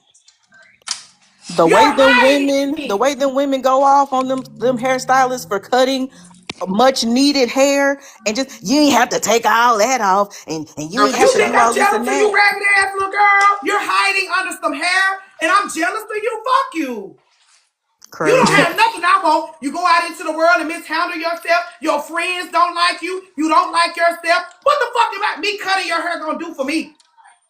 Hair Jealous looking of like her split straw. ends. Fuck Hair looking you. like straw. You And I'm you trying to jealous keep of it her for my looking like what she been man. through. Like your hair I'm out trying to here keep telling it all for your my business. man. I don't care enough about what you got going on. I'm trying to, and again, you're a woman. You're gonna see one version of yourself. You're gonna see one long-headed girl. Like, you should be exploring your beauty. Part of the exploration is exploring the judge. You're not exploring the judge. You're boring. You just Like got Valerie, long, thick hair, You ain't cut it. You ain't added no highlights. You ain't gave it no shape. You ain't gave it no fine, little boring little girl. Fine. Fine. Do what you want. My bad, Coach T. You had a word for oh no, us. you good. I was gonna say, and Valerie was laughing because in one of my videos, I took my wig. I had a wig on and I just Baby, took it that off. Like girl. people, I be like, listen, the wig is like this wig is not, and I did it. This is a character. I was playing a character today at work, Girl, and that that's tickled me not who so I am. bad. She took it off, biz. In the middle of, I said, Coach T, hold Get on. this shit off. I be like, get this shit off my head. Uh, It took the glasses Anyway, off, next, the wig off. I said, on to the Lord, next help her. thing,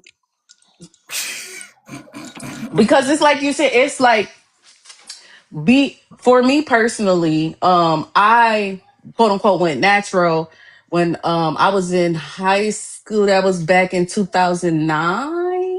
Yeah, 2009-ish. And so at that time it was different. Like it was something different, especially like in my family and then like in the social circle at that time. And so for me, now I had to go through that process, and now I understand like what you said. As a woman, I'm multi-dimensional. I'm multifaceted. Like I could be in a wig right now, and then I put on a different wig the next day. I wear this wig to work. I put on a different work for happy hour, and at the end of the night, I take them both off and If go you're lay not down. exploring Like your judge, let's do it like this. It's 45 of us in here. If you don't have the nuts to explore your judge, girl, you're late. You're late. If you can't stand to get a goddamn trim, you're late. If you're not shaping and styling and discovering and exploring, you're late. That the gay boys, the trans girls, as soon as they get into their feminine, they start exploring their judge, and then you're not exploring yours, and then you in live streams and in comment sections talking about they're jealous of you. No, they're not. no, we're not, babe. We're not. And that's the thing for me, especially when I see even just with clothes, like I love getting dressed up and playing in makeup and clothes and all the things. So when people be like, oh, a capsule wardrobe, I'll be like, listen, I Correct. be wanting to look like too many different people. I don't know what you're talking about. Like I can't have Correct. all of the same stuff in my closet. Correct. I don't know what I want. I don't know who I want to be today. We gonna see when I go look and pick an outfit out. We'll just see.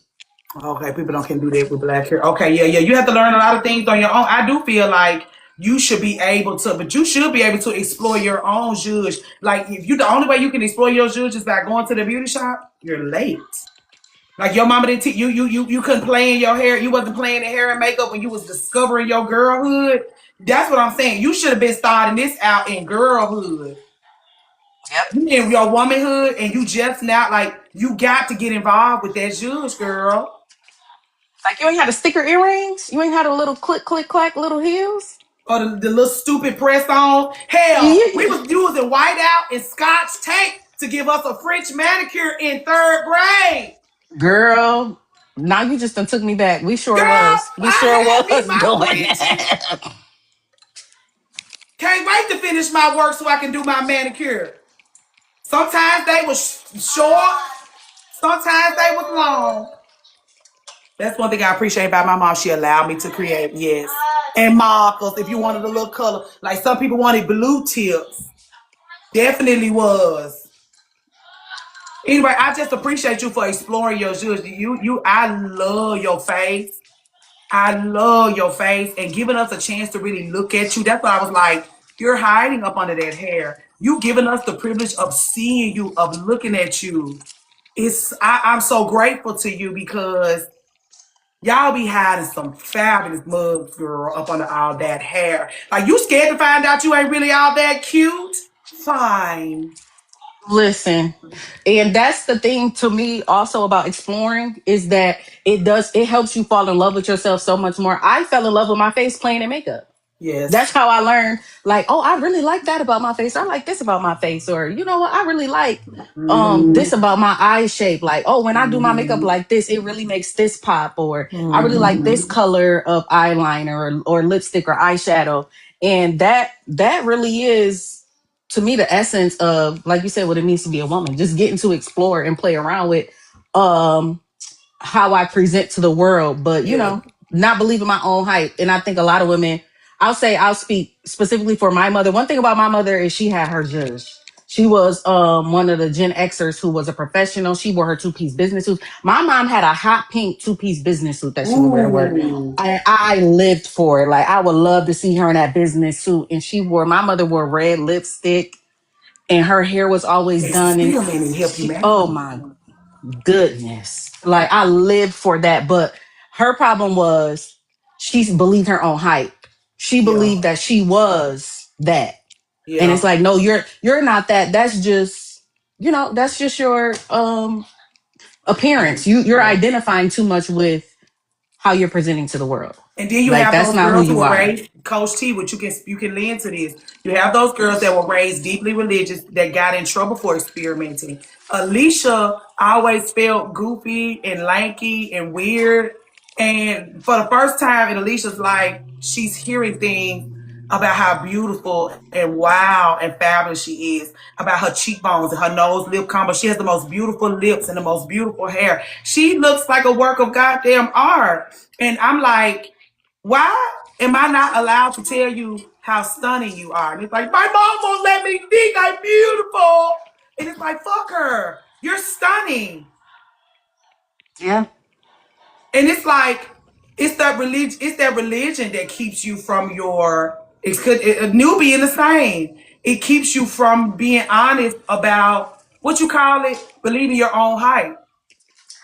I'll say, for me personally, one thing that I noticed, I'm doing a family tree project for like years.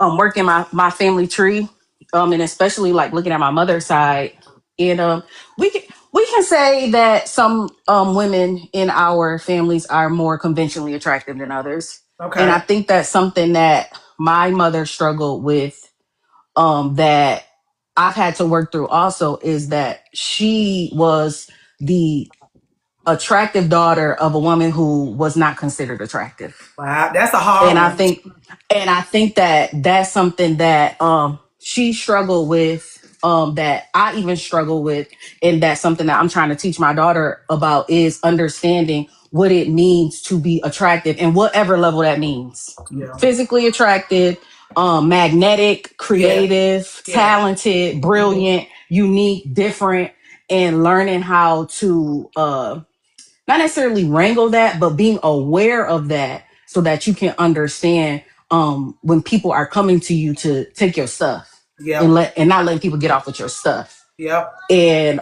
that's something that I recognize, like you said, letting people see me is that I wasn't always aware of why people were coming to me and being drawn to me, but being bold about it and being able to recognize and understand and accept it in myself. I don't want to say it's made it easier, but I can see what's going on. I'll say that I can see what's going on. I'm glad you brought that up because Valerie and I were talking about gifts yesterday, and a lot of times your environment keeps you from your gifts. That's why I be like, a lot of our issues inside of the womanhood are environmental. And so, like, if you can get, like, even Alicia, being in this new world she's created for herself, and all these people around her calling her beautiful and smart and valuable all the time, and she feels like she's in the twilight zone. Like, we're banging her around with all this new information, but like, now that she's finally like, okay, settling into this new world, and it's like, Alicia's beauty, she is captivating. Her beauty is a gift of hers. Like, we all have our gifts. Some women have beauty as a gift, but like, you will have people around you acknowledging your gifts, whatever it is. You can have really deep, profound discernment. You could be a superior being and be all wise and all knowing. You don't know where all this wisdom coming from, but it's coming from somewhere. And your environment, because they don't have it, they'll try to take it from you. Now, they can't take it from you and possess it for themselves. But if it'll be like the roles we was talking about, Detroit's daughter this morning, where it's like, I don't have a rose. I see you with a rose. So I'll take the rose from you, and now nobody can have it. And so environmentally, that happens a lot. The reason why you can't trust yourself is because you're gifted in a specific kind of way, and the people don't want to be seen and experienced in a certain kind of way. So they make you deaf to the a lot. Like, they separate you from your gifts because they can't have it. Like, if I can't have this, if you don't think you are the most beautiful person you've ever seen, up your self-esteem. Yeah, that is reminiscent to me of the grooming that I was talking about, and how women in our family systems, by our mother specifically, we get groomed to be abused. Because if you, as my mother, my whole life been dimming my light, been gaslighting me emotionally or verbally, telling me I'm not experiencing what I'm experiencing, I'm not seeing what I'm seeing. If you have a child who grows up in an environment where there is abuse going on, and they have to pretend like it's not happening, it's not going on, you are grooming your children. Keep your mouth closed. You are grooming your girl children to go out in the world and be used and abused and disposed. That's why when those elders, what's gonna happen. That's why when those elders say at those bridal showers to keep your business inside your house, I'd be like, Ashley, don't do that. And I say it in front of your grandmama, and in front of your aunties, and in front of your godmother, and in front of your mama, and in front of her friends, and in front of your friends, and in front of the women that been married for 40 years and going home and getting knocked between the washer and dryer emotionally. And because they can't talk, you can't talk. And because they can't talk, you can't talk. And so I don't know. No, I tell the story of Kayla Ashford, and I remind you that you have been taught to carry this alone. You don't have to. And maybe you can't tell your mama, and maybe you can't tell your auntie and them. You can tell it to me. And you better tell it to me too. Because you have been groomed to shut the fuck up. You have been groomed to take this. That's what I'm saying. They found that girl in a ditch because she was listening to her elders. It took 18 months to find her because she had shut the people's like, oh, her husband didn't do it. She always talks about how fabulous her marriage is. Oh, her husband did. No, there's no way her husband. There's no way her husband could have done anything because she got popped in the mouth in her bridal shower. Been get popped in the mouth for her whole life. I don't play those whole straw games, girl. Silence protects abuse. It took them 18 months to find her. And when they found her remains in a ditch because she would listen to those elders. Don't Don't listen to those ladies. Those husbands ain't worth a shit. Go into their homes and see how their husbands are treating them. The only reason why I would ask you to consider what the fuck I got to say, because it's somebody in my house treating me right. Don't listen to me. Look at my fruit. And you will let me know if I should be telling you a thing or two. Look at my friendship. Look at the connections I've been able to make in these 6 months we've been on this internet. You will tell me if you should be listening to my word or not. And that's why me and Shahrazad Ali will always have beef. That is why her book, Girl. is sitting amongst my library. She is the reason. Mine too, Megan. I read that book and I said she's gonna me and her gonna always have beef. I will And when always be she her died, adversary. I'ma light candles and end this to bring her back to terrorize her ass. Terrorize her because Let me go get my book. Hold on. she is a proponent of Girl, doing the dangerous. exact What do thing. they call it? Domestic discipline. Domestic discipline, like Yes. these ain't grown women. So I keep her book as a light and a lamp to remind me. Absolutely never. Absolutely never. And if you are one of those women that uses that as a tenant to be in a relationship, you need a man to discipline you. You need somebody to come in and put you in your place. If your place ain't a throne, I don't know what to tell you. If your place ain't the center of your life, I don't know what to tell you. The Hold book on, is y'all. Before we called. even begin, we gonna read this with that. When we get to October and we really start talking about women's horrors, when we read that epistle that my mother-in-law's mother read, we gonna also go to the Sister Shahrazad Ali. Let me first tell you what the name of this book is. The book that me and Megan are talking about. Look at the name of it. The Black Man's Guide to Understanding the Black Women. Okay, I have the other one. Okay. Mine In this is book, the Black she Woman's Guide tells to black men Understanding and the black Black Man. she tells us that it's appropriate for us to get popped in the mouth.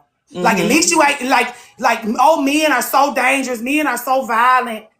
Sometimes they just need to let their rage out on you. As long as they're not knocking you between the washer and dryer, it's fine. Sometimes they need to just pop. You women need to be disciplined. You can find her on YouTube. She has gone on television Yeah, shows I was and gonna say, said, I was like, I gotta get this stuff. book for myself. I gotta see what the fuck this lady talking about. I'm I had always to gonna read it have for beef with her for myself. that and for talking about you when you had that blonde wig at her event. She was so It's mean up to me, girl. forever. She was so mean to me, girl, about that wig. I said, I look good, girl. You crazy. I look Cause good, who was honey. you feeling Are you like? kidding me? I'm getting married in 2 weeks. I'm a girl, please. I look fabulous. I am a blushing bride. And you in here dragging me? So yeah, it's 2 different books, y'all. So Lady Which one has you got, one of the Megan? books. They like I've got companion books, right? Yeah, they work in tandem with each other. So Yeah. she's got I have the Black Woman's Guide to Understanding the Black Man.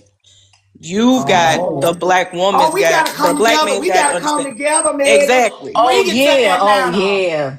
Bring it to Atlanta. I will do. Let me go on and Bring it take it to out and have it Atlanta. right here. Okay. Let me go on and set that right by the things. Bring Okay. it to Atlanta. Mm-hmm.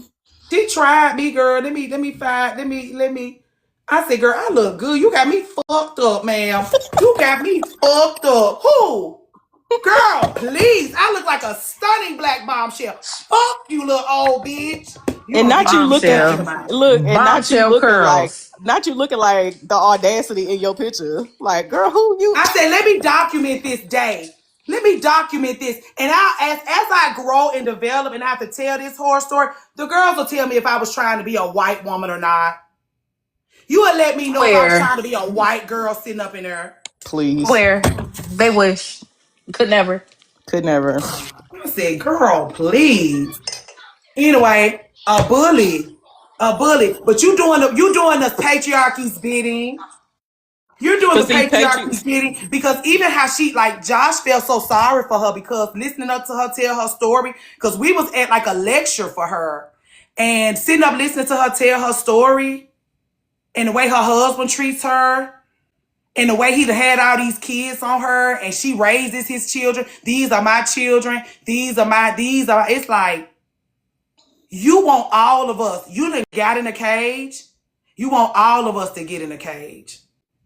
she hate to see a free woman. She hate it. She hate to see a free woman. freedom, choice, choosing And the sad yourself. thing is, those same men that shame women for looking like this used to be heavy in my DMs. That's a lace front. That's blonde hair. That's makeup. That's eyelashes. And those guys that shame women publicly for looking like that, hey, Beth, in my DMs. Every time I get my hair done, every time I slide that lace on my hairline, everything's so perfect and fresh and perfect and fresh. Ooh, you looking good. Sending me money. I just want to buy you lunch.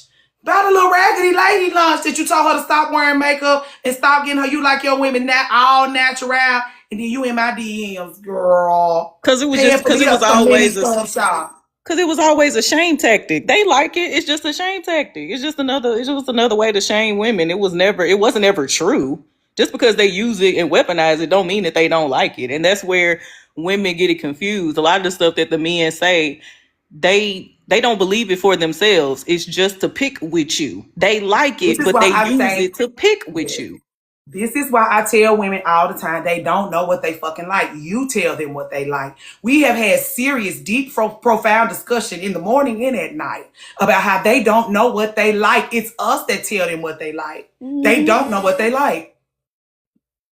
They don't know what they like. Sister Zaharazad Ali is a woman that has been shaped by the patriarchy. Oof. Can I say that again, Professor? Please.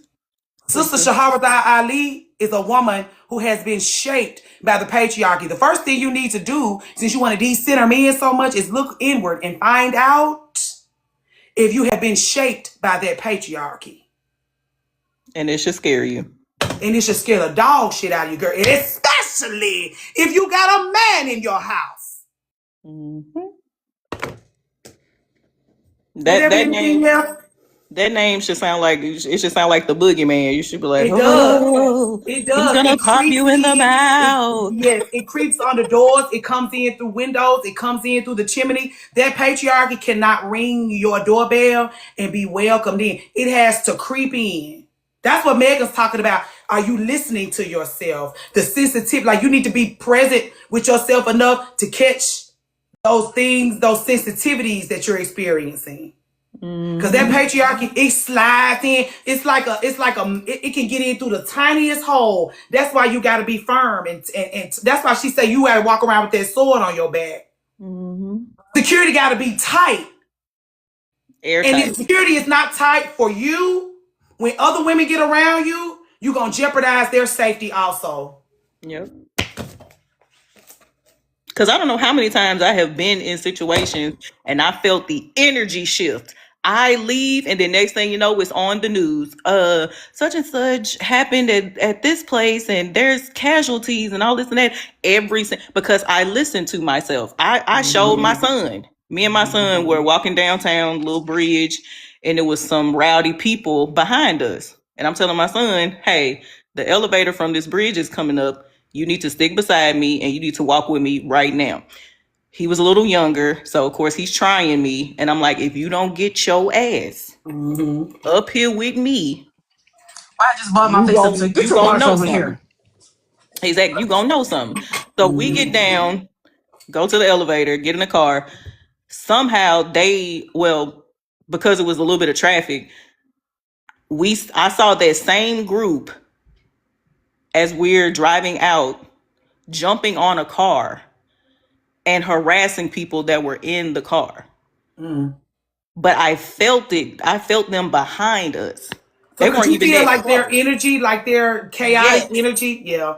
I'm feeling like something just changed. Yeah. I felt something in the air. I was like, ooh, something's not changing. And then I'm starting to hear them. It's coming up behind me. I'm hearing it. I'm like, oh no, we got to get on. Yeah.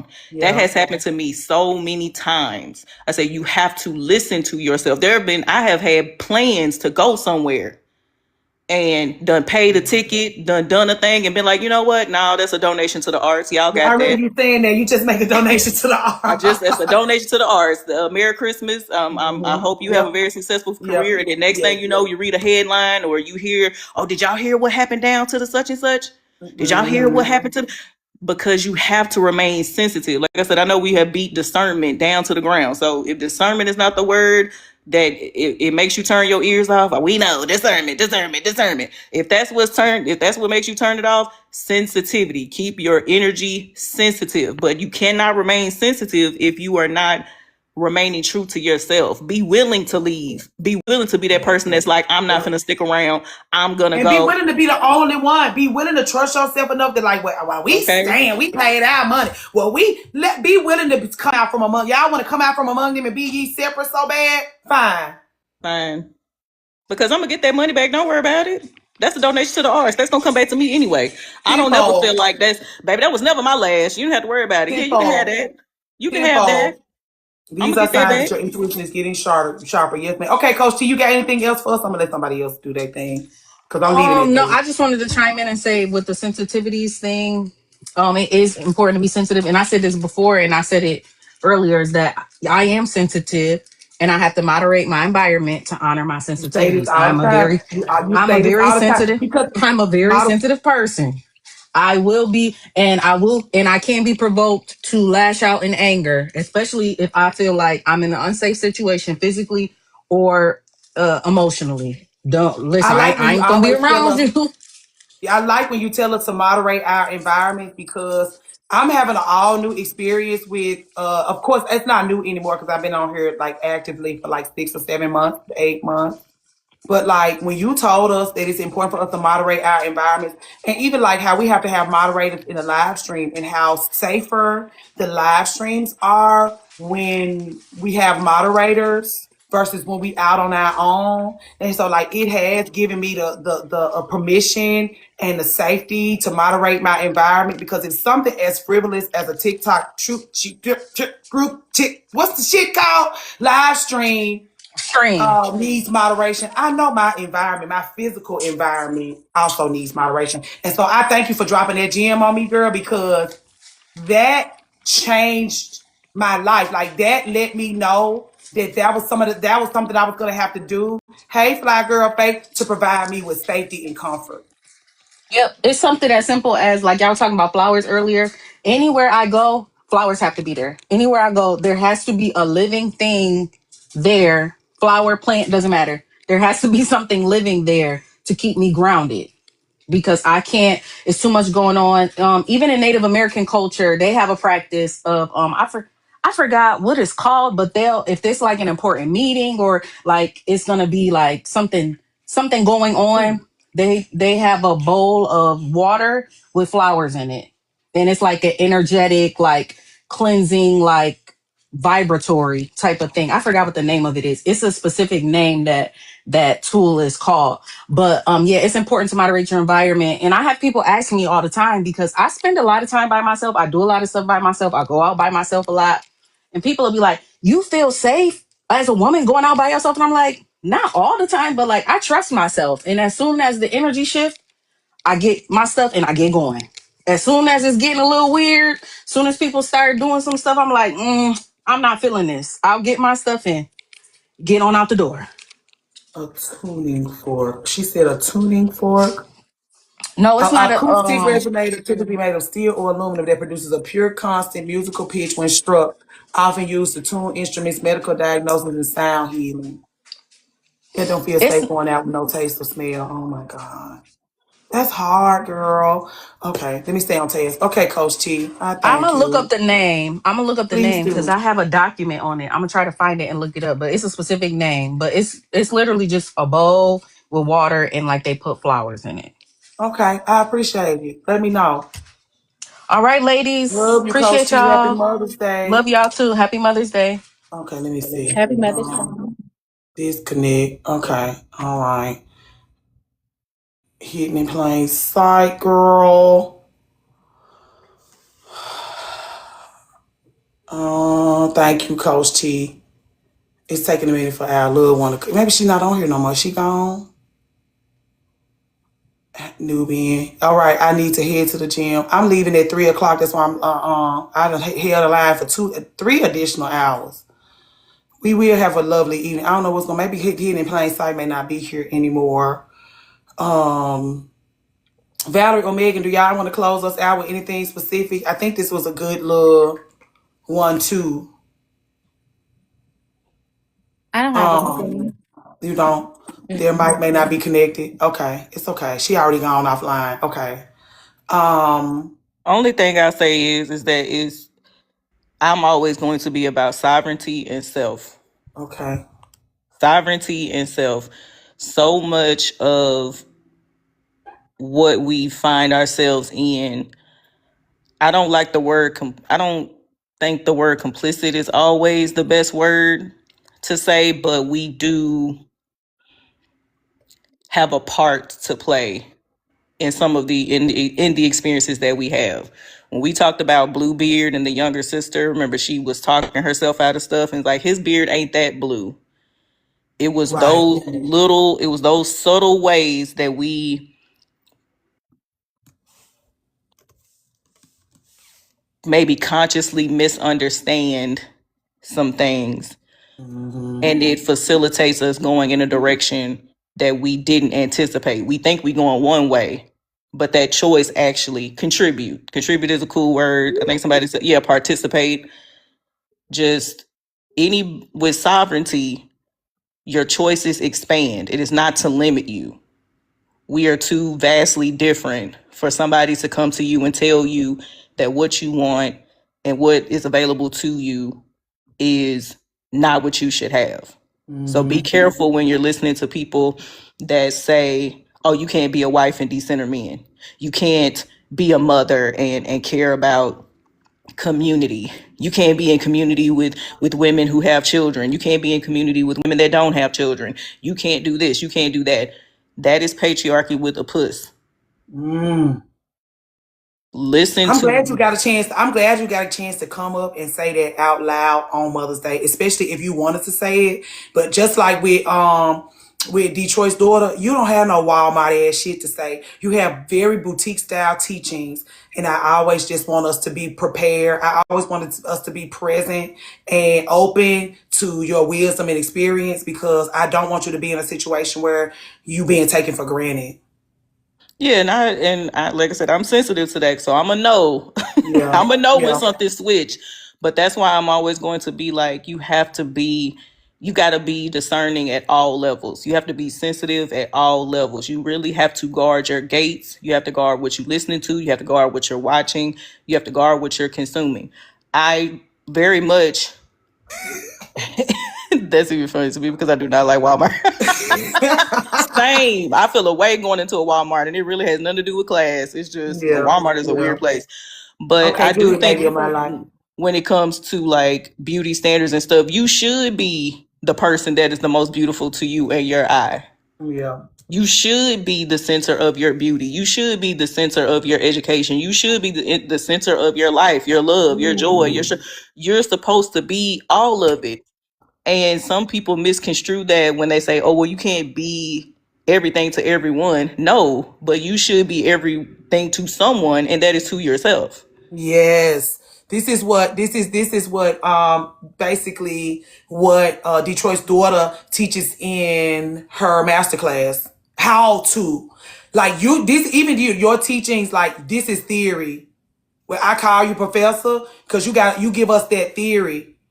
You do give us practical. This masterclass is like step by step, by the integral detail work that it takes to do what you say, like, or to use your wisdom to our benefit, is what I Yes. say, not do what you say. Sorry. Yeah. Because I always say that I don't tell grown folks what to do. But if I see, like, for me, I don't think my path is to be a direct teacher. My path is to support the people that are teaching, because I want to be the amen in the crowd.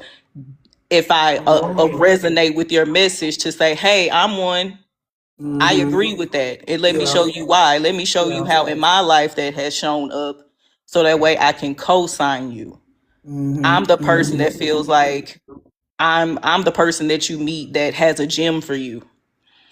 I don't learn the things that I learn in a vacuum just to have it for myself. It is to pass along to the next person. But for me, my journey is myself.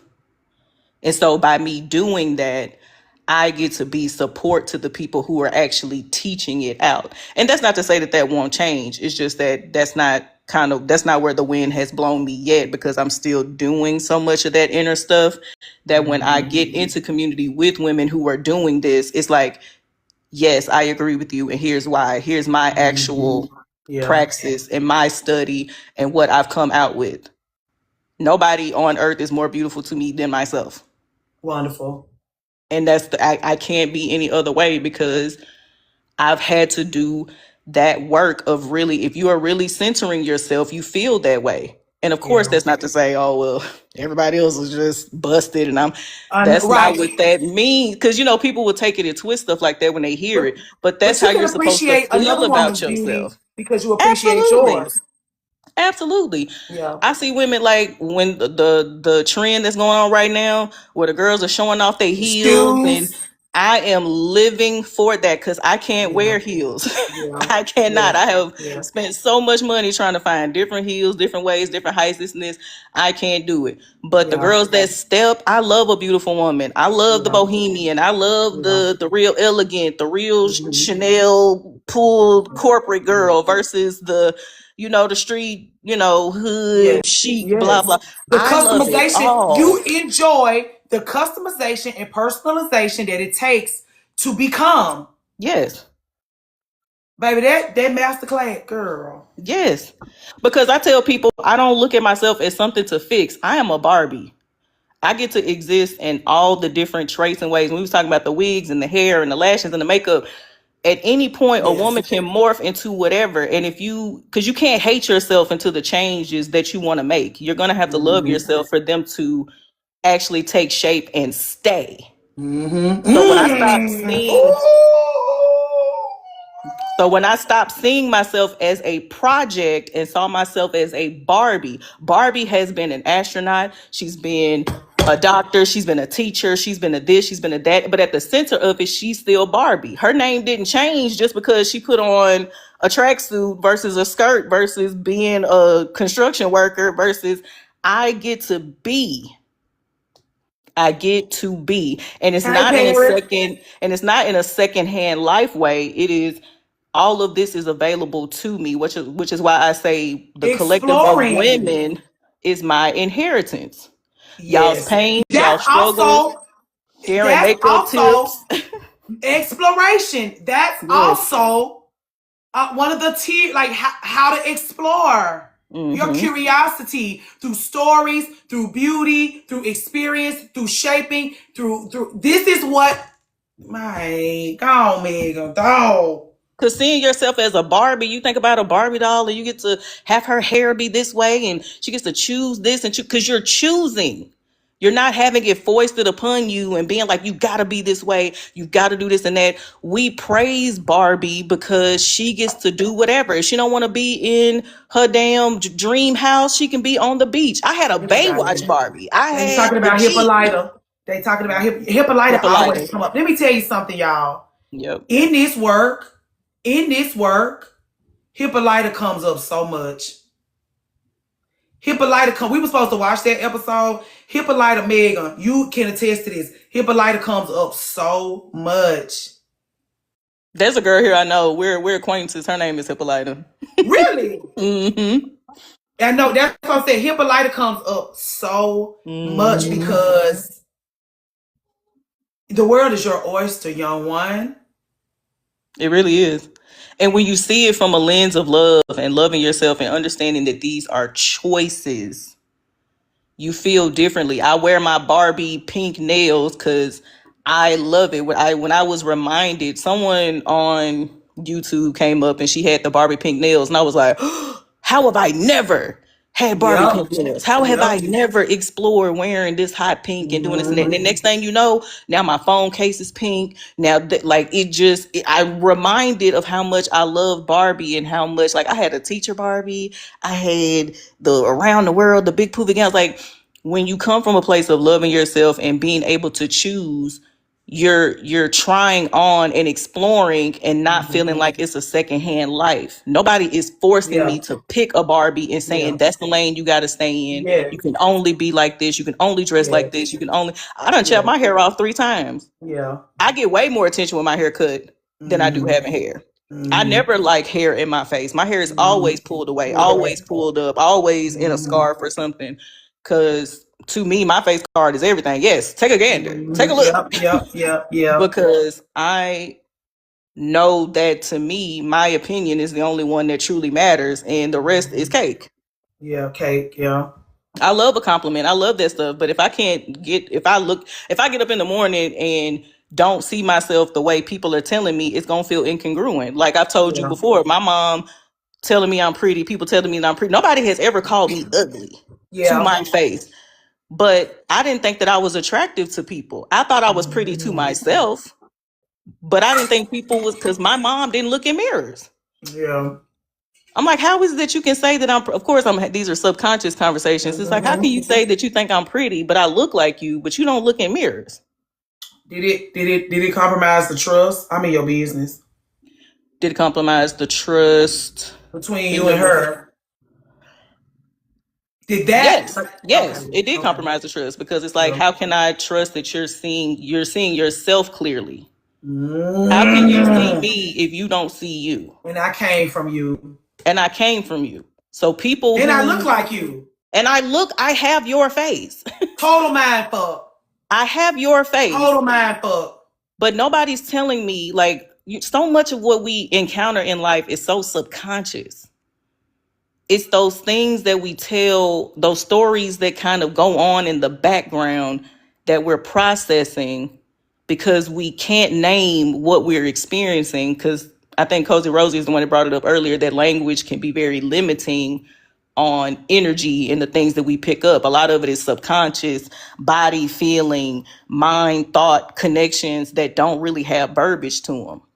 Yeah. So I'm having these conversations in my head like, now to myself, I'm very pretty. I see the things that I love about myself, and I'm blowing myself kisses in the mirror and I'm this and that. But when I look at my mother, she's not, but nobody called her ugly either. So it's like, where did the programming come for you? And I can't trust you to be my eyes in the world because you don't have your eyes in the world. My mother gave up being today for it to be a Sunday. You working too hard today. My mama gave up being in the world. She gave up being in the world. And I had to go out there and develop seeing in the dark where she wouldn't. She disconnected from the pack. Do you know my mother has had a friend for longer than I've been alive, and she just now remembering this lady's birthday 3 years ago? Disgusting. I said, Mama, you are not being a good friend to this lady. But she's not being a good friend to herself, Megan, and you know these things, girl. Exactly. How can you be a good friend to any of the women in your life and you can't you're not even being a friend to yourself? That's why I was like, I run away from women who are not good friends to themselves because you just waiting in the wings to be a shit friend to me.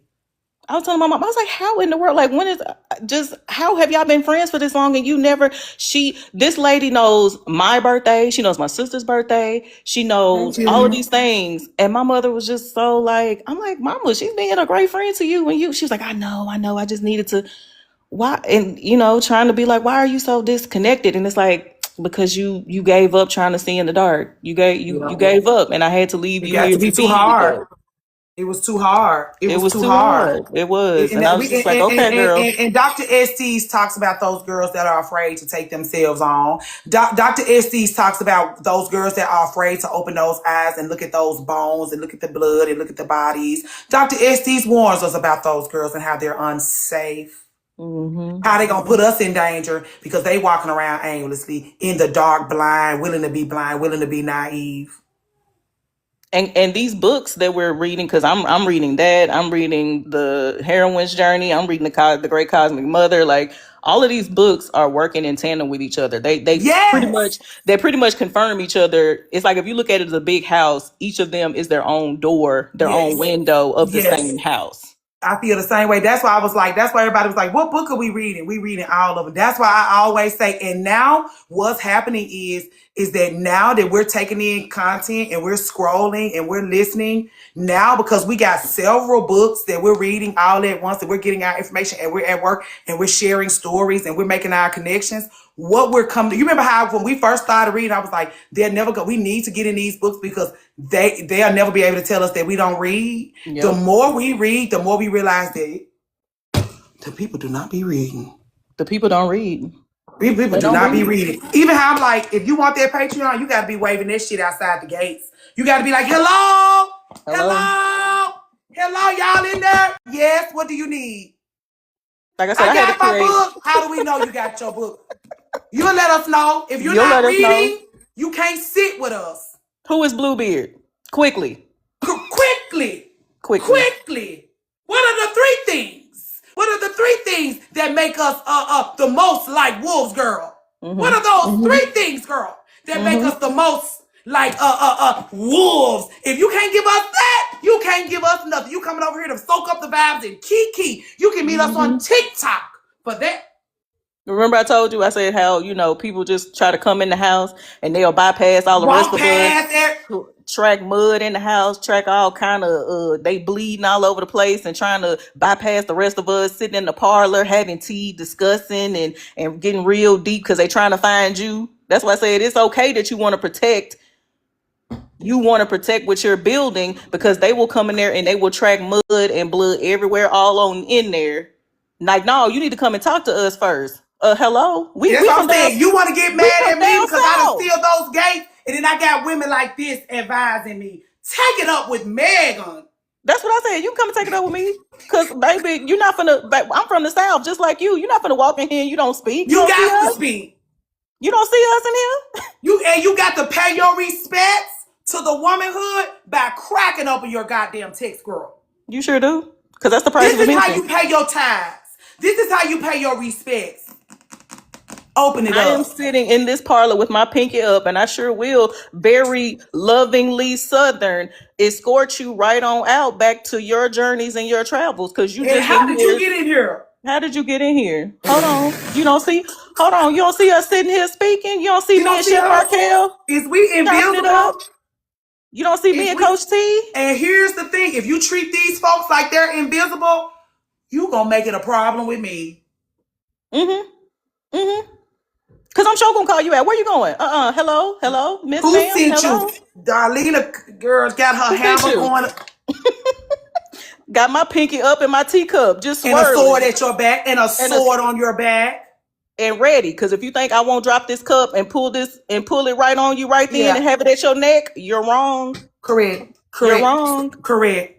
So that's all I had to say. I know you about to get off. Thank you so much for having me up here. I'll go ahead and do you want to drop me down? I'm going on, but okay. Professor, I cherish you. I love you so much. I appreciate you. Happy Mother's Day. I'm so excited to hug and canoodle when we get to Atlanta. I know. I got so my stuff booked. I'm ready. We having a fabulous legendary book club meeting. We're gonna share things back and forth. We're gonna ascend upon our ATLian loved ones and hug and kiss and commune. Yep. I'm so excited. Me too. Amber will be yeah. Okay, I gotta go for real. I love y'all so much. Have a fabulous love y'all. Bye.